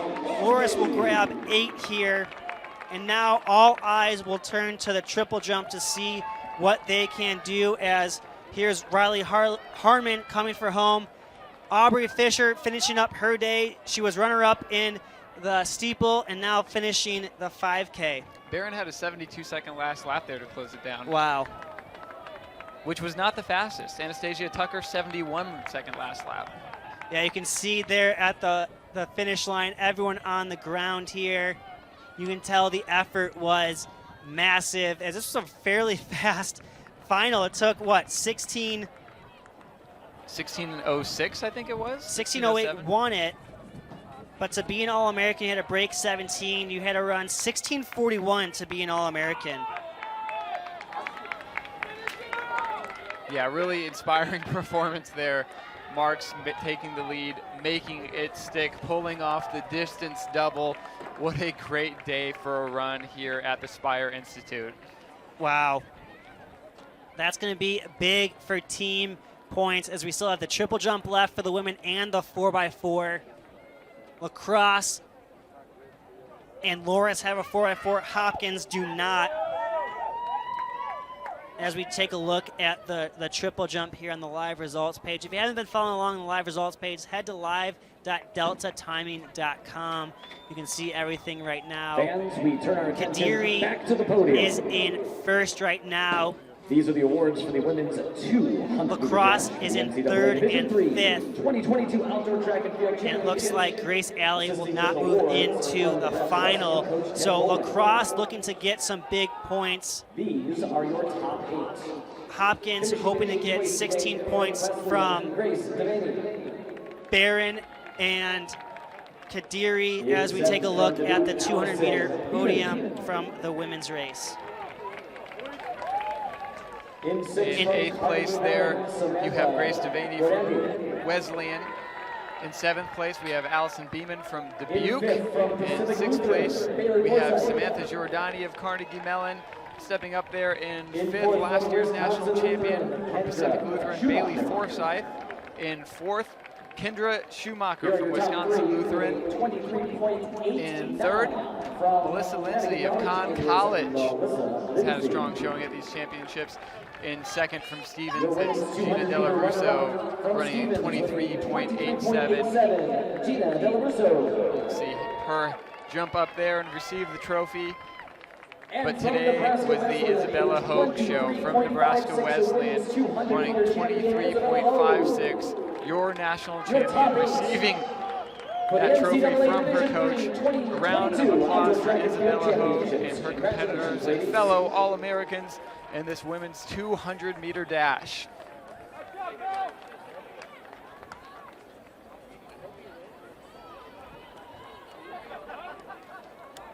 Wow, what a performance from Bella Hogue this weekend. We thought she was a true freshman indoors. Turns out she transferred from Nebraska, as she now joins Nebraska Wesleyan, is a 3-time national champion. Joins the podium there with her coach, Ted Bowling, longtime coach at Nebraska Wesleyan.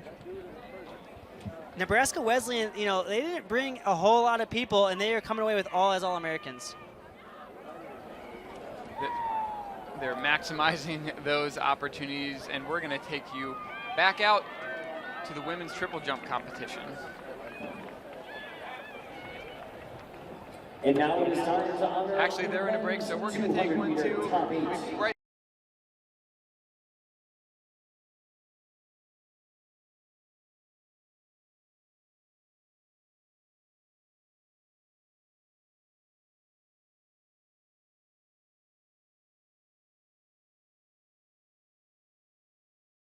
broke the championship record. Welcome back to the Spire Institute. You're joining the awards presentation in the men's 200 meters.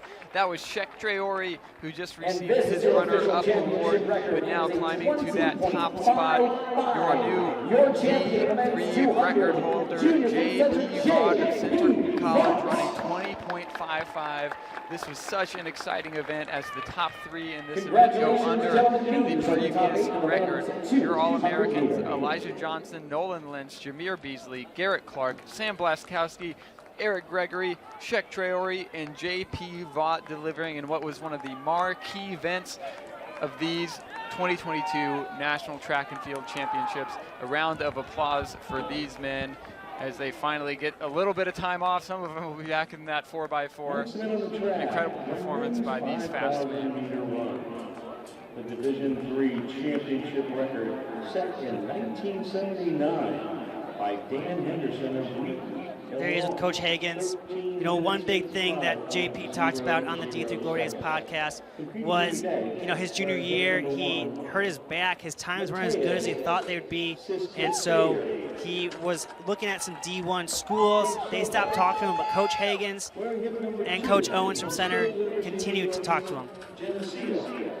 Nick Andrews, wearing hip number 3, he finished second in the indoors at the Givens event this year for Carnegie Mellon, Michael O'Brien. Wearing hip number 4 from Wittenberg, he was fifth in 2021's event, Joe Freiberger. Wearing hip number 5 from Williams, Aiden Ryan. Wearing hip number 6 from Pomona, Pittsburgh, Lucas Forshaw. And we take you back down to the track for our final distance event of these 2022 National Championships. It's the men's 5,000 meter run. Here we go. If anything is going to be similar to this women's event, we're going to have a great 5K final here for the men. I'll introduce you to the field. Matthias Siski-Feher from Suffolk, Nikki Andrews from Sweden Geneseo, Michael O'Brien from Carnegie Mellon, Joe Freiberger of Wartburg, Aiden Ryan of Williams, but I believe he scratched this event, Lucas Florsheim of Pomona Pitzer, George Karamitos from Lewis and Clark, Christopher Collette, your steeplechase champion from Wartburg, Christian Patska, steeplechase runner-up from Whitewater, Henry Pick of CMS, Elias Lindgren of Williams, Colin Monahan of Puget Sound, Graham Tui Gatos of Williams, Ryan Strake from Pacific Lutheran, Christian Schaff of Elizabethtown, Joseph Jaster of Case Western, Alex Phillip, your 10K national champion from John Carroll, Stevie Steinberg of CMS, Matthew Leckie of RPI, and Jamie Daly, your runner-up in the 10K from John Carroll. All right, Stu, potentially the biggest story of this 5K, dare I say, if you were following our coverage of the men's 10,000 meter run, won by Alex Phillip. We saw in a lapse of concentration, he turned his ankle coming around a turn, was a little ginger getting up, finished the race and won. How is it going to affect him here? You imagine it's got to be sore now 2 days later. Yeah, and another event here where we talked about this in the women's, 8 athletes are doubling. So there's going to be more athletes fresh. And so if they watched Alex Phillip go down, I would pick up the pace and see what he's made of right now. I would try to go after the champ. He hasn't lost a distance race so far this season. He's potentially hurt.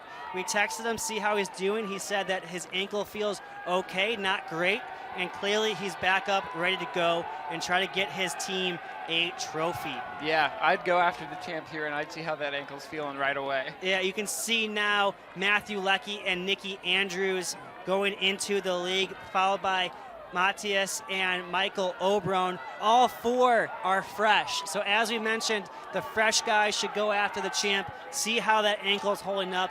If you remember Nikki Andrews from the 3K, he put on a valiant attempt to take down Alex Phillip, and the rest of the field in the 3,000 meters indoors was by himself up until 600 meters remaining until the pack caught him, but he still finished as an All-American. another story from the freshman, Joe Freiberger. You kind of see him from Wartburg in the orange in the middle of the pack. I know he's had some national meet frustrations in the past. Can he come out here and avenge some of those demons and get a strong showing here? Andrews now up in second. With the pack, You can see the national champion from the steeplechase kind of in the mix there as they come through. We'll get the first official 400-meter split for you to kind of tell you what they're running. 69 seconds or so, so just under 440 pace. That's 436 pace. So it's honest early on. Honest, but nothing crazy. That's well within the range of these guys. Matthew Leckie leading the way right now. We saw him run really strong indoors. He got in with a 14-minute 5K PR, 14:12, I should say. He's run 3:48, so he does have some speed there. Nikki Andrews following the lead here as well, running 4:11. Jamie Daly there on the shoulder of his teammate Alex Phillip looks so impressive over the closing laps of that 10K. If it was one lap longer, he would be your 10K champion. Yeah, he's running with confidence right now. As you see, two guys of CMS in the middle of the pack there as Colin Monahan of Puget Sound kind of gets in position. But Matthew Leckie continues to lead, 2:53 through the first K. So 7 seconds times 5 is 35. So they're running 14:25 pace right now. Doing absolute math ways. That is just the way I think about things, and bam, they are out fairly quick right now. That was a 71-second lap there. So while 14:25 pace is fairly quick, the last C time into this race, 14:17. So you got to imagine they're feeling okay. That's 8 seconds off of some of these guys' personal best. But Elias Lindgren, during his off year last year, did run sub 14 minutes out in, where was he? Portland? You see him kind of tucked in the back there in purple. He's got the hair in a bun. This is what he did early in that 10K. You kind of see maybe the brakes maybe got put on a little bit as they are now all bunched up once again. Alex Phillip showing some resilience. If you saw the 10K final, you saw how nasty that ankle turn was. We're sorry if you're squeamish, but we had to show it. CMS boys running next to each other. That's Stevie Steinberg and Henry Pick out from the SCIAC conference. Phillip looks good. I can't really see any hitch in his stride, at least from our vantage point here. Obviously, we can't feel what he's feeling, but he looks fairly smooth here, tucked in the pack. Yeah, and this is kind of the first time he's really been tucked in. You know, he kind of led off the front in the 10K, he led off the front in the 5K, and he led that chase pack to come down to get Nikki Andrews. So we haven't really seen what Alex Phillip does in the pack. I know certain people have a preference with how they race, so we'll see if that plays any indication, but he's got his right-hand man, Jamie Daly, next to him to provide some comfort and familiarity as the pace has gone down from that first K, 4:43 through the first mile. Also, the freshman from Williams, Graham Tui Gatos, deserves a shout out. He's been running exceptionally well and had a great 10K the other night. Yeah, also Christian Schaff out of Elizabethtown. He was 251st in cross country and never broke 15 minutes before this season. Last year in 2021, his 5K PR was 15:33. He made a huge jump to 15:24 and then qualified with a 14:14, and he is in the mix as well as his 19 other competitors. We're through 1,800 meters in this men's 5K. That was a 73, so no one is too keen to pick up the pace. It started fairly honest, but as we get deeper and deeper into this race, it's looking like a sit and kick affair. And this is playing into those who have a strong, 1,500 meter who can kick. This also plays into Alex if he's hurting physically because of his ankle. They're not hurting him aerobically with the pace right now, as they kind of box him in there in the middle of your screen, right next to Michael O'Brown, who was the indoor runner-up. He's had a successful season so far, as mentioned. He was the indoor runner-up. He hasn't raced a lot outdoors, only this 5K to get him in, really. And it was 14:08. The guy with the best positioning right now might be Patska, who was your runner-up in the steeplechase. He's tucked in at the very back of the field, clear line. He's in no trouble, and he's just kind of running along at the same pace. Yeah, it's going to be interesting to see kind of what happens here as we now move into lane 3, basically. You know, those who are on the inside, do you get stuck when the move is made, or does it open up for you? On the outside, you're running more distance. You're taking on a further turn. Like, we're in the lane. You got to get out of lane 3. Yeah, we're in lane 3 on this turn now. Christian, move in, buddy. You're running 7. You're running like 14 extra meters right now. You got to move in. Off a pace this slow, just go to the front. Just make a move and go to the front, and you can slam on the brakes again. Someone's going to get antsy here, and they're going to go straight off the front, and it's going to be a mad dash. We're going to see a crazy move at some point in this 5K. Wait for it here. You can kind of tell people aren't going to like being tripped up. Here's Christopher Collett moving on the outside. Here it is. Potentially the move that's going to happen. Here it comes. As he goes all the way to the front. Someone wants to take it here, but no one's willing to really make a hard move. We saw Nikki Andrews do it indoors, but no one's willing to go for it here outdoors. They are content to sit and wait and judge each other's kick. I thought Collett might take an absolute flyer there, but he kind of slowed it up once he saw the front. Someone's going to do it. Give me someone here who is fresh to go drop down, what, a 65-second lap, 64-second lap, open up this field? I'd like to see, I was about to say I'd like to see Freiberger do it. As I was thinking that he indicated he wanted to get outside, but he's really just positioning back towards the front here. We're seeing a shuffling towards the front, but it's just guys getting out of trouble. Well, and this is big for team points. You know, right now, Wartburg is off of the podium with 26 points. Ethan Gregg of La Crosse is not in here. La Crosse doesn't have any runners. So Wartburg could make a jump here if they get 2 scores of Collette and Freiberger, and then it'll come down to a 4x4. We're still clipping along at 72 mid. And here comes Graham Tuigatos entering the conversation. Is he going to do it, or is he going to stay too?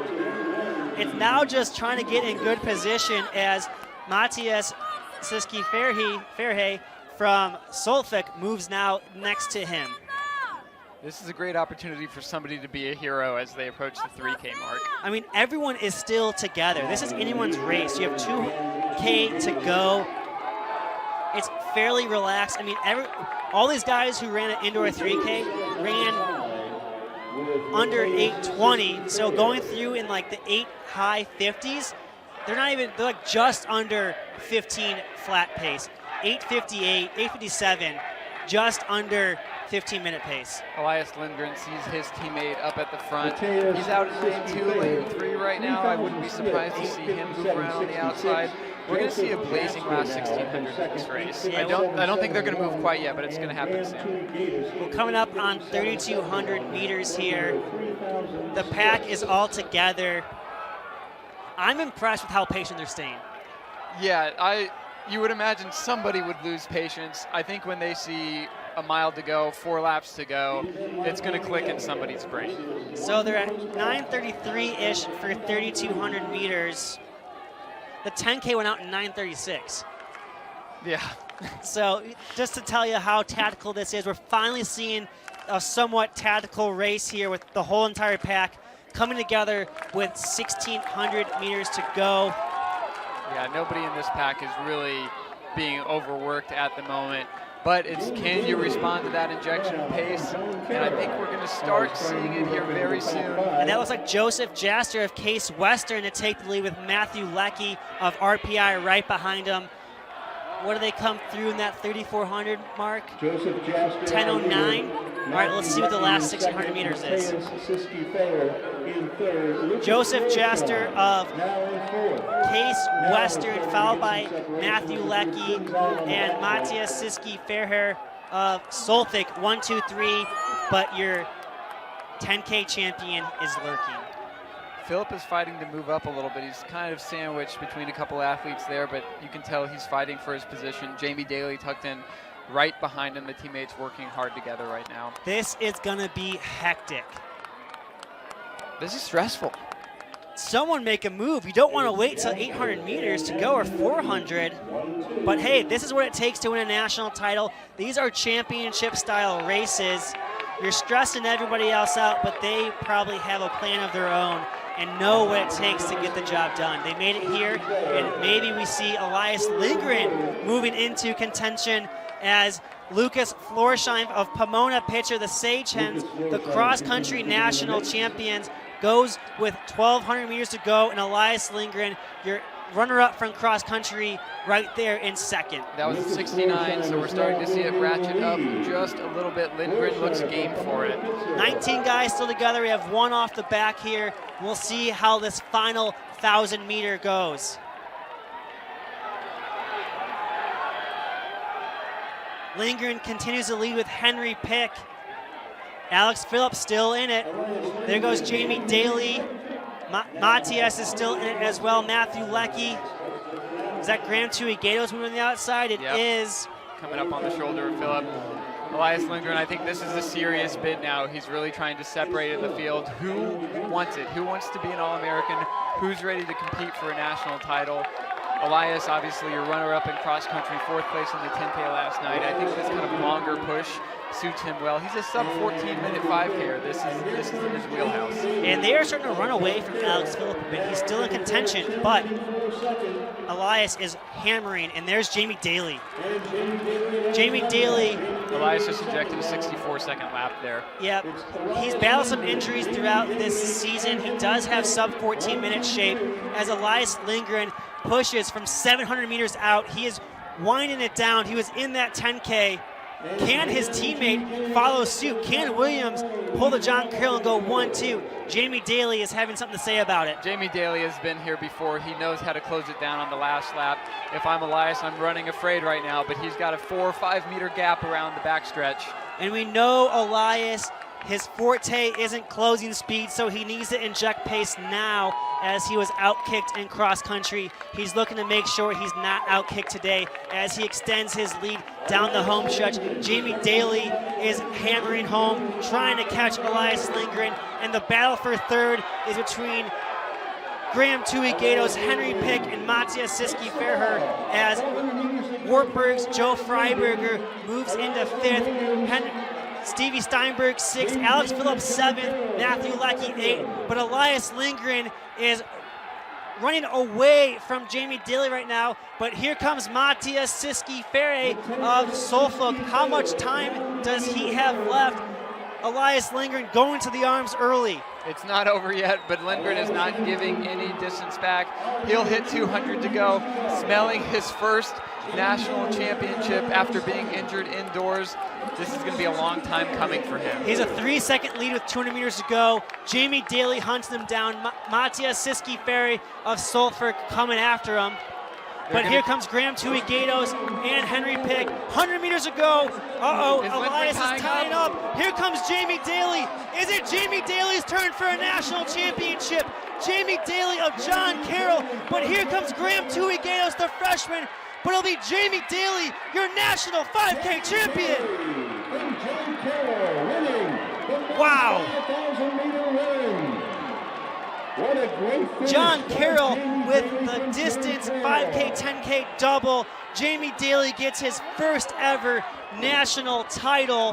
What 100 meters, heartbreaking as Elias Lindgren ties up, but Jamie Daly saw another opportunity to charge from far behind just as he got in the 10K. This time he closes it down and he gets the national championship. Jamie Daly on the ground with his coach. We get the camera over there. What an embrace. He jumped into his coach's arms and goes to the ground. Jamie Daly has a 5th year at John Carroll, unfinished business for the Blue Streaks, gets a trophy in cross country, comes back and gets a national title, a huge 10 points for John Carroll, and now they'll move into 2nd place as a team. Finally, it's Jamie Daly's turn. Alex Phillips showed up and gave an honest effort in less than ideal conditions. I imagine that ankle was really bothering him there in the last mile, but Daly never gave up, closed down a huge gap over that last 200 meters. Let's check out that last lap.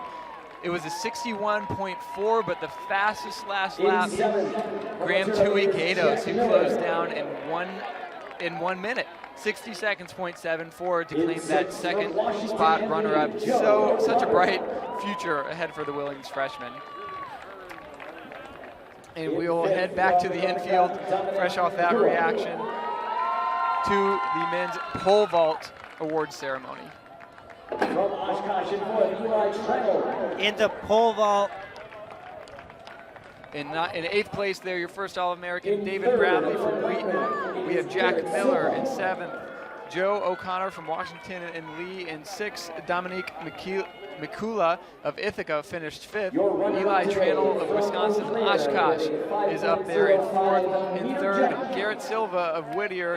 Your runner-up, Abraham Schrodel from Wisconsin Eau Claire. This was a fierce competition between the top two, but taking it home from MIT, another national champion from MIT with a height of 5.10 meters, is Luka Sursic. oh, and he does a little box jump there too. Big day for MIT.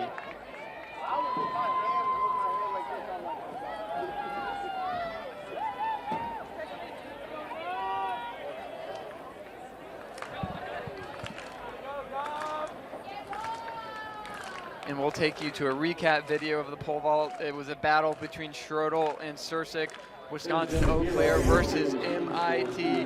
They were fighting at that 5:05 barrier. You see Sursic clear it. The bar went up to 5.10 meters, and only one man made the height, and that was Luka Sursic, your pole vault national champion from MIT. You know what the easiest way to get 40 points at a track meet is? 4 national champions.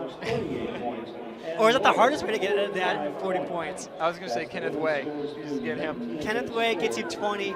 Sursic gets you 10. On the men's side, Ryan Wilson gets you 10.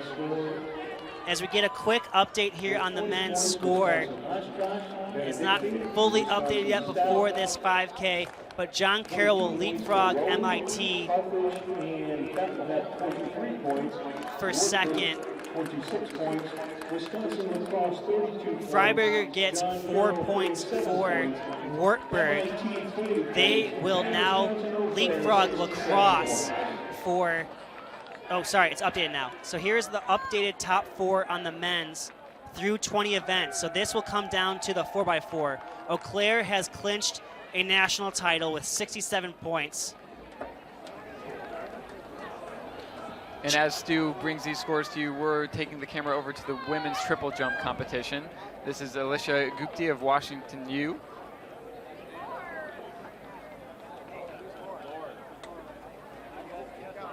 She's currently in second by half an inch.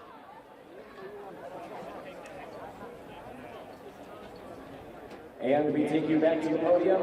These are the awards in the women's 5. Let's see where that marks her. And assistant. Doesn't look like it will go Is past. Coach Oh, Phil yep, it's under 40 feet there. We'll get the official ruling though. That's as a blind eye from above.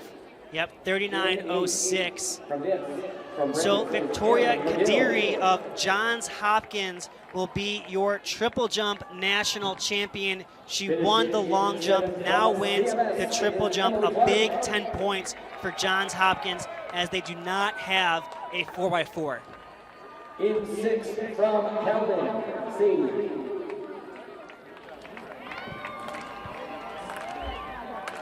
In 5th from Hope, Anastasia Tucker.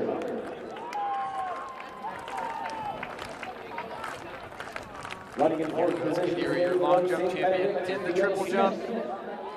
One last attempt there. Now we'll take you back to the infield for another awards presentation. This time we're checking in with the women's 5,000 meter run.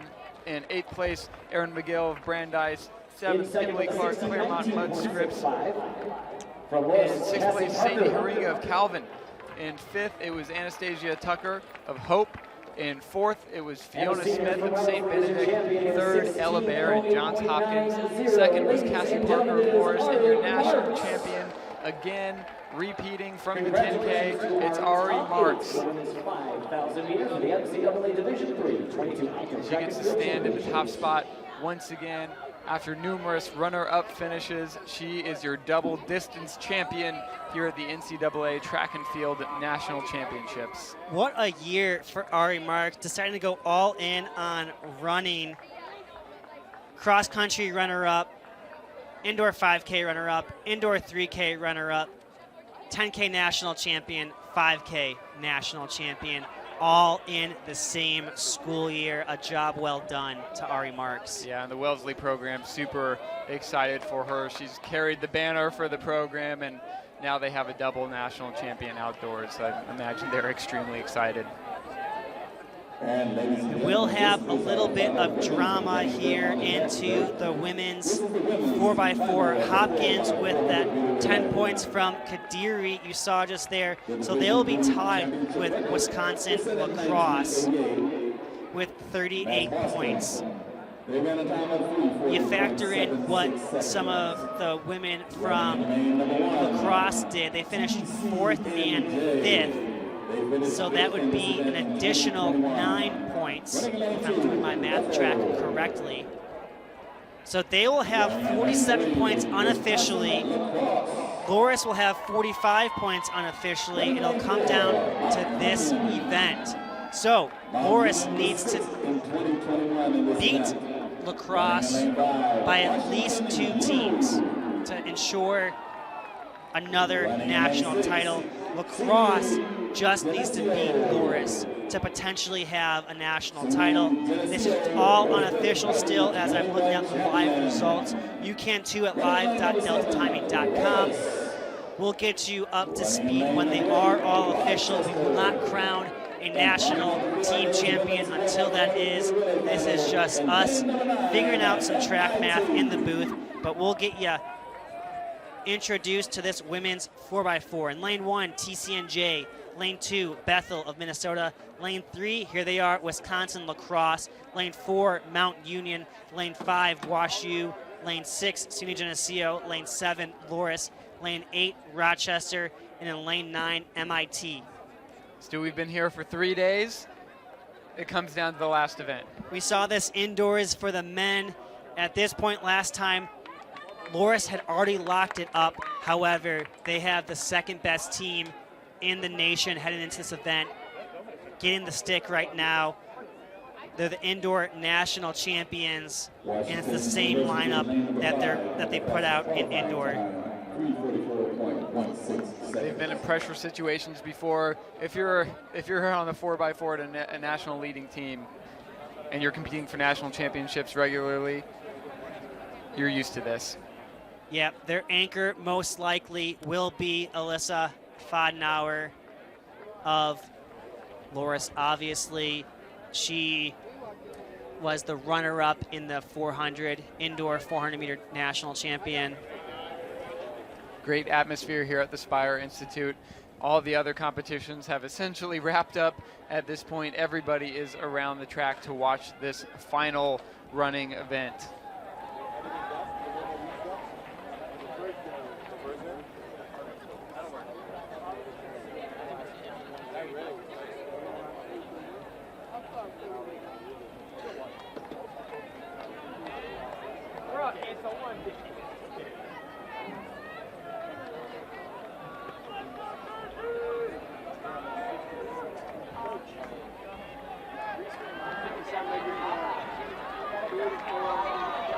Loris out there in lane 7. They've got a lead to defend. Now they gotta make up a lead. Potentially, unofficially. Unofficially. I operate on official results only. And they're off. The final track event for the women's national championship.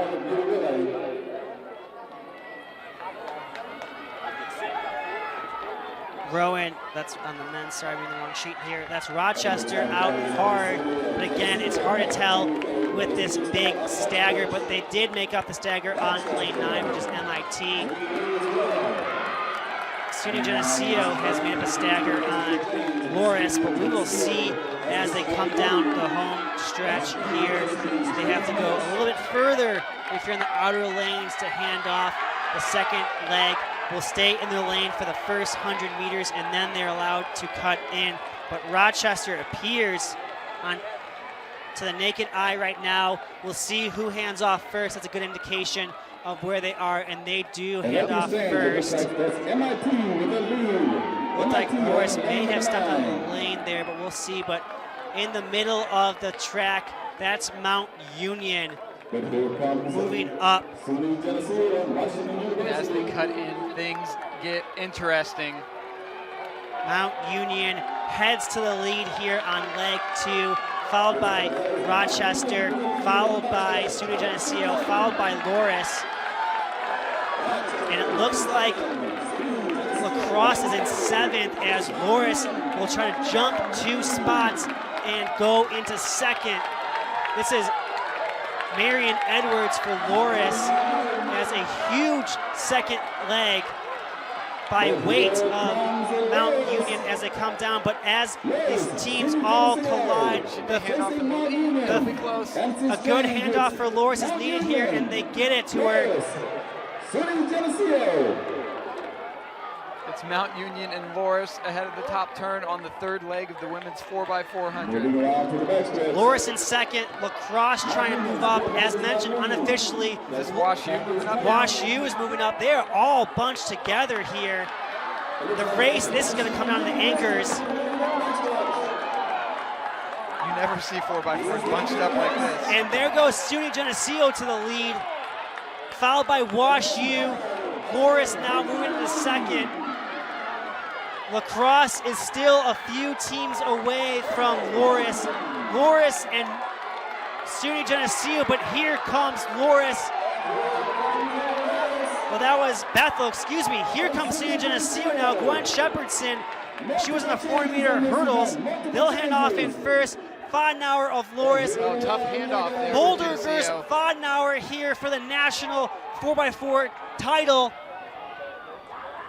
You got Madison Miles for Mount Union. You have Emma Kelly. This is going to be close. La Crosse is moving up. Unofficially, Loris needs 2 teams space between them against La Crosse. She's going to hold off Emma Kelly. Fodenauer holding off Emma Kelly on the inside.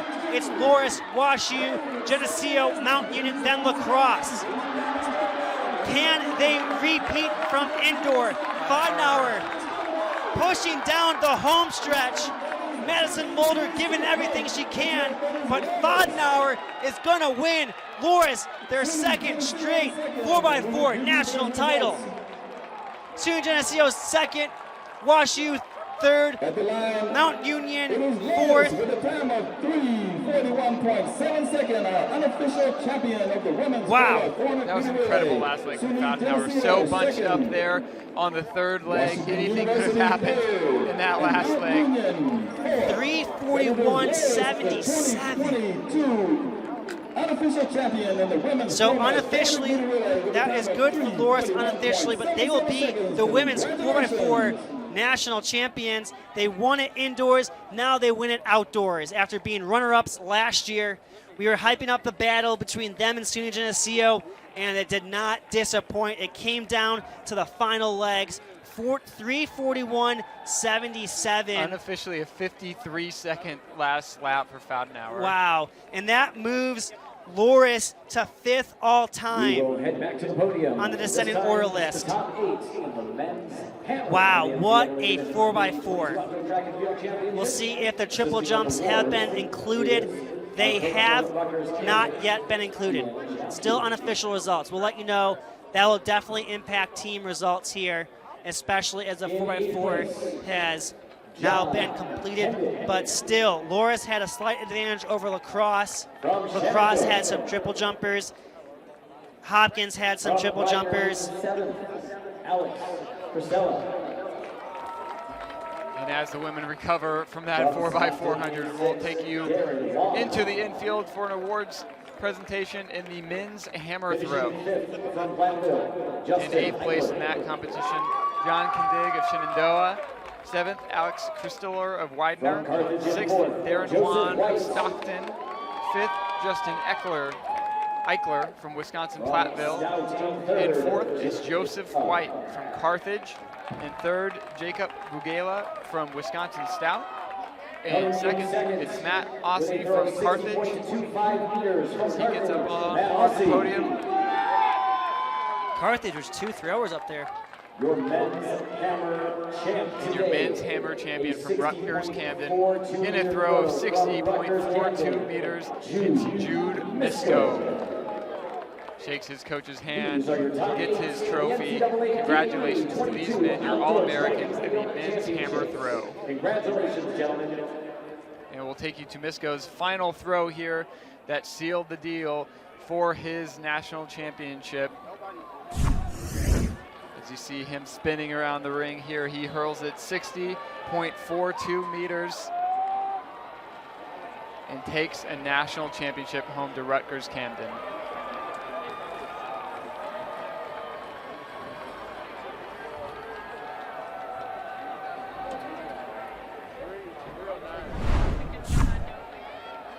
As we cut back to the track now, the men making their initial preparations in our final event of these 2022 national championships here at the Spire Institute in Geneva, Ohio. Say it ain't so. Say it ain't so. Today has flown by. This weekend has flown by. We looked down, it was the 1,500 meters. We looked back up, all of a sudden they're back out on the track for the 800 for those that did that double. And now we're coming down to it. So to fill you in on what is going on in the team battle, Eau Claire has locked it up. They've locked up the national title. John Carroll has locked up the runner-up trophy. MIT sits in a dangerous position right now in 40th. Third. Sorry, in third with 40 points. Lacrosse, I guess it's, here's your top 4. So as you can see here, MIT with 40, Lacrosse with 32. Wartburg has 30 points. So in a situation where Wartburg wins this 4x4 and Lacrosse doesn't have a 4x4 at all, so that won't be okay. So MIT in third with 40. Lacrosse doesn't have a 4x4. Wartburg just needs 2 points. 3 points to get onto the podium by themselves. In lane 6, they were 5th last year. So in this event, Wisconsin Oshkosh the team from Wisconsin in lane 1, in lane 2, SUNY Geneseo, in lane 3, Wartburg, in lane 4, Dubuque, lane 5, Mountain Union, lane 6, Wisconsin Eau Claire, lane 7, Loris, lane 8, Rowan, and lane 9, Bethel. So Eau Claire has locked up the national title here, but they'll want to end it on a high note. They'll want to take a win here and leave no doubts. Yep. So this will be interesting to see how it all plays out here. All right, and now unofficially, pending any protest, Loris women are your national champions. Wisconsin Lacrosse finishes in second with 51 points. Johns Hopkins and WashU tie with 38.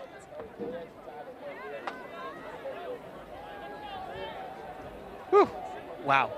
It took 3 days. It took 3 days, but Loris wins 2019 outdoors, 2021 outdoors, 2022 indoors, and 2022 outdoors. And now we turn to the men. Dare we say powerhouse? They are.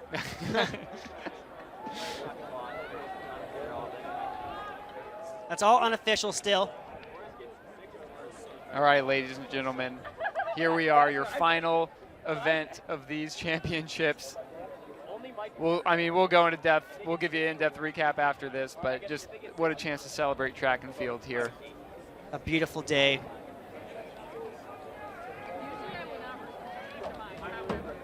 So much carnage through the prelims, so much carnage indoors in this 4x4. There's some scores to settle here. Rowan coming in as the defending national champions. They won outdoors. They also won indoors after a lengthy protest.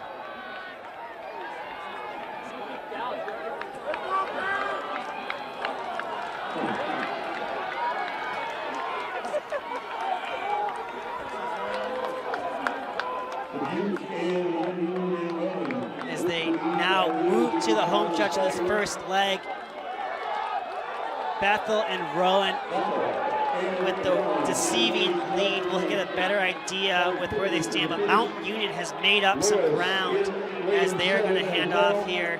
Dubuque came in with the nation-leading time, and they hand the baton off right even with Mount Union. Mount Union now has a slight advantage on this turn. We'll see at the cut-in where they fit. That was a tough leg for Wartburg, it looked like. Yeah, Wartburg out of contention right now. As mentioned, they need 3 points to get into the podium potentially. A lot will play out here, but they have some work to do as they are in 9th, and Rowan is asserting their lead right now. But here comes the national team champs, Eau Claire. Rowan wants to leave, no doubt here. They had to endure that long protest indoors before being crowned the champions. They want to leave no doubts here. As they all come together, Mount Union might have a slight advantage, depends on the handoff, but a great handoff by Rowan to keep them in the lead and on the inside. That's Jameer Beasley. Another tough handoff for Wartburg. Oh, man. Wartburg's hope of a trophy might be dwindling here as the lead from Rowan is extended. Beasley ran such an inspired leg to lock up that indoor championship, and here he is leading the field through. He's got about 150 to go on this third leg. But Mount Union is chasing. Don't count out Mount Union's 4x4. Historically, an amazing relay as Eau Claire is third. SUNY Geneseo moves into third, hopefully here on this handoff. We'll see. But Rowan is handed off to Amara Conte as the anchor. He's been in this position before, anchoring both of the last national champion relays. Matt McBride on the anchor as well for Mount Union. But Rowan is running away with this 4x4, leaving no doubt that they will be the national champions again. But we still have 200 meters left, as Matt McBride of Mount Union tries to close the gap as SUNY Geneseo and Bethel are, that's Eau Claire. That's Jordan Levski of Eau Claire. Uh-oh, here comes Matt McBride, but Amara Conte is trying to hold him off. Here comes Matt McBride. Oh, it's gonna be close. Matt McBride with a huge kick down the home stretch. Mount Union, your men's 4x4 champions. Whoa. What a last lap from McBride. 3:09.42 potentially here. We'll get you the official in a second. That was exciting. What a run by Matt McBride.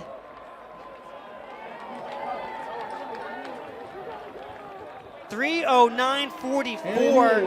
46-0 last lap from McBride. Wow. Running down Amara Conte from Rowan. Wisconsin Eau Claire in third. SUNY Geneseo in fourth. Morris in fifth. Dubuque in sixth. Down the straightaway to win the final event of the day. Oshkosh in seventh. And Bethel in eighth. Wow, what a fast 4x4 final. 46-0. There you see the Eau Claire coaches. It is now official, or unofficial still. You can see one of our photographers, Maddie Barr, there in the white, getting some great shots. It'll be on our D3 Glory Days Instagram, so make sure you follow us along. But what a D3 Outdoor Track and Field Championships.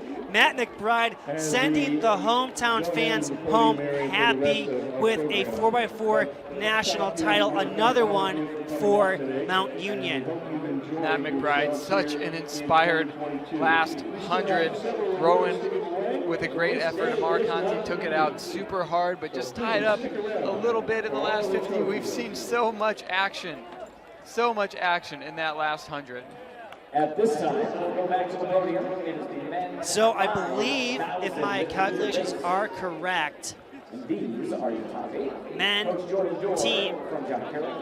Before we tell you my prediction on the team stuff, let's go down to the men's 5K podium. Your 10K national champion, 8th place after a gutsy performance, Alex Phillip of John Carroll, getting the team 1 point there after twisting ankle. Nikki Andrews of SUNY Geneseo in 7th. Elias Lindgren with the late push, finishing 6th place. Joe Freiberger, 5th for Wartburg. In 4th From CMS, Henry Pick finishes 4th. And these are your top three. In third from Solvik, Matthias Siski-Ferher. Jamie Daly doing some stretching. He's tired after that kick, closing in a 61 second. But Matthias, he'll be going to Duke next year. Same with Madison Mulder, finishes third.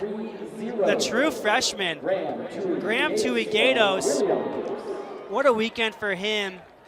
Two-time All-American. And now Jamie Daly finally hops aboard the top of the podium. A big hug to Coach Jordan Dorr from John Carroll. Alex Phillip clapping for his teammate. They walk away as 10K and 5K champions. Crowd going crazy. John Carroll second as a team here. Came into it with two guys in the steeple. Alex Phillip, Jamie Daly, a 4x1, and a 200-meter guy.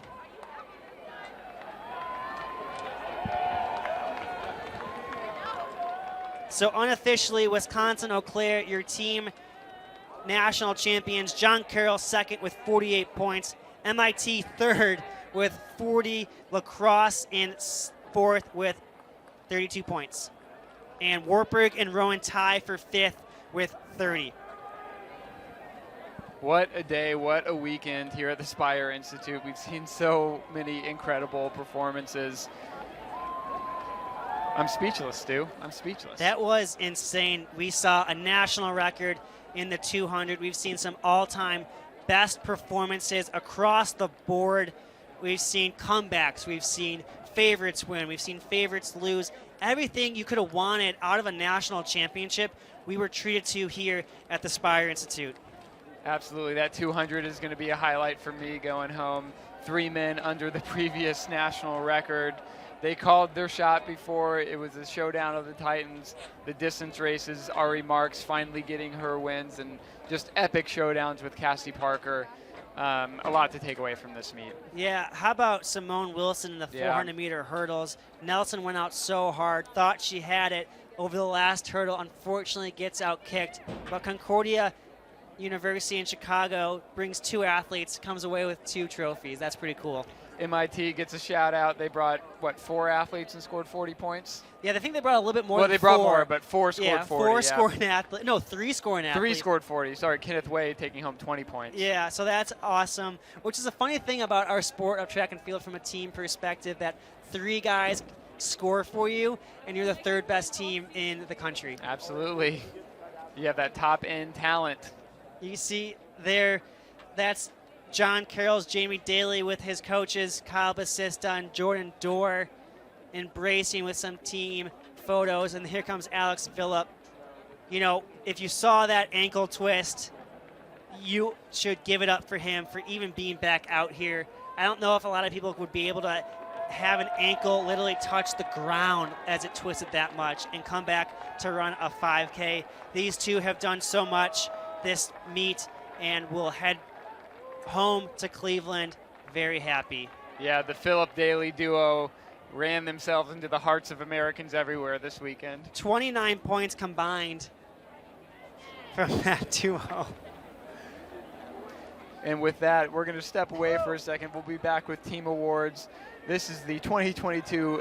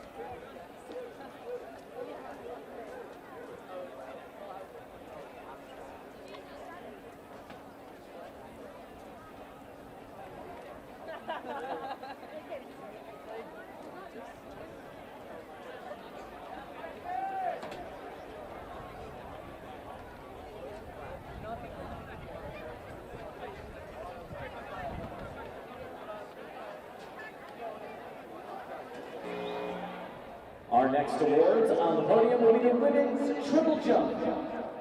Helping out with the awards from Johns Hopkins, Coach Alex Jebb.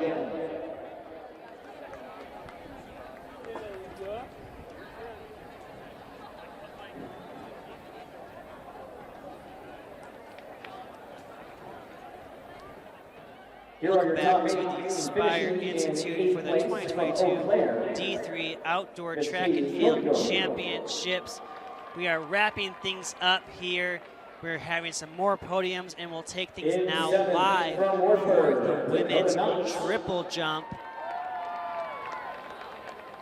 In 6 from Tufts. In 8th was Katie Hokendorfer of Wisconsin Eau Claire. In 7th, Dakota Knott of Wartburg. In 6th, Leah Roti of Tufts. In 5th, Samantha Barrett of Wisconsin Lacrosse. In 4th, Maya Keller of Wisconsin Lacrosse. Washington U in 3rd. In 3rd, Ebenula Apta of Wash U. In 2nd, Alicia Gupti of Wash U. And your 2022, in 2nd. I'm a little ahead of it, sorry. Alicia Gupti of Wash U now getting her 2nd place trophy. And your 2022 national champion in the women's triple jump. She won the long jump from Johns Hopkins, Victoria Kadiri. She won by half an inch. That's how close.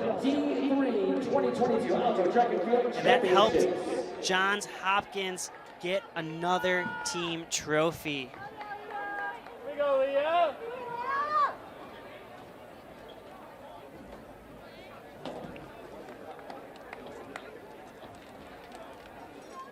We're gonna show Victoria's winning jump right now. This was her 4th attempt.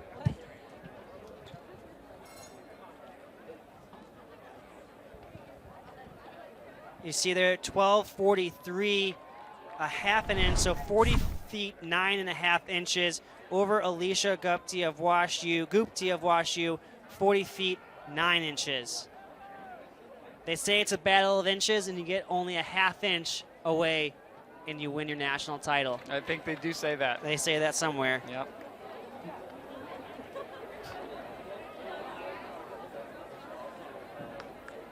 And we're going to stay here for a little bit as we have plenty of podiums still coming. We're going to crown national champions from the team side of things. We'll let you enjoy the beautiful scenery here. The sun's shining down on the Spire Institute. We just got perfect weather today after a couple rainy days, a weather delay even yesterday during the men's decathlon. We just got sunshine, clear skies, a great way We'll turn your attention to finish back up to the podium day 3 as we of the award national the championship meet. We go to the women's 4x4 for the podium. 2022 outdoor track and field Finally take a seat championships. now. My heart rate is coming back to normal after these exciting races. I shouldn't have had this Red Bull, but now we're going to cram a lot of people on the award ceremony here. We love it. Let's see the tactics to get them onto the podium. Here are your top 8.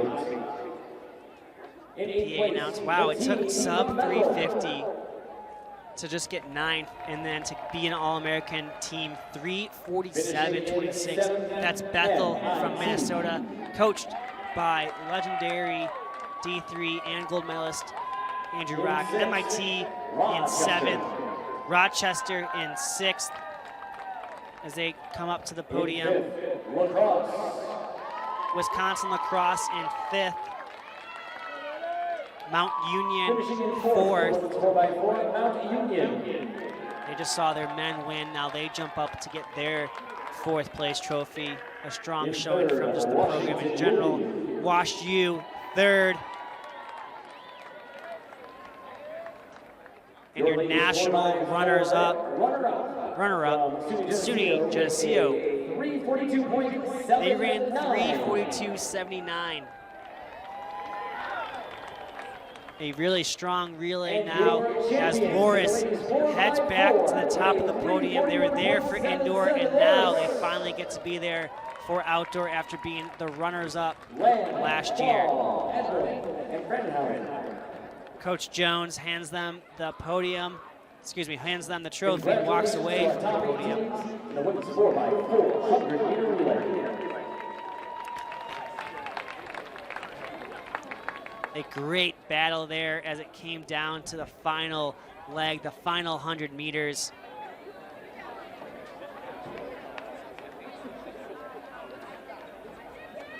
A nice token of appreciation is getting that banner that you get to bring home, bring it to the track house, hang it up in the wall, and show that you all are national champions. As Coach Matt Jones now joins his relay team. Their 4th straight national team title overall, 2nd straight 4x4, overcoming SUNY Geneseo last year in that drama-filled 4x4 where SUNY Geneseo ends up winning it. They now are outright champs in their own right for the 4x4.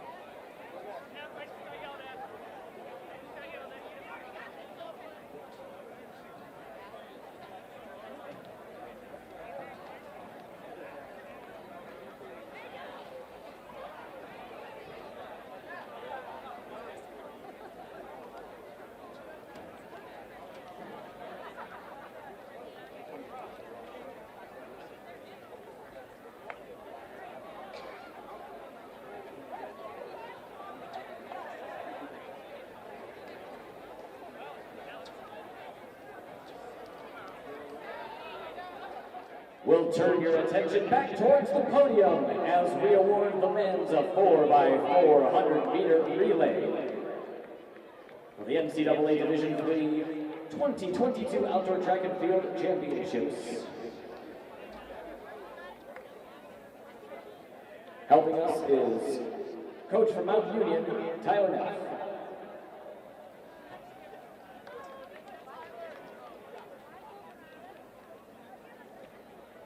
Here are your top 8. Finishing in 8th place today is And we are back on the track at the Spire Institute for your award ceremony for the 4x400 meter relay. Your All-Americans taking the stage here in 8th. From Minnesota, it's Bethel. In 7th, we have Wisconsin, Oshkosh. In 6th, it's Dubuque. In 6th place, it's a squad from Dubuque running 3:12.86. Finishing in 5th, the men's 4x4, Loris. In 5th place, you have Loris, 3:12.46. In 4th place, Zuni Geneseo, 3:11.25. In 3rd. In 3rd place, your podium finishers from Wisconsin Eau Claire in 3:10.86. Your runner-up from Rowan, 3:10.06. A valiant effort from them. It wasn't decided until the last 50 meters, but a strong anchor leg from your national championship team from Mount Union took the championship in 3:09.44.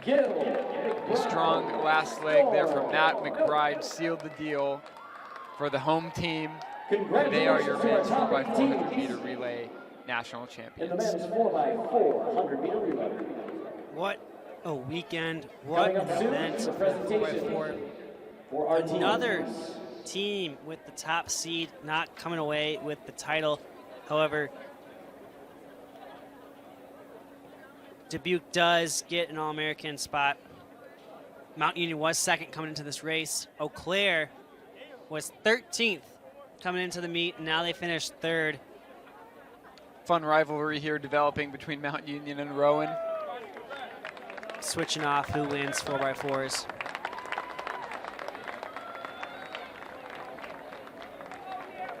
Beasley doing a little dance on the way off the stand.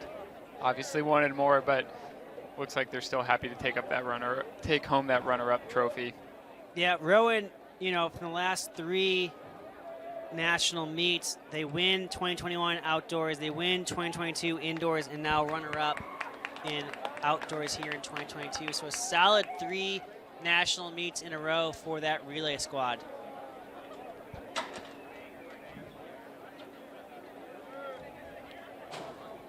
We're going to step away one more time. We still have 2 award presentations for you, and those are the team trophies, the big events. So we'll be right back with you.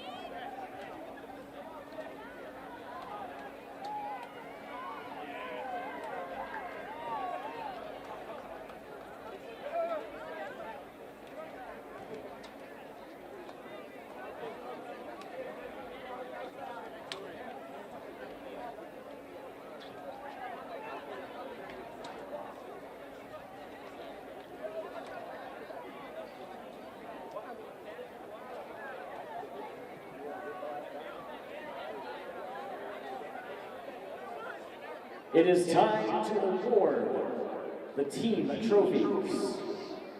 And we will start with the ladies. And there was a tie for third in the team ladies standings with 38 points. The teams of Washington University in St. Louis and Johns Hopkins. You are our third place teams. Presenting our trophies, Mr. Mike Howard from the NCAA D3 Committee Chair. Welcome back to the 2022 D3 Outdoor Track and Field National Championships at the Spire Institute in Geneva, Ohio. An interesting situation here as WashU once again as a program finds itself tying with another program for a trophy. This time Johns Hopkins and WashU tie with 38 points, so they both will receive a third place finish. If anything is similar to indoors, at one point we will get both Johns Hopkins and WashU up on the podium together, but right now you see WashU with their share of the third place trophy. A fun and great moment for this crew. They battled throughout the entire weekend. We will get you who their scorers were in a quick second. So for WashU, on the women's side, their scores include Ava Foreman in 8th place in the 400-meter hurdles. Emma Kelly, 2nd place in the 800. Emma Walter, 6th in the 10K. Alicia Gupti and Ebenuo Wua Apta from both of them from WashU in the triple jump, 2nd and 3rd. Their 4x1 finished 3rd, and their 4x4 finished 3rd as well. Now on the podium is Johns Hopkins. As they pose with their trophy, we have their scores, and we'll name them. Ella Barron finishing 3rd in the women's 5K. We have Alex Ross, who finished 3rd in the women's 10K. Victoria Kadiri, your national champion in the women's long jump. Additionally, Victoria Kadiri won the women's triple jump. In the heptathlon, Andy Gutierrez took home 3rd.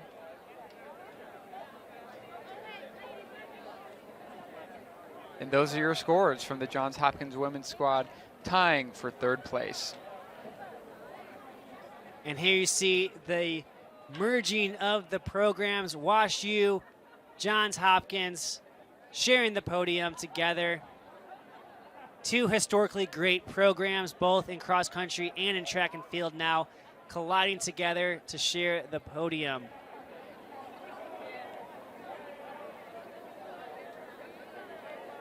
It's really stretching the limits of this podium now. We saw it done in indoor, so we know we can do it outdoor. But yeah, a lot of people on that podium, and it's great to see. What a cool moment as they share the trophy together up there. A great closer look from our camera crew. Who is this in the arm sling? We have an athlete in the arm sling there. I can't read her. Oh, that's Conkus, yeah, from WashU. She was in the, that's why she didn't run the 5K. I believe she was in the 1500 and maybe took a fall.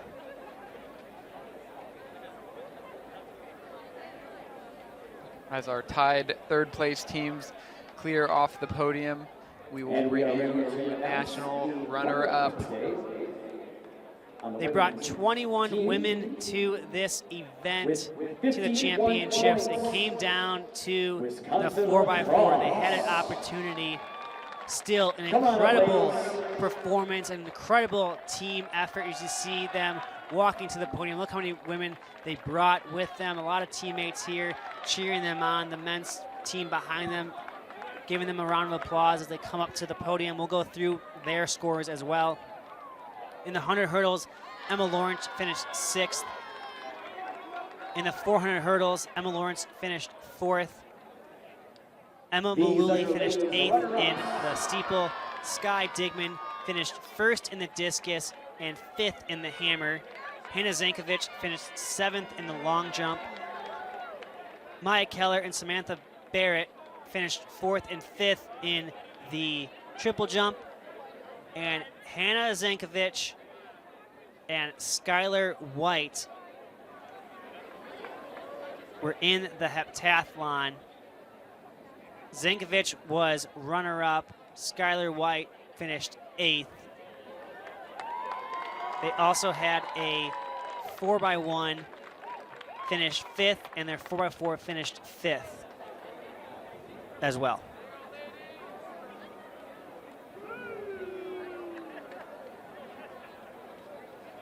A great moment for the team. Another runner-up performance there, runner-up indoor to the same national champion team here that we're about to see hit the podium. Only by 4 points, so you know they're motivated, knocking on the door. And we'll see these two teams in a rematch not too long. Oh, for sure. Loris now takes to the podium. We'll run through who scored for them. Fadenauer finished 3rd in the 400.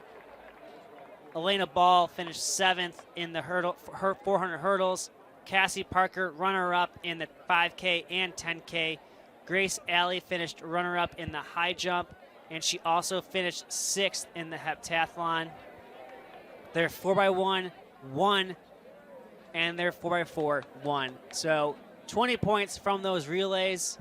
As you can see, not nearly as many women from UW La Crosse, but those wins get some big team points. Congratulations to the national champions from Loris.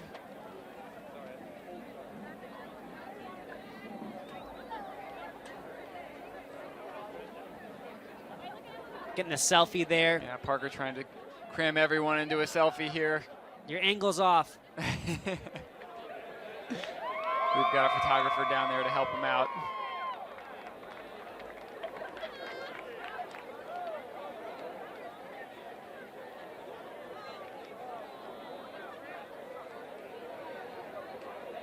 Congratulations to all the individuals and teams who participated in the women's national championships. A lot of inspiring storylines out there, some super compelling action. We've had a great time watching them compete as the national champions step off of the podium, and we change gears to welcome our men's podium finishers. For the men's team standing. Beginning with the 4th place team.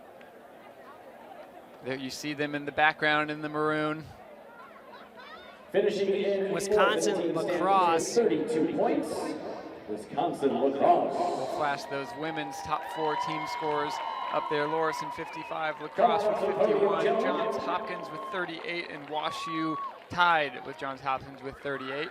As the men's 4th place team, Wisconsin La Crosse, climbs aboard the podium. Coach Matt Jones got dunked with some water there, but here are the men from La Crosse. They'll bring 2 trophies back to Wisconsin. We'll get you through the scores here in a second. Blaskowski winning the 100-meter dash, 4th in the 200-meter. Ethan Gregg 6th in the 10K. Blaskowski 3rd in the long jump. Their 4x1 finished 2nd, and that gets them a 4th place trophy.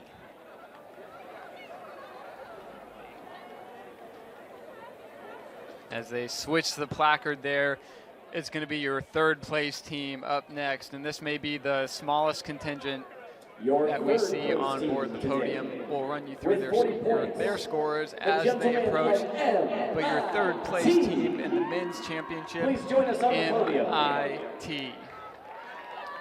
On paper, they brought 6 athletes. There's more than enough room for these guys. They had 3 men score, led by Kenneth Way, who won the long jump and the 110 hurdles. You had Ryan Wilson, the champion in the men's 800. And then in the pole vault, you had Luka Sursik, also taking home 10 points with a 5.10 clearance. 3 national champions, 40 points. MIT finishes 3rd.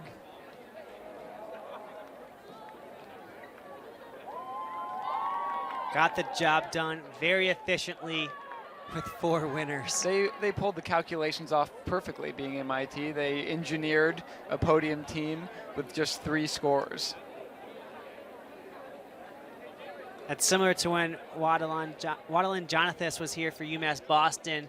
Almost got on the podium by herself, taking it down. And here comes John Carroll, another team with not that many athletes. I mean, they had 2 scorers in the steeplechase, 2 guys in the 10K and 5K, a 4x1 and a 200 meter. So again, very efficiently making sure they got the right points where they need it, and we'll run through the scores for you. 48 points, incredible. Garrett Clark, 5th in the 200. Cormac Peppered Kramer and Ethan Dimitrovich were 3rd and 5th in the steeple.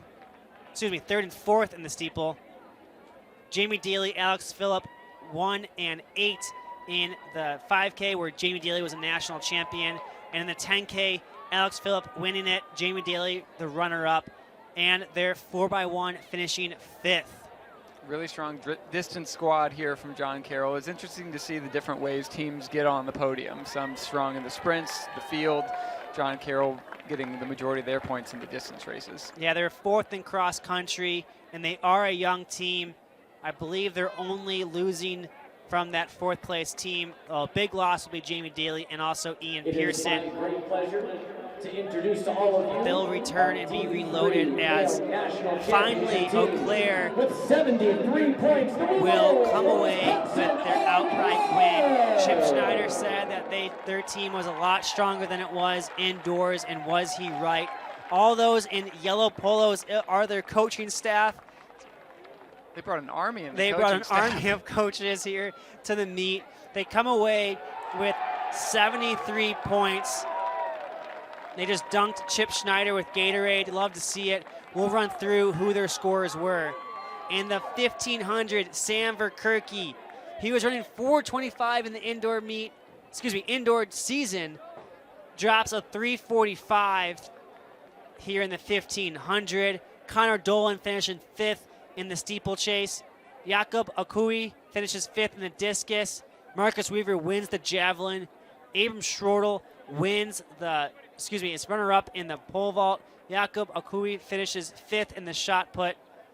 And in the deck, where they got a ton of their points, Marcus Weaver finishing 1st.